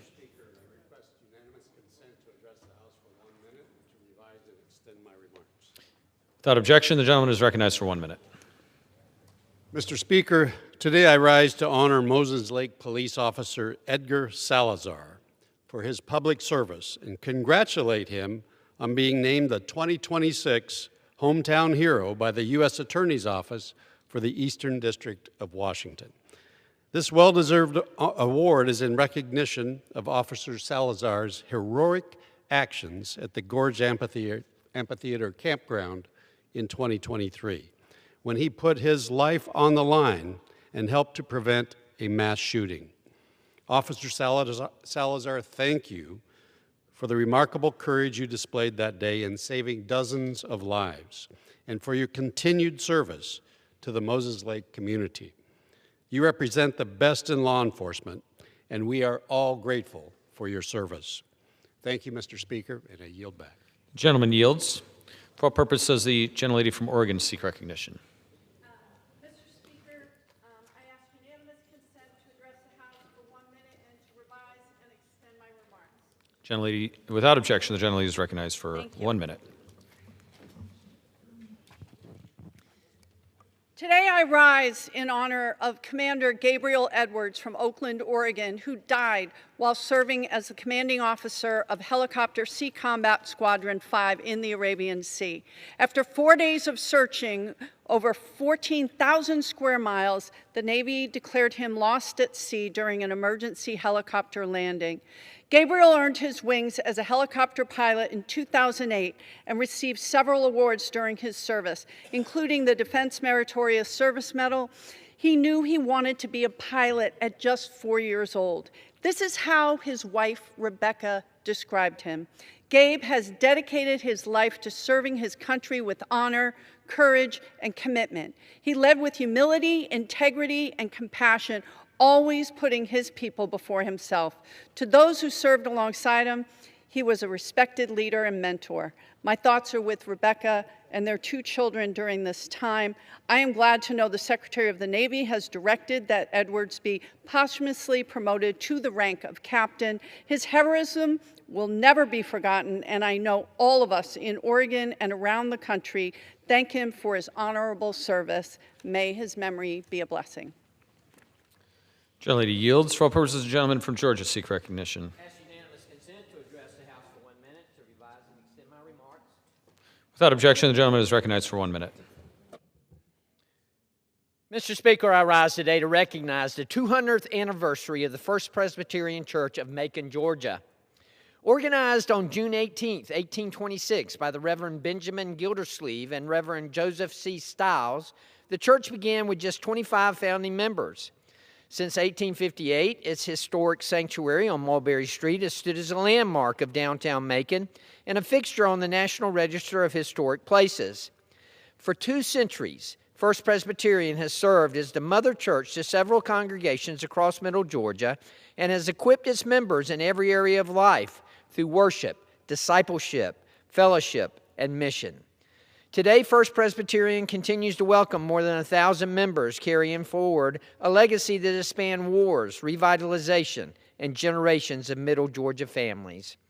I congratulate the leaders in the congregation of First Presbyterian Church on this remarkable milestone, and I thank them for 200 years of faithful ministry to the city of Macon. Thank you, Mr. Speaker, and I yield back. Thank you. The gentleman yields. For what purpose does the gentlelady from Ohio seek recognition? Without objection, the gentlelady is recognized for 1 minute. Mr. Speaker, tonight I rise to honor the life and legacy of Toledo resident Betty Ann Amison Lewis, a community builder. An erudite woman with a true servant's heart, Betty looked for every opportunity she could to serve our community of Northwest Ohio. As founding director of Toledo's Grace Community Center, Betty devoted decades to others with the same grace for which the community center was named. She supported young men and women as they navigated parenthood. She offered after-school care to thousands of children and reinvigorated Toledo seniors with a sense of belonging. Our community will miss Betty deeply. We grieve with her loved ones, and our community celebrates her life and will remember her fondly for the tenacity with which she served others. Her life and legacy will live on in the unrelenting mission of Grace Community Center to better the lives of Northwest Ohio families. And to her husband, Morris, her children, Yvette, Anika, Chantel, Alvin, Alicia, stepchildren, Morris, Terrence, and Myron, and her beloved grandchildren, great-grandchildren, and other family and friends who will miss her dearly. Know she was profoundly grateful and awed by your love. May Betty's good work and positive energy live on in your minds and hearts. Her amazing spirit is invincible, and I know it is alive and at work in our community and world. May her life be blessed. Thank you, Mr. Speaker. I yield back. Thank you. The gentlelady yields. For what purposes, gentleman from Missouri seek recognition? Without objection, the gentleman is recognized for 1 minute. Mr. Speaker, I rise today to honor the life and legacy of Stephen Lampley, a devoted husband, loving father, faithful servant of God, and a tireless advocate for the people of Southwest Missouri. Steve was a genuinely good man. He loved his wife, Kathy. He loved his children, William, Rachel, and Haley. Nothing made him happier than spending time with them, whether hunting, fishing, camping, or just being together. More than anything else, that's how I know Steve would want to be remembered. The values that guided Steve at home were the same values that guided his service to our community. A lot of people complain about the state of our government, but Steve believed the answer wasn't just to complain, it was to get involved. And boy, did he do that. Through his work with the Greene County Republican Central Committee and the Missouri Republican Assembly, he devoted countless hours to strengthening the grassroots and serving his fellow Missourians, spending his own time and money driving to Jefferson City, advocating for legislation, getting bills that protected people's constitutional rights across the finish line. If you knew Steve, you knew he never asked someone else to do something he wasn't willing to do himself. He stepped up when leadership was needed, treated everyone with dignity and respect, and quietly went about doing what he believed was right.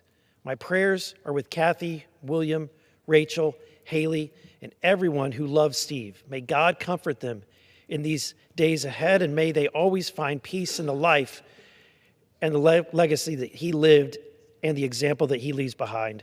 May he rest in peace. Thank you. I yield back. Thank you. The gentleman yields. For what purpose does the gentleman from Illinois seek recognition? Mr. Speaker, I ask for unanimous consent to address the body for 1 minute, revise and extend my remarks. Without objection, the gentleman is recognized for 1 minute. Mr. Speaker, there are some people who build companies, and there are others who build confidence. George E. Johnson did both. He understood something this nation too often refused to see, that black people did not need permission to be beautiful, brilliant, or prosperous. We simply needed the opportunity to define ourselves. Through Afro Sheen, he did more than create a successful business. He challenged a culture that had spent centuries teaching black men and women to doubt the beauty that they saw in the mirror. Every bottle that left his factory carried more than a product.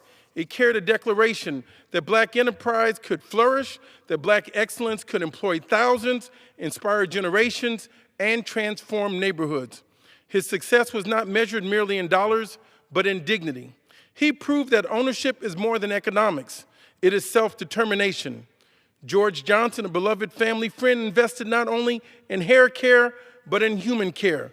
He invested in communities, in education, in churches, and young dreamers who needed someone to believe that greatness could look like them. He understood that wealth finds its highest purpose when it creates opportunities for others. His legacy reminds us that freedom is incomplete if it cannot produce opportunity. Equality is unfinished if it cannot nurture enterprise. And justice remains unfinished if the gifts of a people are ignored.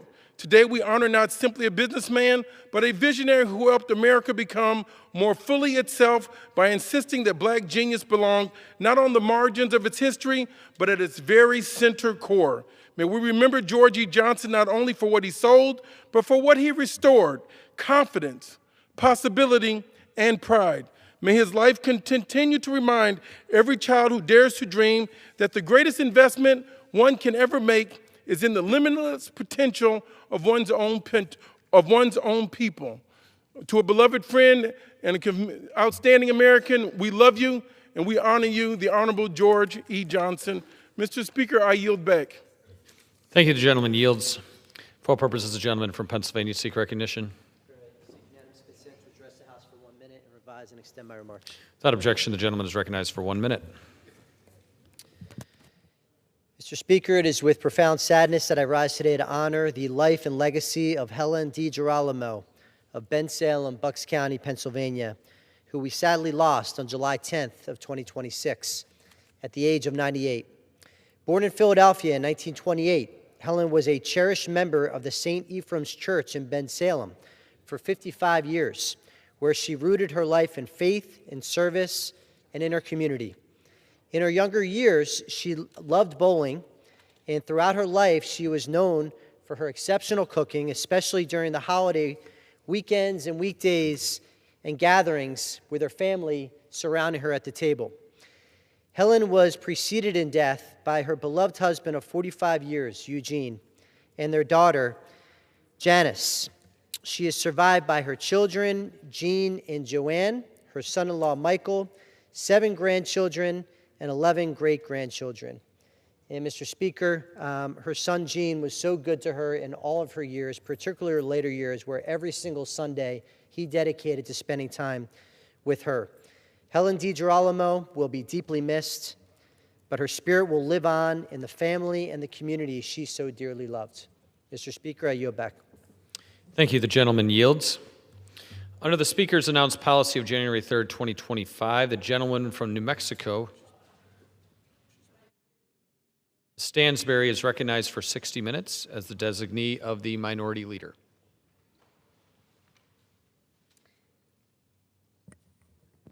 Mr. Speaker, I ask for unanimous consent that all members may have 5 legislative days in which to revise and extend their remarks and to submit extraneous material into the record. Without objection. Mr. Speaker, we rise tonight to acknowledge that Doge is indeed dead. Mr. Speaker, the scandals, the gossip, when New Mexicans tune in to see what is happening here in Washington, it feels like they're tuning into an episode of a reality TV show rather than another day in the people's house. But the messiest house isn't an overseas villa, it's the White House. The president has a lot of messy friends and a lot of messy breakups. But the biggest breakup of all was the breakup between President Trump and Elon Musk 1 year ago. One day, Elon is sending a love letter of hundreds of millions in campaign donations to the president's campaign, and the next he's wondering where it all went wrong.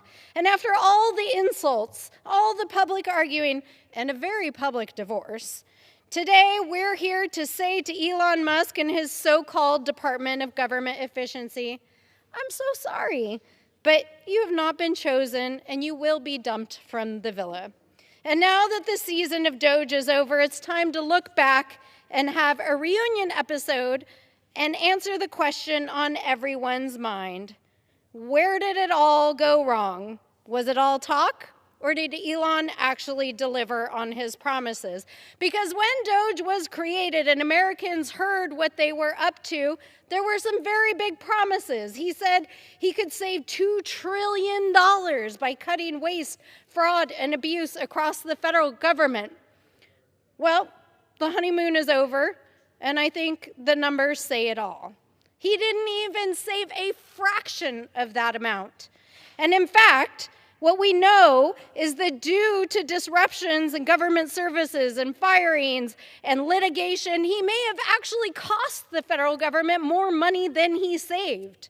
In fact, here's what we know about DOJ's impacts. Large-scale loss of experienced federal employees. Our agencies lost tens of thousands of employees through layoffs, deferred resignations, early retirements, and hiring freezes.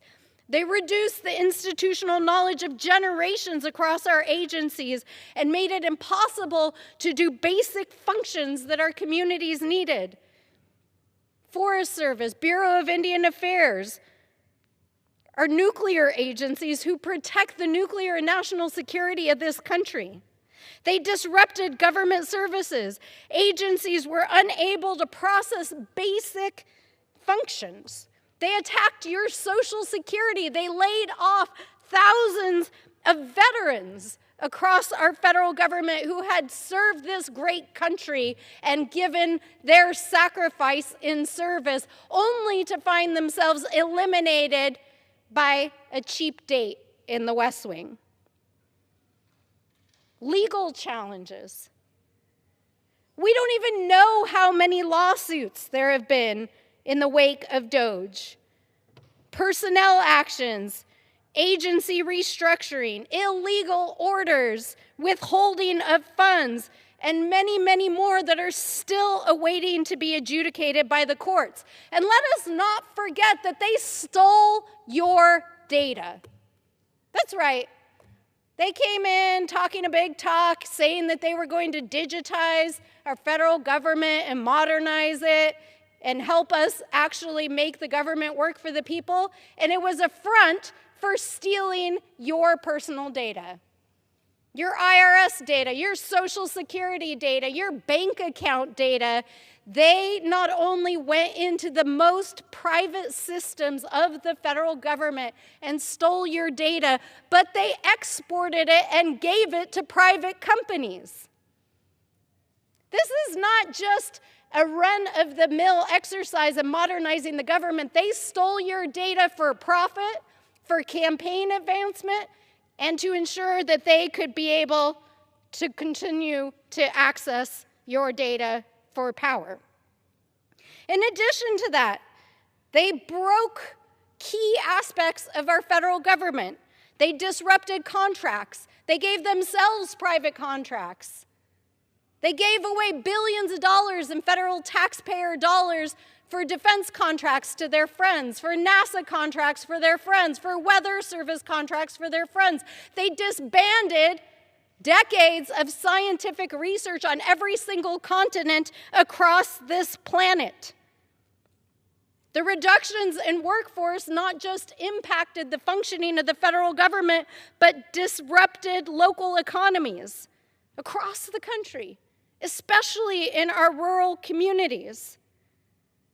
And let us not forget the most consequential impacts that we know came as a result of Elon Musk's dangerous date with the White House, and that is the dismantling of the USAID. We know that as a direct result of the dismantling of public health programs that have been in place across the world for decades, that literally thousands of children across the world died as a direct result. Medicine, food.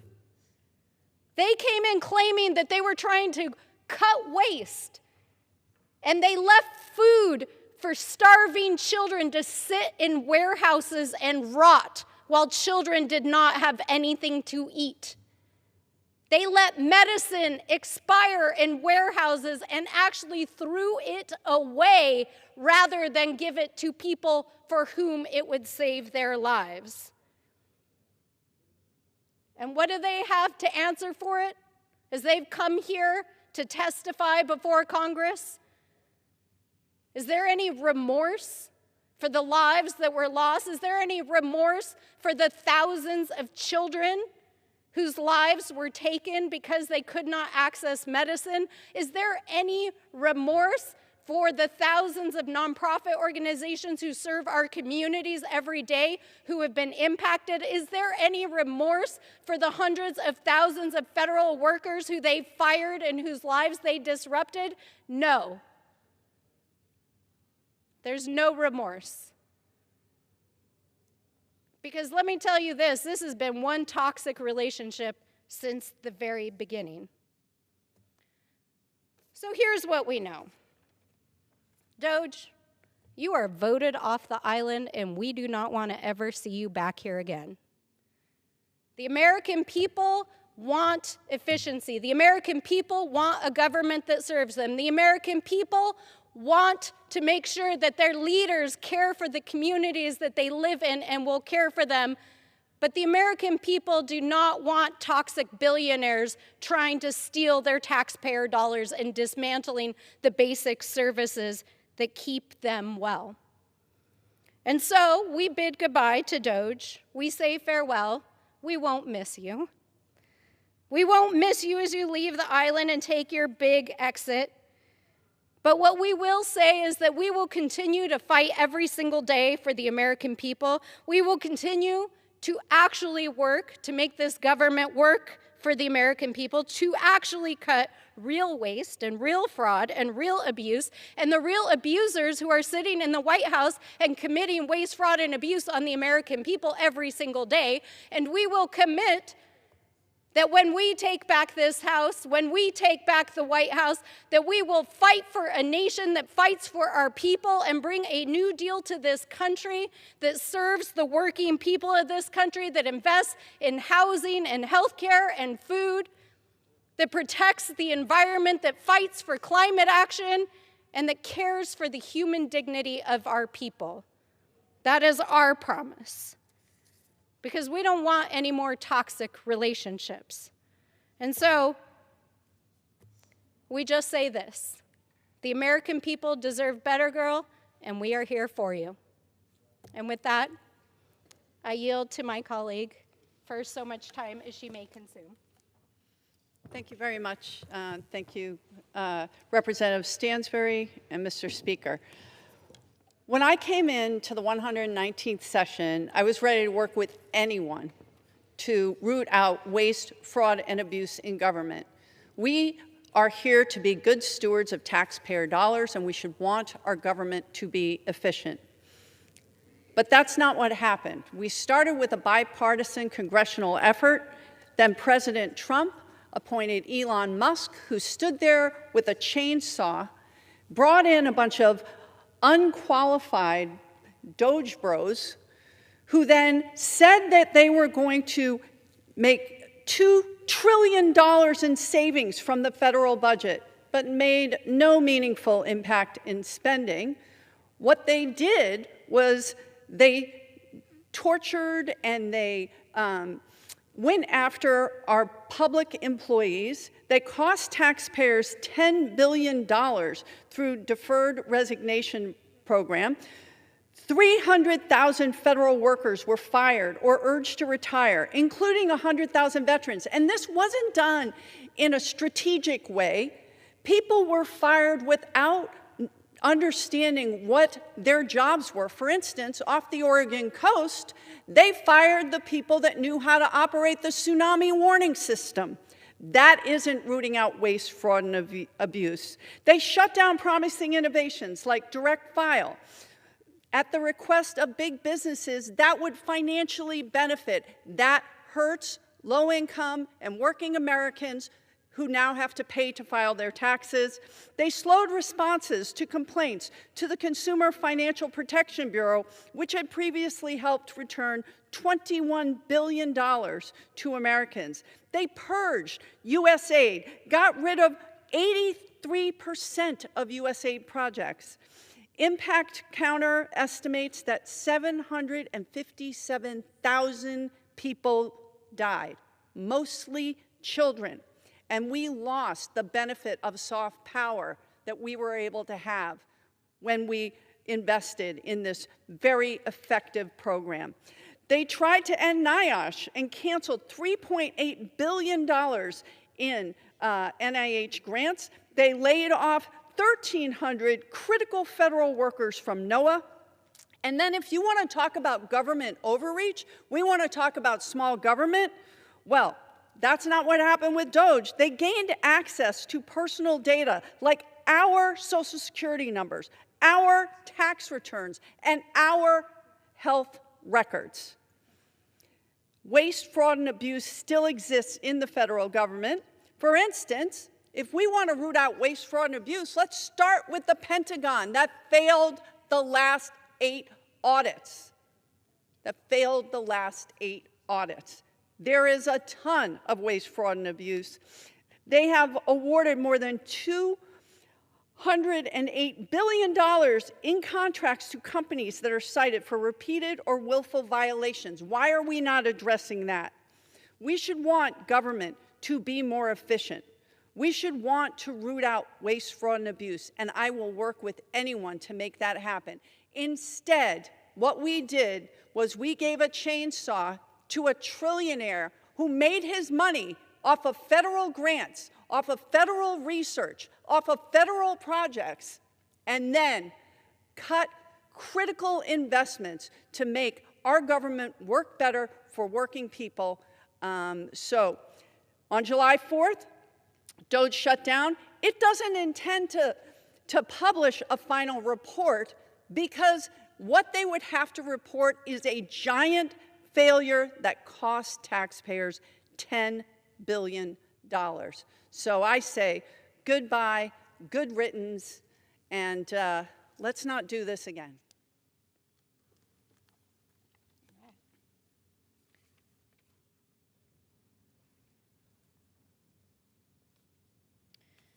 Well, Mr. Speaker, there are so many things to be said about DOGE and the waste of money and lives that happened over the course of the year and a half that it was officially on the books.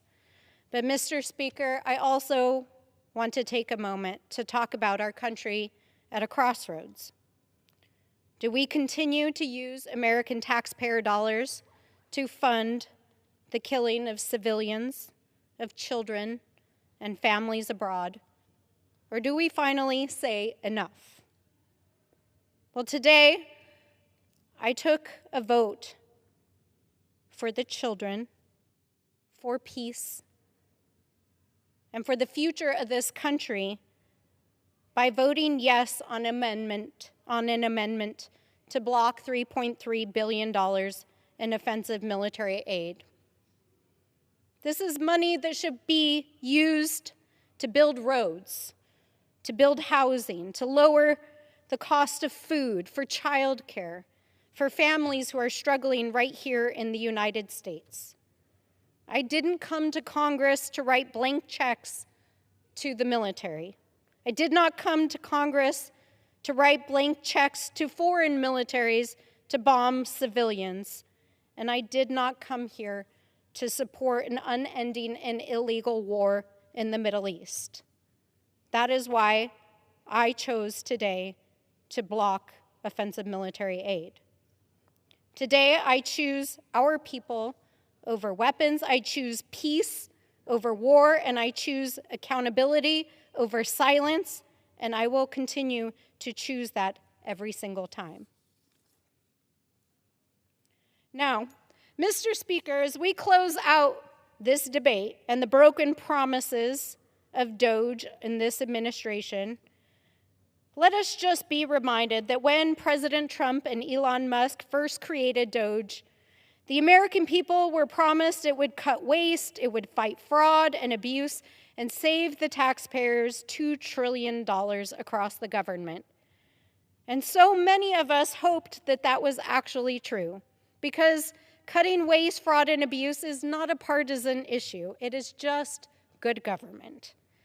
And all of us want a government that actually works for the people of this country. But actions speak louder than words. And when it comes to the legacy of DOGE and this administration, its actions speak for themselves. Instead of cutting waste, they cut over 100,000 jobs of veterans across the federal government. Veterans in my district who worked at the VA and across our federal agencies, who wanted nothing more than to continue their service to this country. They cut workers in charge of maintaining our nuclear stockpile, only to scramble to rehire them. They fired some of our nation's top scientists responsible for making sure our national security is taken care of. They attacked Social Security. They fired thousands of workers across the Social Security Administration, including in my district where people were struggling just to get access to their basic needs being met. DOGE cut back hours, fired hundreds across New Mexico, pushed seniors and children and veterans to the brink. Instead of saving taxpayers money, DOGE cost taxpayers billions of dollars in lost productivity and lost revenue and the cost to hire essential civil servants they fired. And instead of fighting abuse, DOGE gave the richest man on planet Earth direct influence over government decision-making and access to our personal and financial data. But of course, we will never know the true damage that DOGE did because the administration won't even release the final information. No final report even explaining what they did. This is not okay. And let me say this to this administration. You better bet we will be investigating every inch of what you did through DOGE and your behavior in the administration.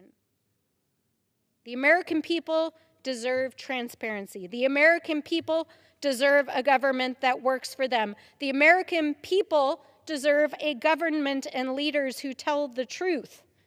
The American people deserve accountability for their taxpayer dollars. And the American people deserve respect, especially those who have served this great nation. And even though DOGE's disaster is officially over on the books, we already have another agency whose job is to find waste, fraud, and abuse. And so we will continue to investigate what happened through DOGE, and we will continue to do the work of improving our government, and we will continue to investigate what has happened. So our question is, after all that has been said and done, will the Republicans of this body continue to support the lies that this administration has put forward through DOGE?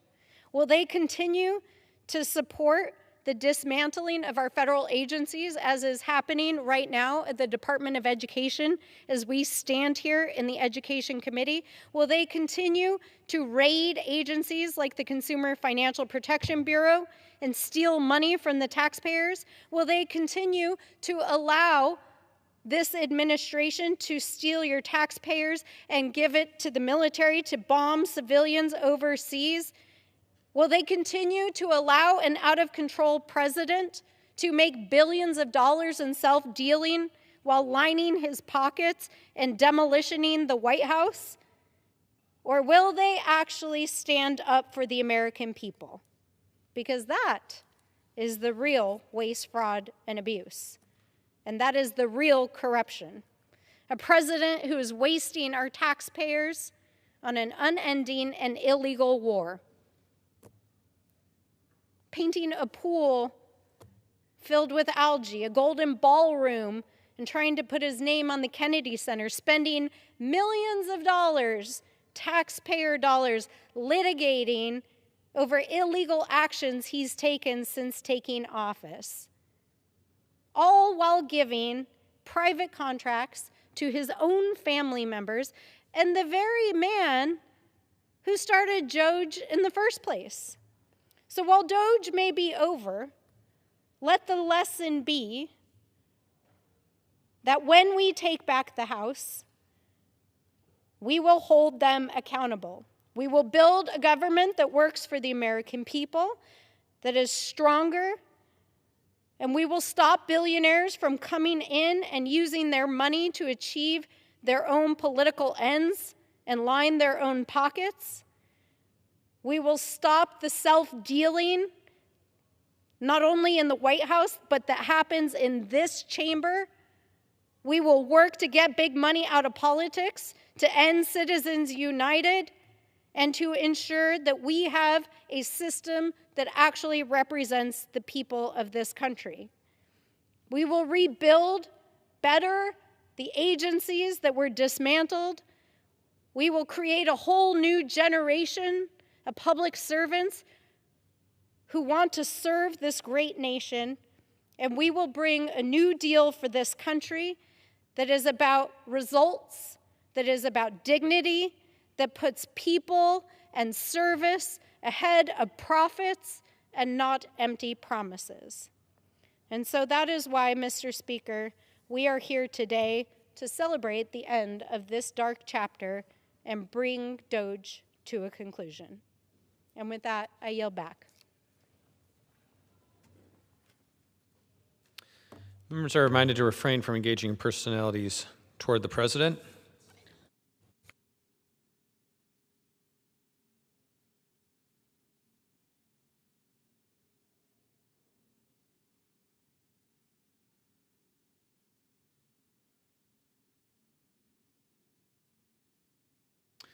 Under the Speaker's announced policy of January 3rd, 2025, the gentleman from Utah, Mr. Moore, is recognized for 60 minutes as the designee of the Majority Leader.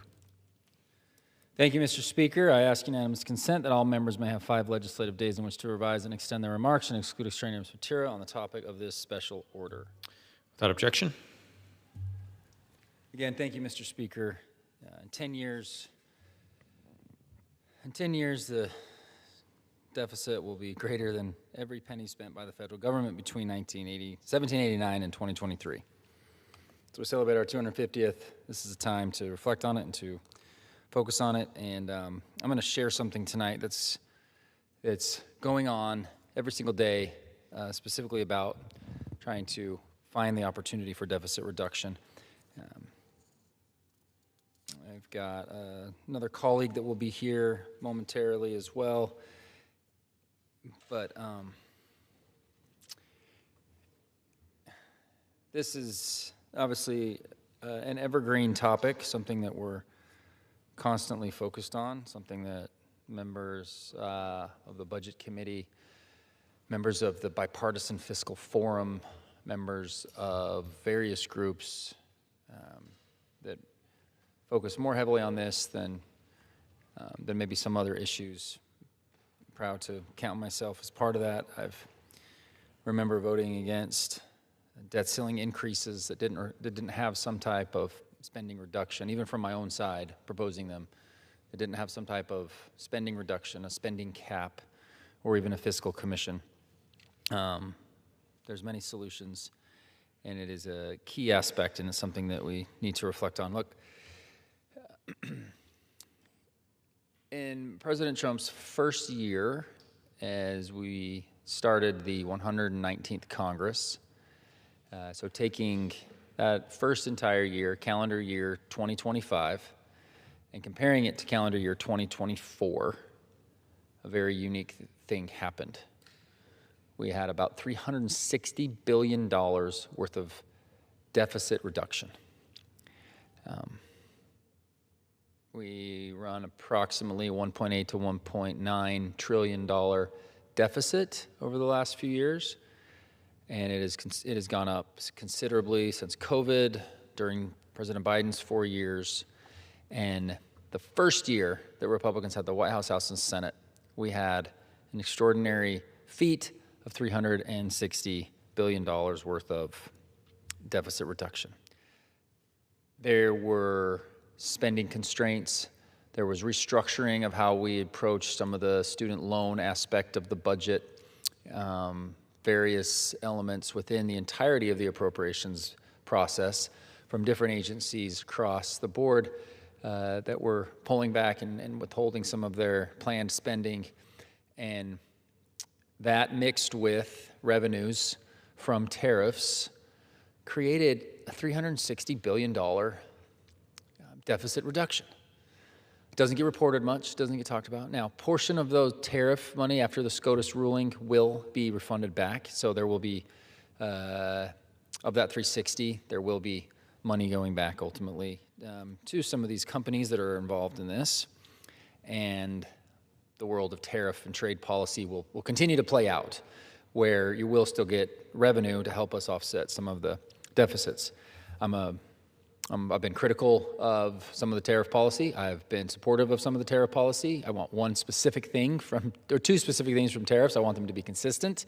If they are going to exist, I want them to be consistent, something the companies and business folks and families can plan on, as well as be a positive contributor to reducing deficits. And I think there's an opportunity to do both of those things, and we're seeing that play out. I'm going to talk a little bit tonight about what is actually going on with one of the most important aspects of the constant churn of us reducing deficits, and that is what is taking place within some of our government, our administrative agencies on finding fraud. And I'm going to share some anecdotes, share some data, and I look forward to doing that. Before I do that, I want to, as I mentioned, we've got a colleague here that is going to share a brief message. I'm going to yield him as much time as he may consume to the gentleman from the great state of North Carolina. Thank you so much, Mr. Moore. Mr. Speaker, our national debt has now surpassed $39 trillion. And every second that we fail to address it, that number continues to grow, placing an even greater burden on future generations. Families across Western North Carolina understand just a simple truth. You can't spend money that you don't have. They balance their budgets, make difficult decisions, and expect their government to do the same. Unfortunately, Washington has spent far too long doing just the opposite. Decades of unchecked spending have left us with rising interest payments, growing deficits, and fewer resources available for the priorities that really matter. As a member of the House Appropriations Committee, I've worked to ensure that we are good stewards of every taxpayer dollar. That means supporting our national defense, strengthening border security, helping communities recover from disasters like Hurricane Helene, and funding the essential functions of government, while still looking for every opportunity to eliminate waste and fraud and abuse. Through the fiscal year 2027 appropriations process, House Republicans continued efforts to be responsible stewards of taxpayer dollars by identifying several savings, reducing unnecessary spending, eliminating wasteful programs, and ensuring funding is focused on the federal government's core responsibilities. We didn't create a $39 trillion debt overnight, and we're not going to solve it overnight. But every responsible spending decision moves us in the right direction. The American people deserve a government that lives within its means, just as they do every day. It's time to restore fiscal responsibility, reduce the deficit, and leave the next generation with a far stronger financial future. And with that, I yield back. Thank you to the gentleman from North Carolina. I appreciate his message and his focus on these very important issues. Speaker, as I was mentioning, no question, we have a major issue in front of us. And over the last 18 months, as I've gone back home and had a chance to share a lot of the specifics as to the gains that we're making by the reductions, I wanted to just highlight some of this. You know, as our federal debt continues to grow unsustainably and major trust fund programs face looming insolvency, when we add insult to injury here, there is rampant fraud across our country. If we want to get a handle on our national debt, we also need to address what I will call the invisible tax on the American people. And the data is staggering. The data are staggering. The Government Accountability Office estimates that U.S. government losses, the U.S. government loses as much as $500 billion in federal funds every year to fraud. So $500 billion is wasted because fraudsters and scammers cheat our systems. That's $400 per American household every year, completely wasted. And if there's one thing that infuriates every American, it's the waste of their hard-earned taxpayer dollars. I find that in my own life. My wife and I are budgeting and everything, and we look first, like the part that's frustrating. It's not that you don't have to spend, it's not that you don't have to invest in areas, but you have to eliminate the waste. So families working hard to play by the rules, fraudsters are stealing millions, hundreds of millions of dollars from child care programs. So to address this, the House Republicans recently passed the Stop Child Care Scams Act, forcing accountability when states repeatedly fail to fix fraud and serious program violations. Fake ghost students are draining $180 million in financial aid that should be helping hardworking American students. So I'm supporting the ID verification before tax dollars to support those programs go out the door. Reports have exposed fraud in states like Minnesota and California. Even states like Florida have had many issues in this regard. They have industrial scale theft, and it's gone unabated for years. 1/3 of all hospices in the entire country, 1/3 of hospice companies in the entire country are in Los Angeles. And CMS estimates that at least half of those are fraudulent. 800 of those hospices have now been suspended. Numbers I had from just a couple months ago was that they suspended licenses of 400. They've even had a chance to do more, but they suspended 400 licenses and really only heard back from 12, meaning that 12 were probably running legitimate businesses, and they identified through good data analytics, investing in targeting the right areas where we anticipate there being significant fraud, and they are taking action. And then, hey, if somebody reaches out and says, whoa, what's going on? Why did you cancel our license? It's a legitimate business. They're doing legitimate work. They can show that. But the overwhelming majority they had pinpointed it. They suspected some level of fraud, and it appears to be very accurate. Another anecdote that I just got recently, just this week, from a meeting with members within this agency, CMS, they have sent letters to, your Medicare number, patient number, you are signed up for a hospice treatment, so your hospice care. And they have an opportunity to send correspondence to these folks. Hey, just confirming that you have initiated hospice care. Could you, let us know? 15% have come back from states. I think the exact states they're from the Southwest, California, Nevada, I believe Arizona. Those 3 states came back. 15% of the people that they were sending letters to were saying, no, I'm not on hospice. Right, and majority of that was sort of focused in this area. For some reason, Los Angeles area went rampant in this hospice world. 90 companies associated with one address, and I've worked in the durable medical equipment industry before, and there's equipment, there's call centers, there's workforce. You can't run 90 companies out of one location, but this is what these dedicated men and women within our organizations, within this administration, are going out to try to find. These are real numbers, real examples. This is not made up. And when I get the chance to go back and share this at home, they're really frustrated. They're also proud that this type of fraud doesn't stem from Utah. It's a moment of some recognition. States have a huge responsibility to play with respect to how these programs are implemented, and the states need to do a good job. And proud to say Utah has been deemed, be very strong in this case, and I'm really impressed with the professionalism that what I'm seeing, and they continue to go and identify this. They're using good data analytics to be able to figure out where the potential might be next and go after it. So it's something that I share tonight as we, highlight these issues of deficits, that this is going on daily. And as part of that first year of success of $360 billion, this is part of it.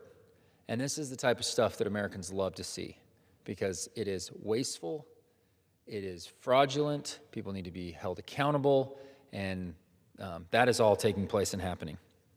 Just this week, the Labor Department sent a strike team to New York to crack down on unemployment insurance fraud that is costing taxpayers an estimated $2 million a day.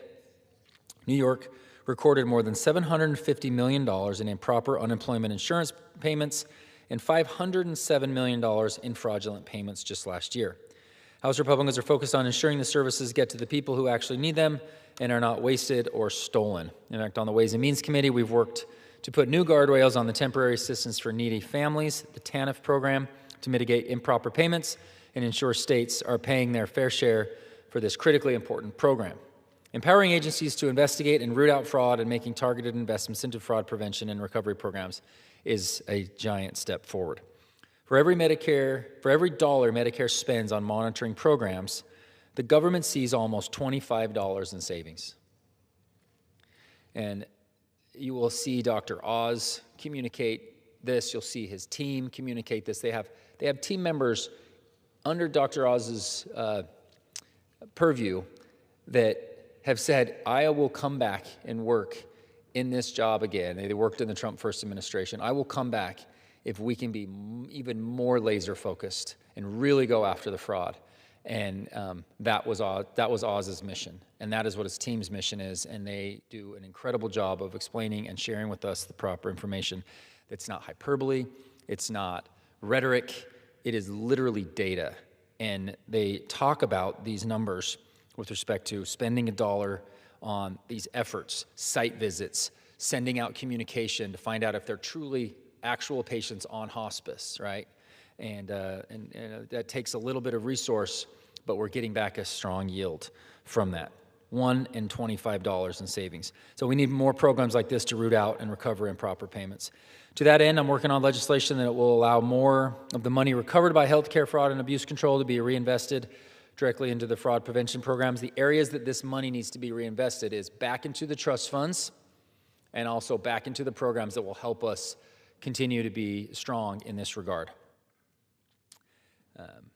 Earlier this year, House Republicans passed the Fraud Prevention and Accountability Act, legislation that strengthened fraud prevention across the federal government and helped protect taxpayer dollars from fraud, scams, and abuse.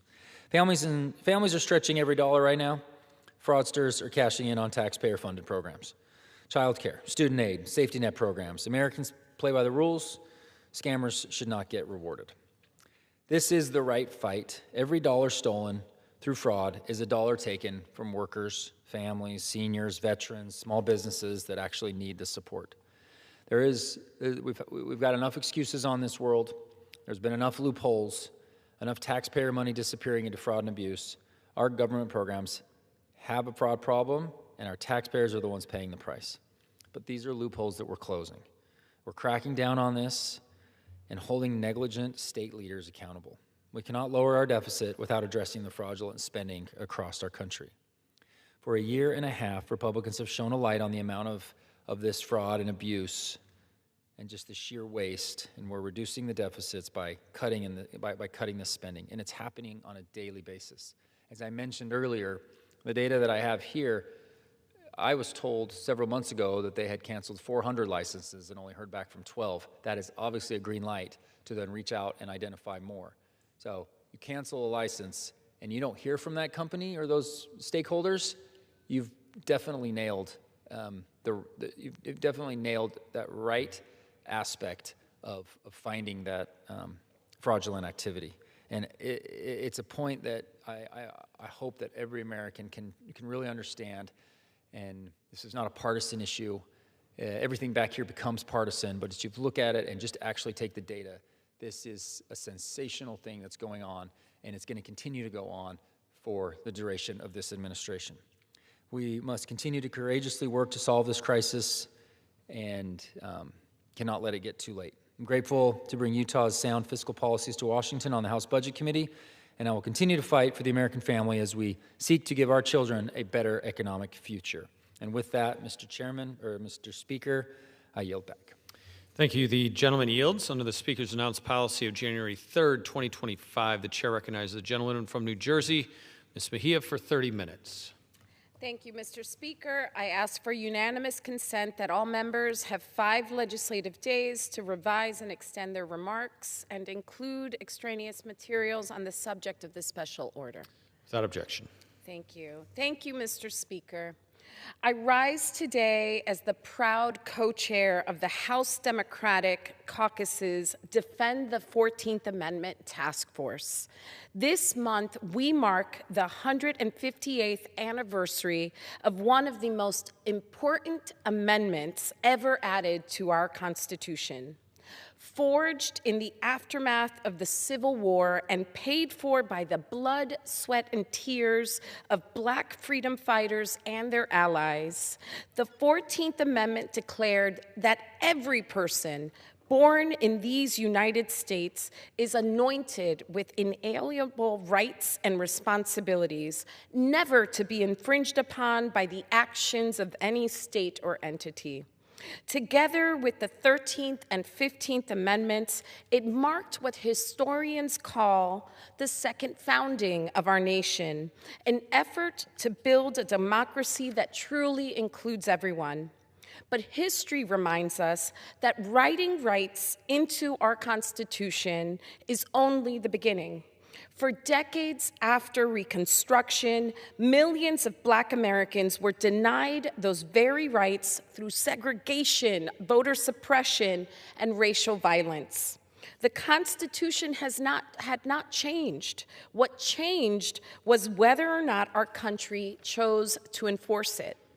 It took generations of organizing and sacrifice before Congress passed the Voting Rights Act of 1965 and began making good on the promise that existed for nearly a century. That history matters because it teaches us an important lesson. Constitutional rights do not appear or disappear overnight. They are built or weakened piece by piece, action by action. Court decisions, legislation, political rhetoric, actions that slowly erode the institutions designed to protect our democracy. Viewed in isolation, the current challenges to birthright citizenship, due process, equal protection, and the freedom to vote may seem like isolated political actions, but viewed together, it becomes crystal clear that our Constitution and the promise of our second founding is under attack. What's more, it is clear that it is our duty as true patriots to combat it. That is why House Democrats created the Defend the 14th Amendment Task Force. Our mission is simple: defend the constitutional rights that generations of Americans fought to secure. Our rights are not guaranteed simply because they're written down.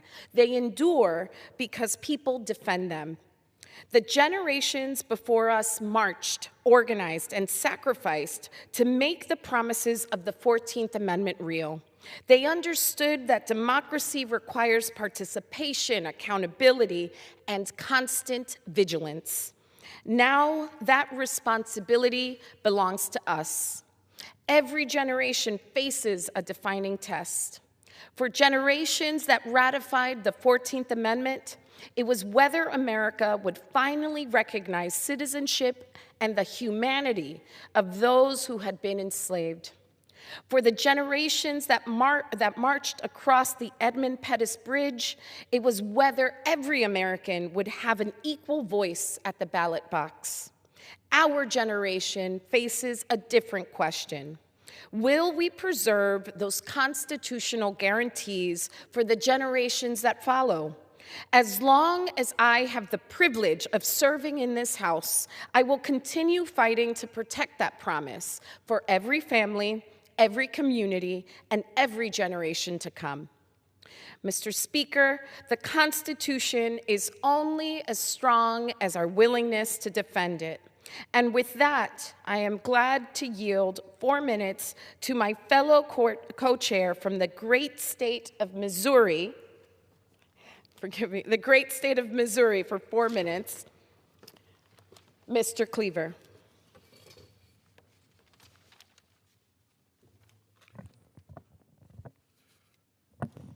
Thank you, Madam Chair.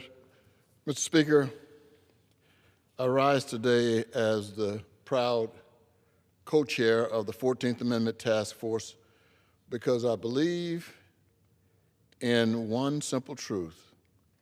The 14th Amendment is now under siege. For more than 150 years, this amendment has stood as one of the greatest promises our nation has ever made, that every person born in this country is entitled to equal protection under the law, and that no government may deny anyone due process simply because of who they are or where they were an immigrant from. It was born from one of the darkest chapters in American history. After slavery ended, our nation faced a choice. We could preserve injustice under a different name, or we could expand the promise of freedom. The 14th Amendment was our answer. It declared boldly that citizenship could not be rationed, that equality could not be optional, and that liberty belonged to all of us. But today, that promise is being tested. This administration has made no secret of its willingness to chip away at the constitutional protections generations of Americans have fought, marched, bled, and even died to secure. They are using every tool at their disposal to weaken the very rights that safeguard us all. For me, this fight is deeply personal. I was born in the Jim Crow South, a little place called Waxahachie, Texas. I came of age in a nation where equal protection existed only on paper, long before it existed in practice. I marched with the Southern Christian Leadership Conference starting when I was 15 years old. The SCLC was led by a young preacher by the name of Martin Luther King, Jr. And I marched because I believed America could become what it claimed to be. I believed that the Constitution should protect every citizen equally. I witnessed firsthand what happened when governments decide some people deserve fewer rights than others. The progress we celebrate today did not happen by accident. It happened because brave Americans demanded that the 14th Amendment finally be honored. It was the Equal Protection Clause that became the constitutional foundation for Brown versus Board of Education, ending legally sanctioned segregation in our public schools. It was the 14th Amendment that strengthened the fight against discriminatory voting laws, housing discrimination, and unequal treatment in employment. It was the 14th Amendment that has protected interracial marriage, expanded equality for women, safeguarded the rights of people with disabilities, and affirmed the dignity of LGBTQ Americans. Time and time again, when our nation has taken a step toward justice, it has done so because someone stood up and insisted that the words of the 14th Amendment actually meant what they say. That's why attack of any kind on equal protection and due process are not isolated legal disputes. They are attacks on the very foundation of modern civil rights. They are attacks on the constitutional principle that tell every child they matter before the law. They are the attacks on the guarantees that protect workers from exploitation, families from discrimination, religious liberty, voting rights, and the simple expectation that government must treat people fairly. When government weakens these protections for one group, it weakens them for everyone. History teaches us that constitutional rights are rarely lost all at once. They're chipped away slowly. One exception, one excuse, one precedent at a time, until Americans wake up and discover that what once seemed guaranteed has quietly disappeared. We cannot allow this to happen. Our constituents know what is at stake. They understand that the promise of America has been bigger than politics. They know that the Constitution belongs to every American, not just those in power. So as the co-chair of the 14th Amendment Task Force, I stand with my colleagues in defense of one of the most important guarantees ever written into our Constitution. We will defend equal protection. We will defend due process. We will defend, yes, birthright citizenship. And we will continue fighting until the promise of the 14th Amendment is not merely something we celebrate in history books, but something that every American can experience in their daily lives. The struggle to perfect our union has never been easy, but every generation is called to protect the freedoms it inherited.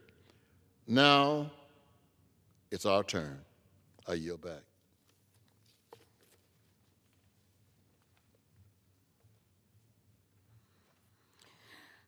Mr. Speaker, it is my honor to yield the floor for 4 minutes to my fellow co-chair from the great state of Washington, Ms. Randall.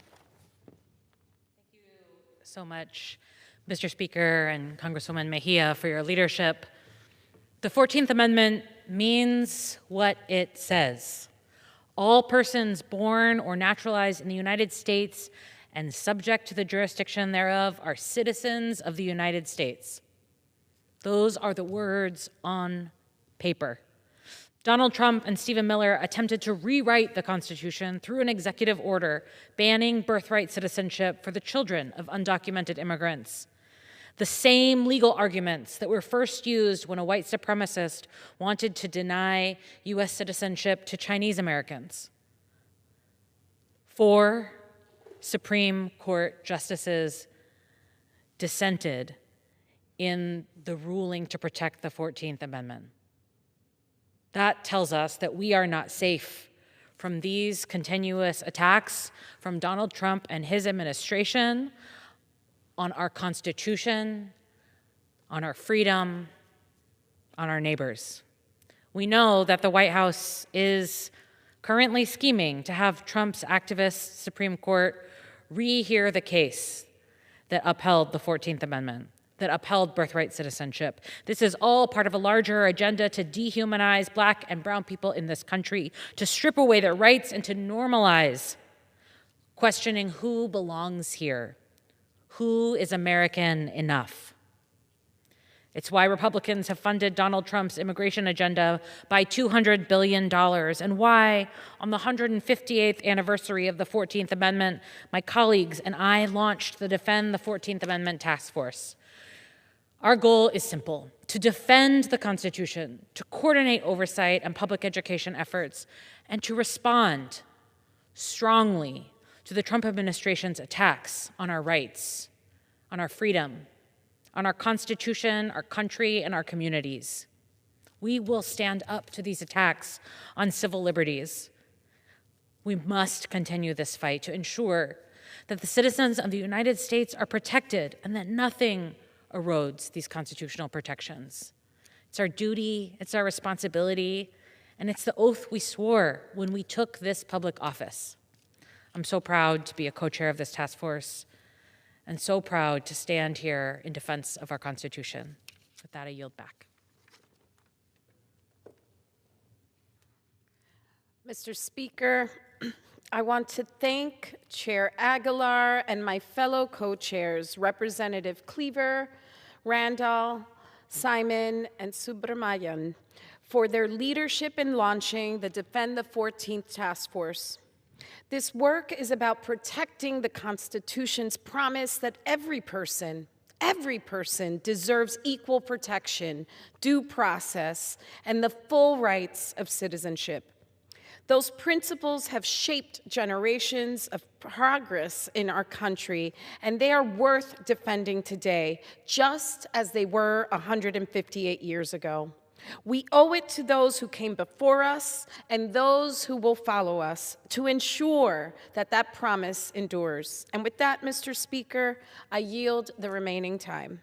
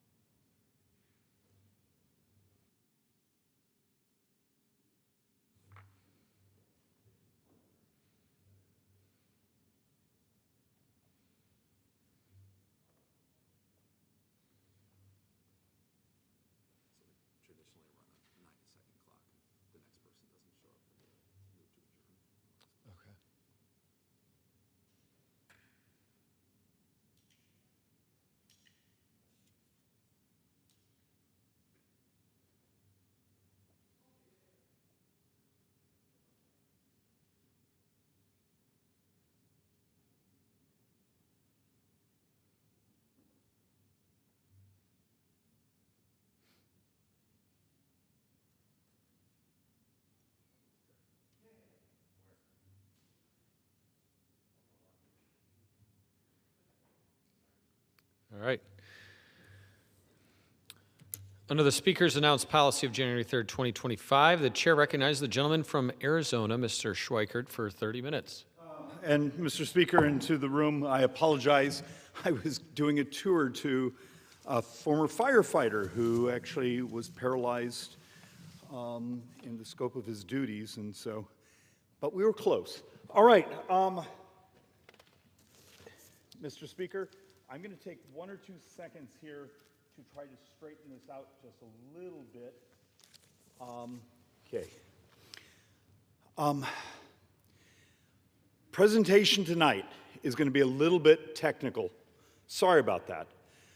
So if you don't like math, if you don't like demographics, if you don't actually want to deal with the math I'm going to give you, now would be a good time to go find something on Netflix.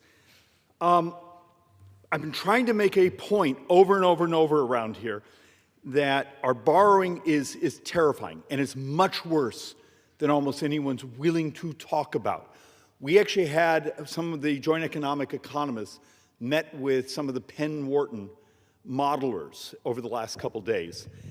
And when they use their population statistics, some of the coming years are even uglier than we get from CBO, when we get from O&B, and actually we get from some of the other scores. So let's actually just sort of start this and put this in perspective, and then understand there are solutions. You don't pay off the debt, but you can stabilize it.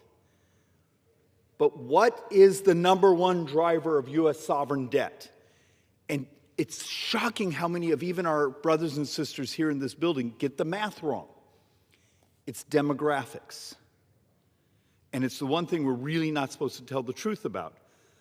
Next year, there's a model that says we will have fewer under 18 than we had 20 years ago.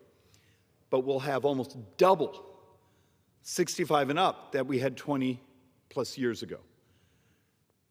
It's baby boomers, and we've gone decade and decade and decade without enough children. It's just math. Is that Republican or Democrat? It's just math. So once again, all right, let's do this. And for those of you who've actually paid attention over the years, you've noticed over the time we talk about discretionary outlays. Today it's down to about 25%. What's blue here is what your member of Congress actually gets to vote on. What's red here is almost all formulaic. And that's part of the problem. A member of Congress today, we could all hold hands, sing kumbaya, love each other, get rid of every dime that's discretionary. Now that's non-defense and defense, but it's what we vote on, and you still couldn't balance the budget. Remember, last year for every dollar we took in, we spent $1.43. So far this year, and look, I'm hoping it bends back down, but this year the number's even worse. Interest this year, our model, just interest, total interest. So the interest we have to pay back the trust funds, the interest we have to pay the people who are willing to buy U.S. bonds, it's the second biggest expense in the federal government. So Social Security, interest, Medicare, Medicaid and Obamacare subsidies, defense. Once again, remember, defense, the thing that's in the Constitution, is actually number 5. And that interest may come in close to $1.3 trillion this year. That's about 20%. One of my charts is going to say 19, but my math is closer to 20% of all tax receipts go just to pay interest. And I'm going to say this 2 or 3 times in different ways. In 9 budget years, we have a model that says 30 to 33% of all the tax receipts will go just to interest. So you pay $1 in 9 years. What happens if a third of that money functionally is just covering the interest on the debt pileup? So important to understand this chart and why we show it. We often start with it all the time. All right, let's keep doing this. Net interest as a percentage of total revenues would approach 30%. And understand, we have a model that actually is over 30. It's actually as high as 33%. So here we are. Right now, we're in this slot here. So 19 to 20% of all of our tax receipts is going to interest in 9 budget years. This should terrify you. How many bridges, how many helping people get healthy, how many benefits is the interest paying? No, I mean, it does benefit those who buy the bonds, and there's the Ray Dalio theory of it's still money circulating back into the economy, but it's money that does not go to meet the mission of the federal government. It's basically paying for past spending. And the ethical question here is borrowing a tax hike? Now, for some of the anti-tax groups, I love them. I would cut spending dramatically. I voted that way, and I'm in a tough district. But let's be honest, this place, what's the running joke here, Mr. Speaker? No one ever got unelected by spending too much money. And it's sort of perverse, but the bond market will basically be running the federal government in the next few years because the influence it will have and the damage it can do to us. So that's a percentage to understand. So let's actually dig in it a little bit more. Oh, let's get this. Sorry, the boards, because I started late, are all upside down. So forgive me, I'm going to be bouncing these around. The rising national debt will lower wages. This is something we've been looking at over and over and over. We keep talking about affordability. Last week or 2 weeks ago, I brought you an academic paper and showed you some charts that basically said if mortgage rates, a 30-year home loan rate today is, what, it's running 6.5, 6.7. If we weren't borrowing as much money as we are today, it would be 5.5, a full percentage point lower. And we were showing how that's several $1,000s a year on the average home price in America. So next time someone's talking about, we need to do stuff on home affordability, we absolutely do. One of the most powerful things we could do is actually convince the bond markets that the borrowing isn't going to keep going up, going up, and going up, and going up. That actually the federal government, and remember, it's federal governments all over the world, are just binging because of their demographics. They now have their retirement populations. They need to finance those benefits. And almost everything we're doing now is on borrowed money. So just to understand, there's a principle out there, whether it be your home loan being almost actually over a full point higher in interest rate because of federal government borrowing, we're also suppressing your wages. Because that capital, when it's in the market, helps business, plant and equipment keep investing in more productivity. Higher productivity actually means you can pay people more. Remember your old high school economics class? The two ways you raise wages, inflation, well, that doesn't get you anything. It just means your wages go up, but your purchasing power had gone down. Or productivity, you're making more whatever you did because you invested in plant and equipment or better processes or better technology. That technology can't be financed because the federal government pushed up interest rates and consumed the capital. All right, that hopefully making sense. So let's do this. Remember I was trying to talk about housing affordability? Well, this is also another chart to just sort of understand what this means, that on an average price home in my marketplace, which is the Phoenix, Scottsdale, Tempe sort of area, a home just a little under $500,000 with no down payment, so we just mortgaged the whole thing. What if you could get what our model says, if we weren't borrowing so much, you get a 5.5% rate in today's market. But if you actually look at what we've done to mortgage rates, that differential costs you several $1,000s over that year. Just to understand what this does. Okay, so let's have a little more fun here. Now I did this one because I'm going to do a whole section here on labor force participation. And you go, who cares?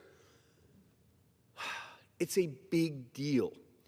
And we're seeing some really funky numbers out there in some of that. And some of it's because we're getting older. Some of it is younger people are entering the labor force later. But there's some hope on that side of the ledger, but there's some difficulty here. So I decided I would grab actually a couple slides from Arizona, just to sort of demonstrate labor force participation rates in Arizona. And you see this red line here? So the blue is America. Why is Arizona crashed? Well, we actually have some problems. Arizona, particularly the Phoenix, Tucson area, had become sort of the back office, the call centers, the back office accounting centers of America. Much of this type of job has now become automated. And now we're starting to see it in our job numbers and the number of people who are actually choosing to leave the labor force because they're older and they're actually given up looking. But take a look at this chart and you start to understand what we're seeing. And this number is actually fairly recent. This is as of May 26, so this isn't old data. We always think of Arizona as being this remarkable growth center. Reality right now, we've stumbled. And we're going to have to really do some things to actually start to deal with the reality of what's going on in our labor market. And as you actually take a look at it even further, just because I love my state and I care, this is the national unemployment rate. And you see this spiking here? This is basically us right now, particularly what's been happening over the last several months. Our unemployment rates are actually really starting to spike up, and we're starting to see a real differential of Arizona compared to the rest of the country. This is what happens when you don't fixate on bringing the next generation of employment into your marketplace. All right. So let's geek out a little bit more. And I'm going to show you this chart because it's absurd. It's a chart that makes me... Social Security actuaries basically published a report, 3 weeks ago. And yes, I have a tabbed copy, and I meant to bring it up here, but we were out doing the tour. I want you to see something. You tell me how the Social Security actuaries came up with this number. So right here, this is actually U.S. population. And they have it falling and falling and falling, so a little beyond, so call it 2027. And then suddenly, they have U.S. population coming back up. We don't see this on Census Bureau data. We don't see this in some of the university data. We don't see this on some of the population statistics groups. But somehow, the actuaries for the Social Security actually say, well, we're going to get several years down, and the population's going, birth rates are going to continue to fall, fertility rates are going to continue to fall, but then suddenly, magically, they're going to come back. And that's why so many of us are so concerned about the long-run numbers they've published, because this growth rate in fertility population, I don't think matches reality. And so when you have people talk about, hey, in 6 years, 3 months, the Social Security actuaries have the trust fund being empty.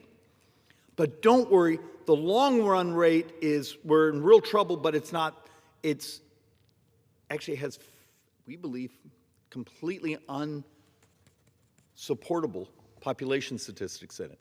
All right, so that was my attempt to mock the Social Security actuary report. All right, and I'm sorry for me going fast, but I only have about 20 more minutes to try to do this. This chart is really, really important, and it's new to us. So net entries into the labor force. If the Social Security Trust Fund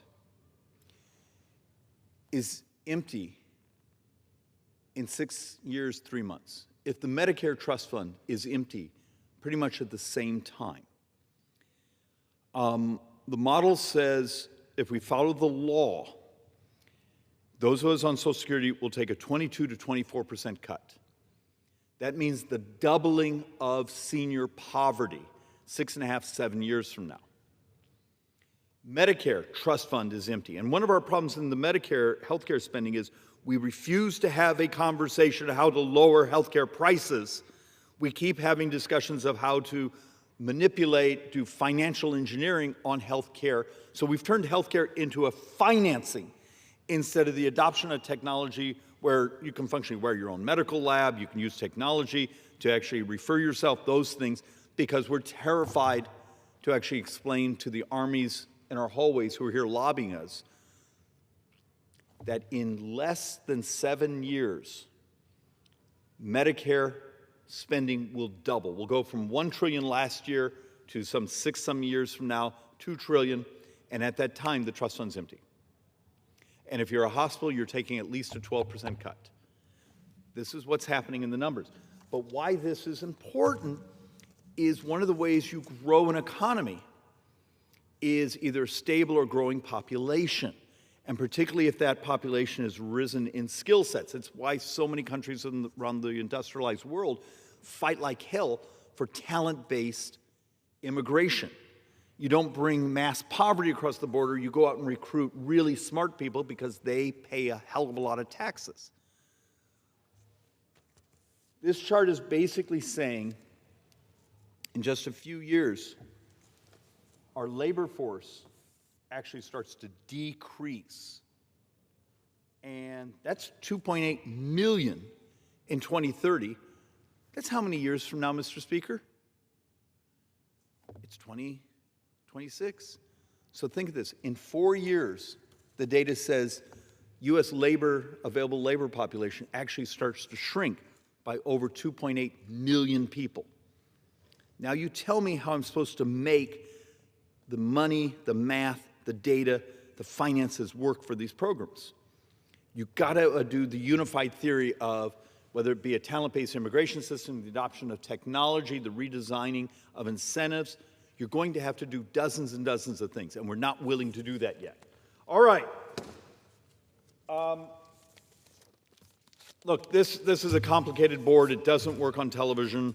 It doesn't really work on a floor speech, but I just need you to understand what we're looking at is because we're aging as a population without enough young people, that are percentages who are available to us. This is 2026. This is 1977. It would basically explain when I was a kid in the 70s, for every dollar we spent on seniors, we spent almost $7 on people that were functionally young. Today, that number's flipped. And it's just flipped because the demographics have flipped. It's the same thing has happened here with who's available to be in the labor force. Much of our labor force population now is much older. You know, the available for young is half what we had when I was young. It's just baby boomers. And we knew people were going to turn 65 for how many years? I mean, this place in some ways is so incredibly absurd in its unwillingness to basically do basic math. I remember sitting in a statistics class like 1981, and the professor then was talking about what baby boomers meant to the economy. Here I am, a member of Congress all these years later, and it's like we're just now discovering it. All right. Here's actually something, it is hopeful, but the next slide will actually take the wind out of your sails. So prime age labor force participation, so the people we consider sort of in their prime working years. Actually, we're doing really well here. Some of the growth in the economy, some of the investment in the economy, for prime age, we got 84%. But here's my problem. Labor force participation of those 55 and up has been crashing. There's lots of reasons to debate this and discuss this. Is this skill sets? Is it the adoption of technology? Is it the wealth effects of, as asset prices have gone up so much, we have people able to retire early? It's a combination of everything. But these workers are often our most productive. So just understand, prime working age people are actually doing really well working, being in the labor force. Those of us who are older, we've been disappearing like crazy. And we actually see that in our productivity numbers. All right. Sorry, I warned you this was going to be a little geeky. Mr. Speaker, may I inquire to how many minutes I have left? The gentleman has 10 minutes remaining. Excellent. I'm probably going to use every one of them. No, I'll try to go as fast as I can here. U.S. population age 65 and up. If you and I go back to 2011, 41 million. This year, I have 63 million. Okay. Wonderful. I'm one of these. I'm basically 64. Now, I understand, my wife and I are both 64, and I have a 4-year-old and a 10-year-old, so we're very optimistic about the future, or we're out of our minds. But we all knew this was happening. So we did what to shore up the trust funds? We did what to basically incentivize our brothers and sisters to stay in the labor force if they wanted to? We had dozens of things. I've been here 16 years, and I've spent most of the time trying to get this place to actually deal with the reality of, let's save Social Security, let's actually save Medicare, let's do those things that help us grow, let's adopt the technologies so we can crash the price of health care. And I've had some success on the edges, but I lose to the armies of lobbyists that are in the hallways here that lose their minds that we might change their business models. Look, Mr. Speaker, we're now borrowing about $90,000 every second. Today, we will borrow about $7 billion. The current burn rate so far this fiscal year, just this fiscal year, we're going to come in close to $2.2, $2.3 trillion of borrowing. And yet we have higher interest rates. How long is the bond market going to keep saying, we're going to finance you because how much of the benefits that our brothers and sisters who are older have earned, we're actually borrowing the money.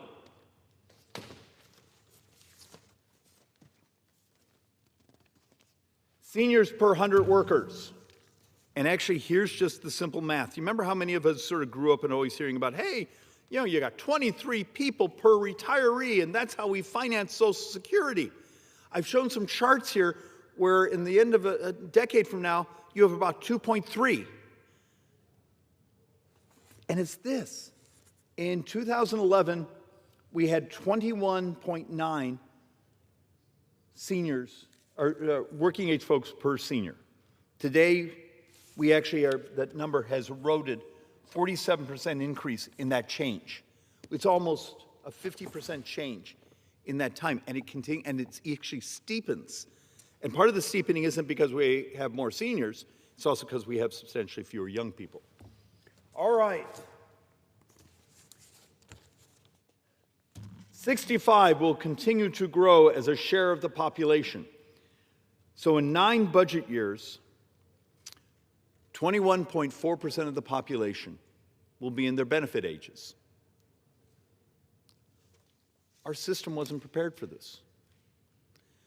In 26 months from now, I should have double-checked the math, over half of the federal spending, over half the federal spending will go to those of us 65 and up. Not half of the tax receipts. Remember, if you're borrowing $2.3 trillion on top, but think about that. Our government functionally is an insurance company with an army. All right, and this is actually one of my intense frustrations, that we take a look. The trustee population, this is the trustees' report, projects a significant more optimistic than the sources. Remember, I showed you a chart there, and I was somewhat mocking the trustees' report, basically saying they have this magic thing where fertility rates crash and crash and crash and crash, and that's within the next 9 years, and then suddenly, magically, it explodes upward. No one else has that. So here's the Medicare and Social Security actuaries, trustees, saying, oh, well, we're going to go along, but magically, when we get to 2030, they're going to start to go up where everyone else.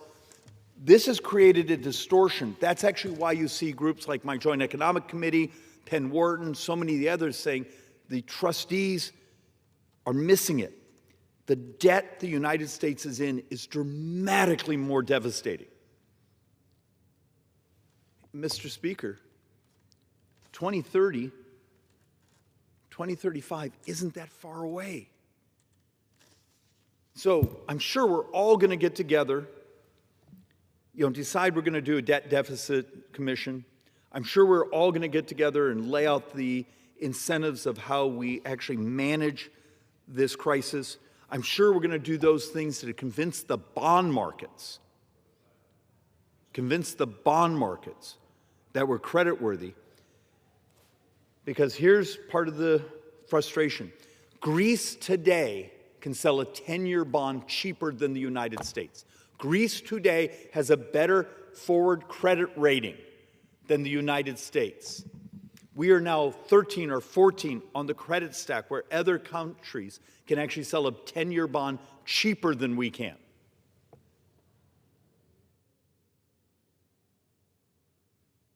And I just keep wondering, I've been coming behind this microphone for almost a decade and a half. We've been introducing pieces of legislation that could revolutionize the costs of healthcare, could actually make government dramatically more efficient. And I almost can't get a single member of Congress to co-sponsor any of these, because you have to go to war with all the lobbyists, because it means changing the bureaucracies or the business models out there. It's like they basically have this attitude: screw the society, screw my kids, screw your retirement.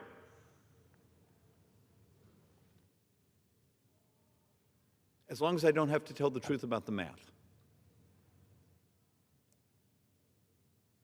Today, your government borrowed about $90,000 a second. Yesterday, we borrowed about $90,000 a second. Tomorrow, we're going to borrow, that's like $7 billion today. And we will argue for hours here on the floor for millions. And I need you to see a chart. If this is $1 billion, if this is $1 trillion, millions is basically this tiny little. The lack of calculators here is the destruction of this republic. For those who actually tell me, David, it's waste and fraud, it's this and that. I've done presentations to show you our best calculations of waste and fraud is, it's a problem, but it's a sliver. Because the majority of what we call waste and fraud is actually the waste. It is the way we have designed programs. And Mr. Speaker, I don't believe my brothers and sisters here are actually willing to do the hard things and tell the truth about the math and then redesign these programs because it means getting the crap kicked out of you by the lobbying and the business models out there, that it means creating a revolution of taking on the debt and deficits. We will pay a remarkable price for the fact that the Penn-Wharton models within a decade had us actually already approaching the no-go numbers of being able to sell our U.S. debt. And at that point, the bonds explode and the bond market runs this country. And with that, I yield back.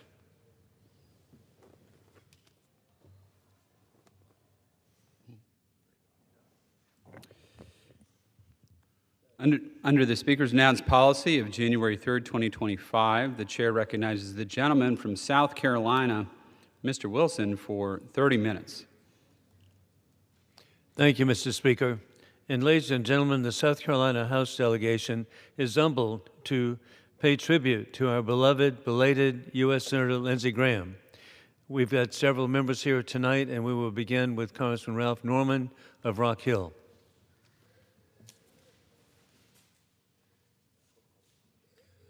First of all, I want to thank Congressman Wilson for organizing this tribute to a dear friend of all of us, not only in South Carolina, but all over every state in this country.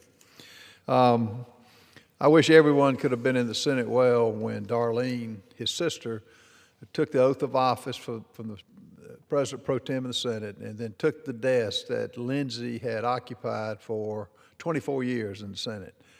It was moving. It was a tribute to Lindsey Graham that she was able to do this, and appointed by Governor McMaster. Lindsey understood that success in South Carolina meant looking out for every South Carolinian. Whether it was a major defense project or a small town infrastructure need, he fought to bring federal resources back to South Carolina and make sure that every corner of our state had a voice in Washington, D.C. From securing the Medal of Honor for a Marine, Major James Capers, that after a 5-year time frame to work to get Major Capers the Medal of Honor, we succeeded. Lindsey was a part of that. To supporting our military installations, strengthening our border security, defending the rights of states, and advancing priorities that benefit South Carolina. We worked side by side on issues that mattered to those back home. He believed in delivering results, not just making speeches. He knew that the work of elected officials is measured by what they accomplish for the people they represent, and he consistently fought to ensure that South Carolina received its fair share of opportunities. We didn't have to agree on every issue. Lindsey never had an enemy that I knew of, and you could disagree with him, and while not being disagreeable. When there was an opportunity to move the state forward, Lindsey was willing to put the work in. This was evidenced to me when I went on a trip into Munich, Germany back in 2020. And I think it was a 4-day trip, and I watched him go to every meeting of every country that was there primarily to share ideas and to bring companies back to the United States, which benefited every state in the Union. He had a passion for that, particularly a passion for Ukraine and other countries that he had a belief in. His legacy will include far more than legislation. It will be remembered in the communities that benefited from his advocacy, the veterans he fought for, the historic sites he worked to preserve, and the love he continuously included and worked for countless South Carolinians. Lives were improved. Families were so beneficial on the efforts that they showed. He had a constituency staff second to none. If you called Lindsey Graham's office, he did what he could to help you out, regardless of whether you were from South Carolina or not. He was a funny man. Like any good comedian, it's not what he said, it's how he said it. So Lindsey Graham made his life work for the betterment of South Carolina and the betterment of others. He will be sorely missed in this state and sorely missed by Darlene, who he raised and adopted after both parents died. We thank him for a life well lived. And again, Joe, thank you for having this moment to recognize a great man. I yield back to you. And Congressman Ralph Norman, thank you for your heartfelt comments. Indeed, I agree with the appreciated talk radio show host Kelly Nash, WVOC, who correctly began statewide broadcasting Monday that South Carolinians are heartbroken upon learning of the passing of U.S. Senator Lindsey Graham on Saturday. I will always be grateful for my decades-long association with Senator Graham as we served together. He was the South Carolina Air Guard Staff Judge Advocate, and I was the South Carolina Army Staff Judge Advocate serving together. Courageously, after one of our drill days, he announced to me his candidacy for the State House from Oconee County, South Carolina. I immediately congratulated him, but then I caught myself, and that is I remembered that, in fact, nobody from our party had ever been elected from Oconee County to the State House. But indeed, he made history and became the first Republican elected from Oconee to the State House of South Carolina. Sunday morning, when I spoke with President Donald Trump, I knew he shared the grief of all South Carolinians. It was just heartfelt to hear him as we reviewed the service of Senator Graham, understanding that he truly was a champion for peace through strength, dedicated through public service, his military career, his service as a veteran, and his service in the State House, U.S. Senate, and in every way backing up the people of South Carolina. Senator Graham's last week of life was symbolic of his dedication for America. He attended the NATO summit in Ankara, Turkey, and while he was there, he met with President Ahmad al-Shara of Syria. And it was really very significant because he had been skeptical, as many people, about the new government of Syria. But he had, upon meeting with President al-Shara, identified that President Donald Trump was correct. Give Syria a chance.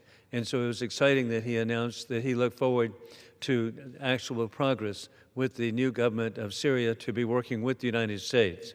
Additionally, and he next went to Kyiv, Ukraine.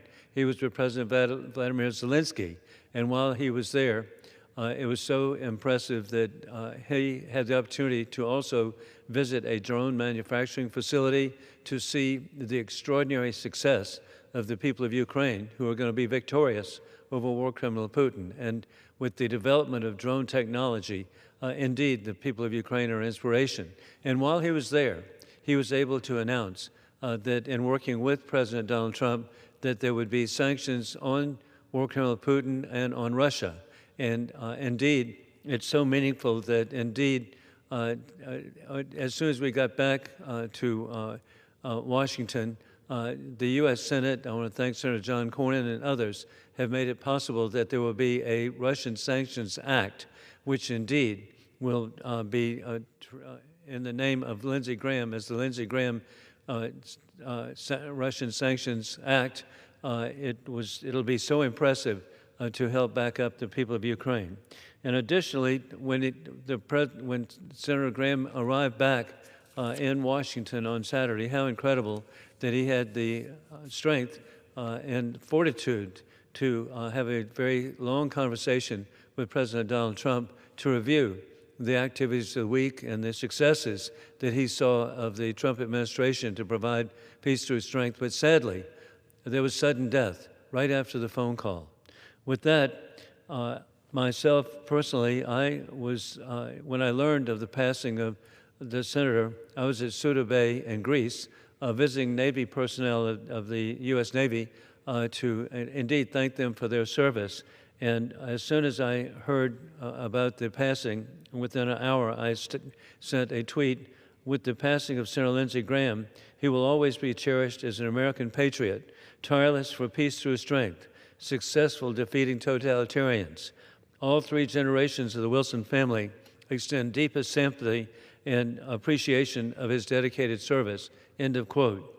The three generations of the Wilson family begin with my wife, Roxanne, and myself, and then I'm really grateful for our son, Attorney General Alan Wilson, who we have really been so appreciative was to be on the Lindsey Graham Republican ticket as the nominee for governor of South Carolina in November. And so the Wilson family is so happy to work with persons, and now with Darlene Graham. What a wonderful person. And then our third generation, actually Houston Wilson of SMU, served as a Graham U.S. Senate floor page. So over and over again, our family appreciates personally, and the people of South Carolina are so grateful for the service of Senator Lindsey Graham. I'm also very happy that we have been joined by Congressman Russell Fry of Surfside Beach.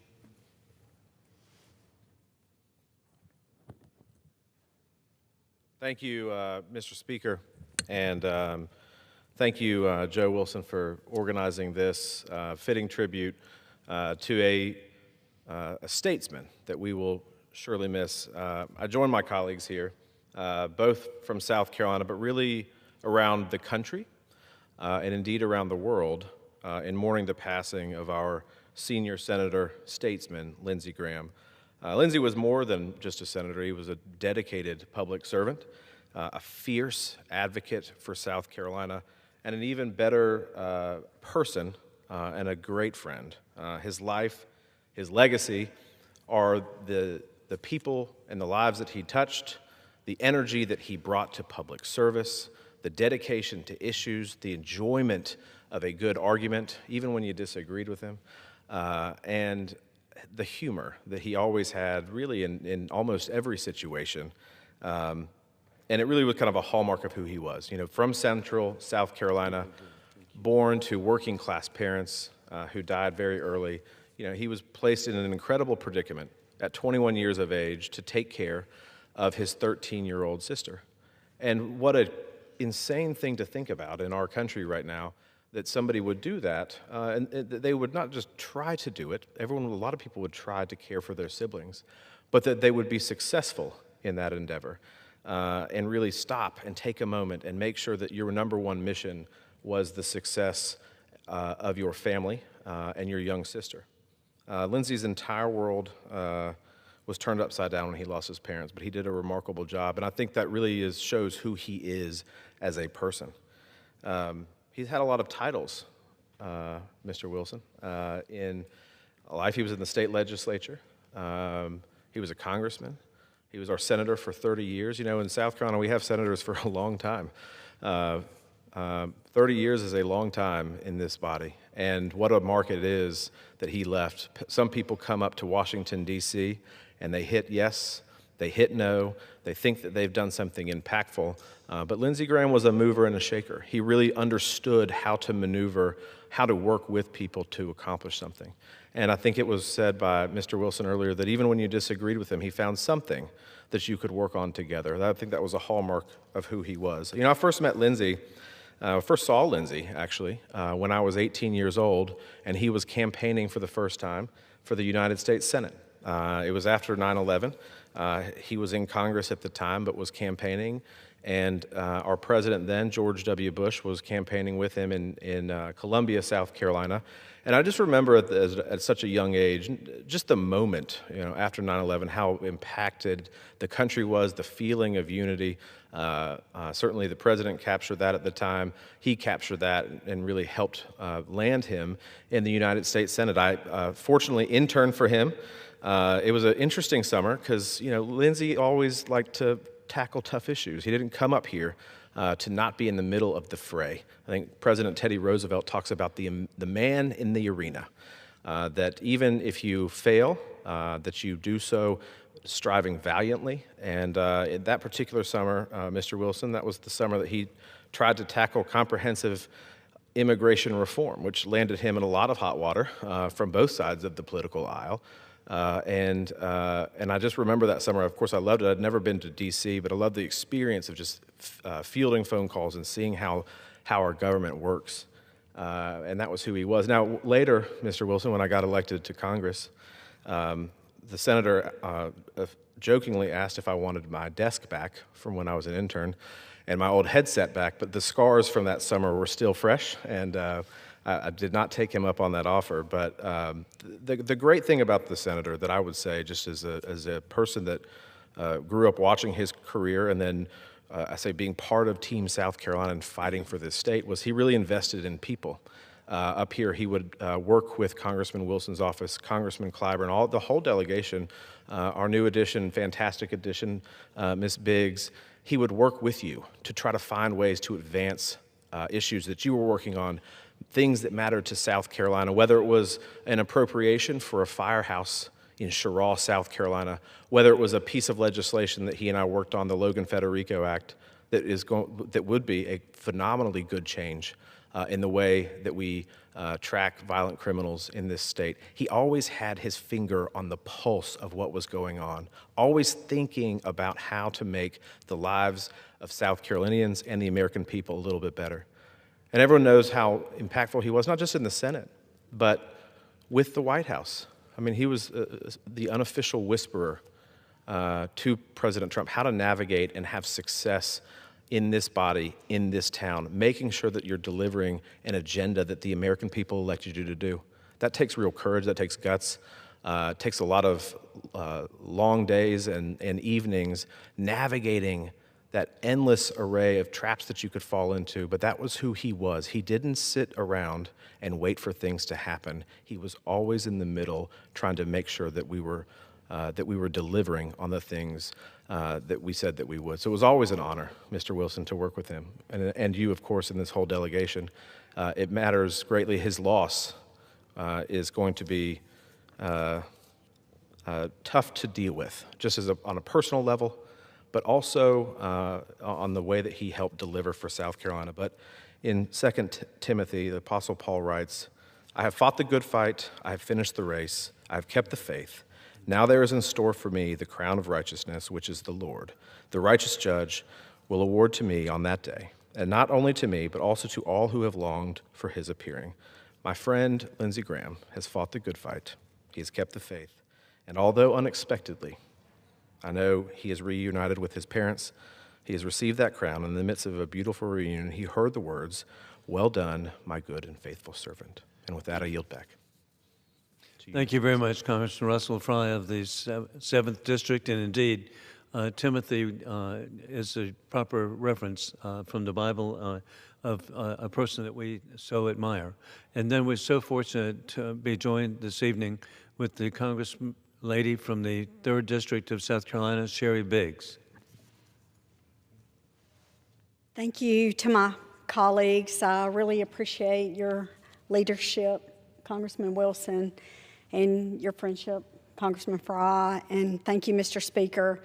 So today, South Carolina mourns the loss of one of its most dedicated public servants, Senator Lindsey Graham. I can't tell you how many calls I've gotten this week, some of them not even our constituents, some of them not even from the state of South Carolina, but I think the impact that Senator Graham made was worldwide, as my colleagues have already mentioned. I know this week Governor McMaster appropriately named Darlene to fill her brother's term, and I applaud that decision. We wish her success, and Team South Carolina, we're here to assist in anything that she may need during her term. Lindsey's story was a South Carolina story. He was raised in the town of Central, which is in my district. He learned the value of hard work in his family's restaurant.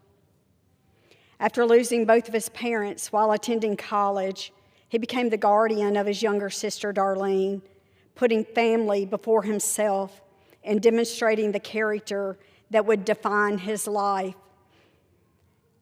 As a healthcare provider, as a psych mental health practitioner, I can't help but think about what that must have been like for that young man, the enormous responsibility and how he put everything before his own self.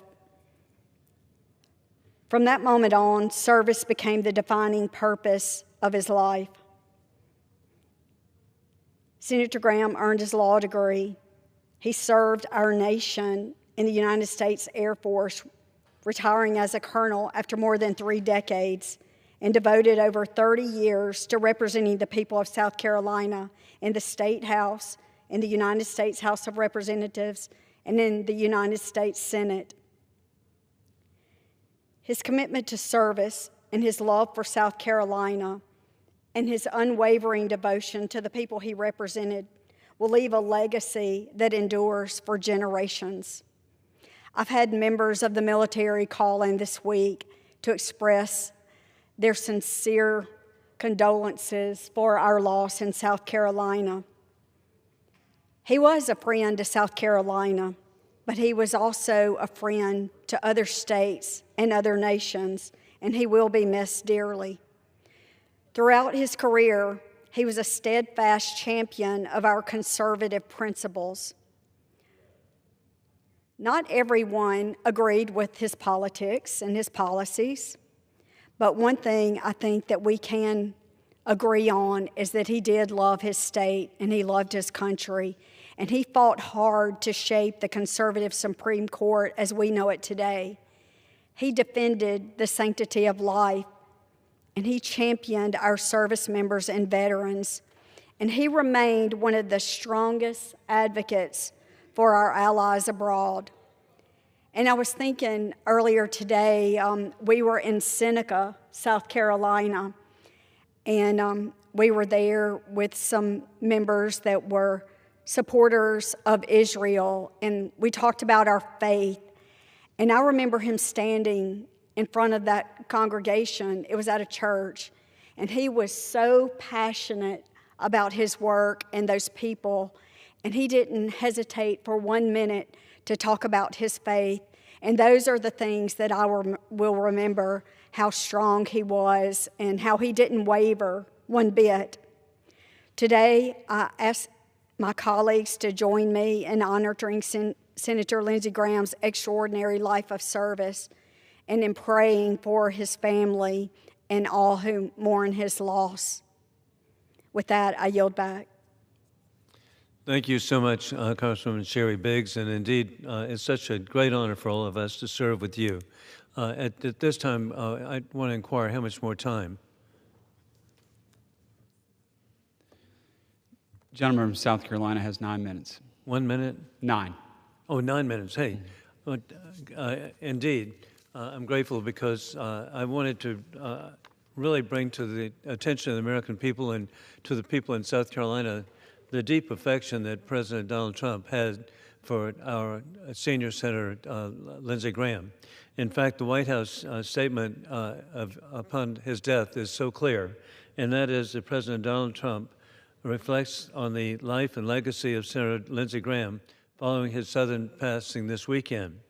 And it's a really touching situation. President Trump describes the loss as deeply personal. Additionally, President Trump reflected on the final conversation with Senator Graham. It's devastating. I thought he was fine. He called me last night. What a terrible loss it is. He was a great politician. He was a natural. There are very few of them. He was a natural politician. He got along with everybody. Additionally, President Trump singled out Senator Graham's passionate defense of Brett Kavanaugh as a standout Senate moment. I think his finest moment was his defense of Brett Kavanaugh, who's a terrific guy and was treated very unfairly by the Democrats. I think it was a top 10, maybe a top 5 moment in the history of the U.S. Senate. It was an incredible display, and he did it from the heart. He felt strongly about Brett, and he did it from the heart, and he turned the whole thing around. End of quote. President Trump praised Senator Graham's political skill and ability to build relationships. The president says he got along with everybody, and yet he was a tough cookie in a lot of ways. Honestly, he was a great politician. People don't realize what a great politician he was. This man was a great politician. He really got it. And additionally, he concluded that he reflected on the broader legacy of Senator Lindsey Graham. Quote, "We lost a great man. He was a great man. He was a great politician, and he was a very kind man. The real loser was the United States of America. We lost a great person, a kind person, a very smart person. Everything for him was about work. It was about loving the country." And it's been really so remarkable to see outpouring around the world, calls from members of the National Assembly of Bulgaria, from the Bundestag in Germany, over and over again from the Assembly in Thailand, as Congresswoman Biggs has so carefully and clearly stated, that worldwide, Lindsey Graham was appreciated for what he has done for peace through strength, to rebuild our military and rebuild our alliances around the world. Additionally, I'm very grateful that there were a number of editorials that I hope people will look up. And for example, it was very meaningful to me.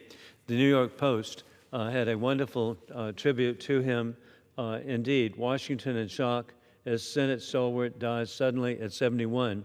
Death of a patriot. How clear that is.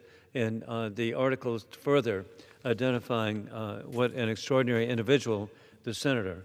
And with that, they also had an editorial that truly was meaningful, and that the sudden passage of Senator Graham immediately brought well-deserved, fulsome tributes from across the political spectrum.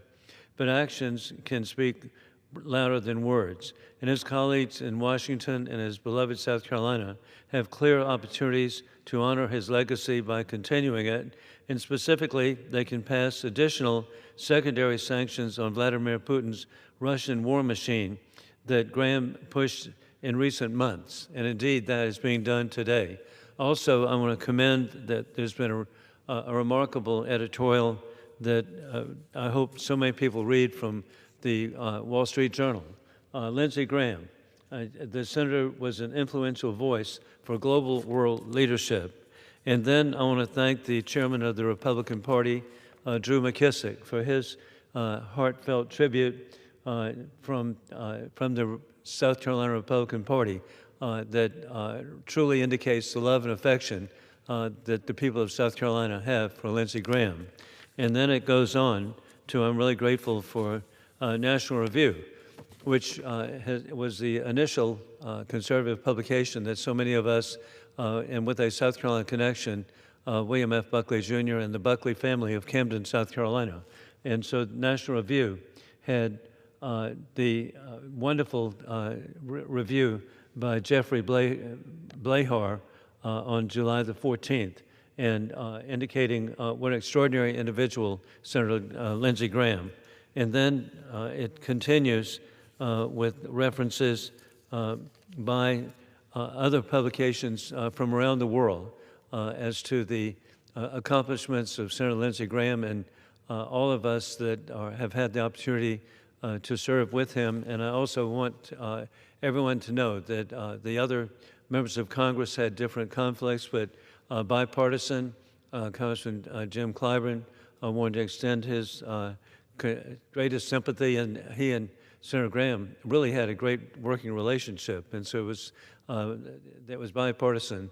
And then I'm grateful too that the Congress lady from the 1st District, Congresswoman Nancy Mace, indeed has been grief-stricken and released statements, and Congressman William Timmons of Greenville, we appreciate so much his, and indeed, as we've already heard, from Congressman Ralph Norman, from Congressman Russell Fry, and Congresswoman Sherry Biggs, and how outstanding it is, the members. And also, hey, we're so fortunate too, Senator Tim Scott, the federal delegation that we have is so tied together and with deep appreciation of the service that each of us have had. And I again, I'm just humbled to be here tonight and in any way to pay tribute to a great American, a great patriot, a South Carolinian who will always be cherished. And with that, I now move that we adjourn.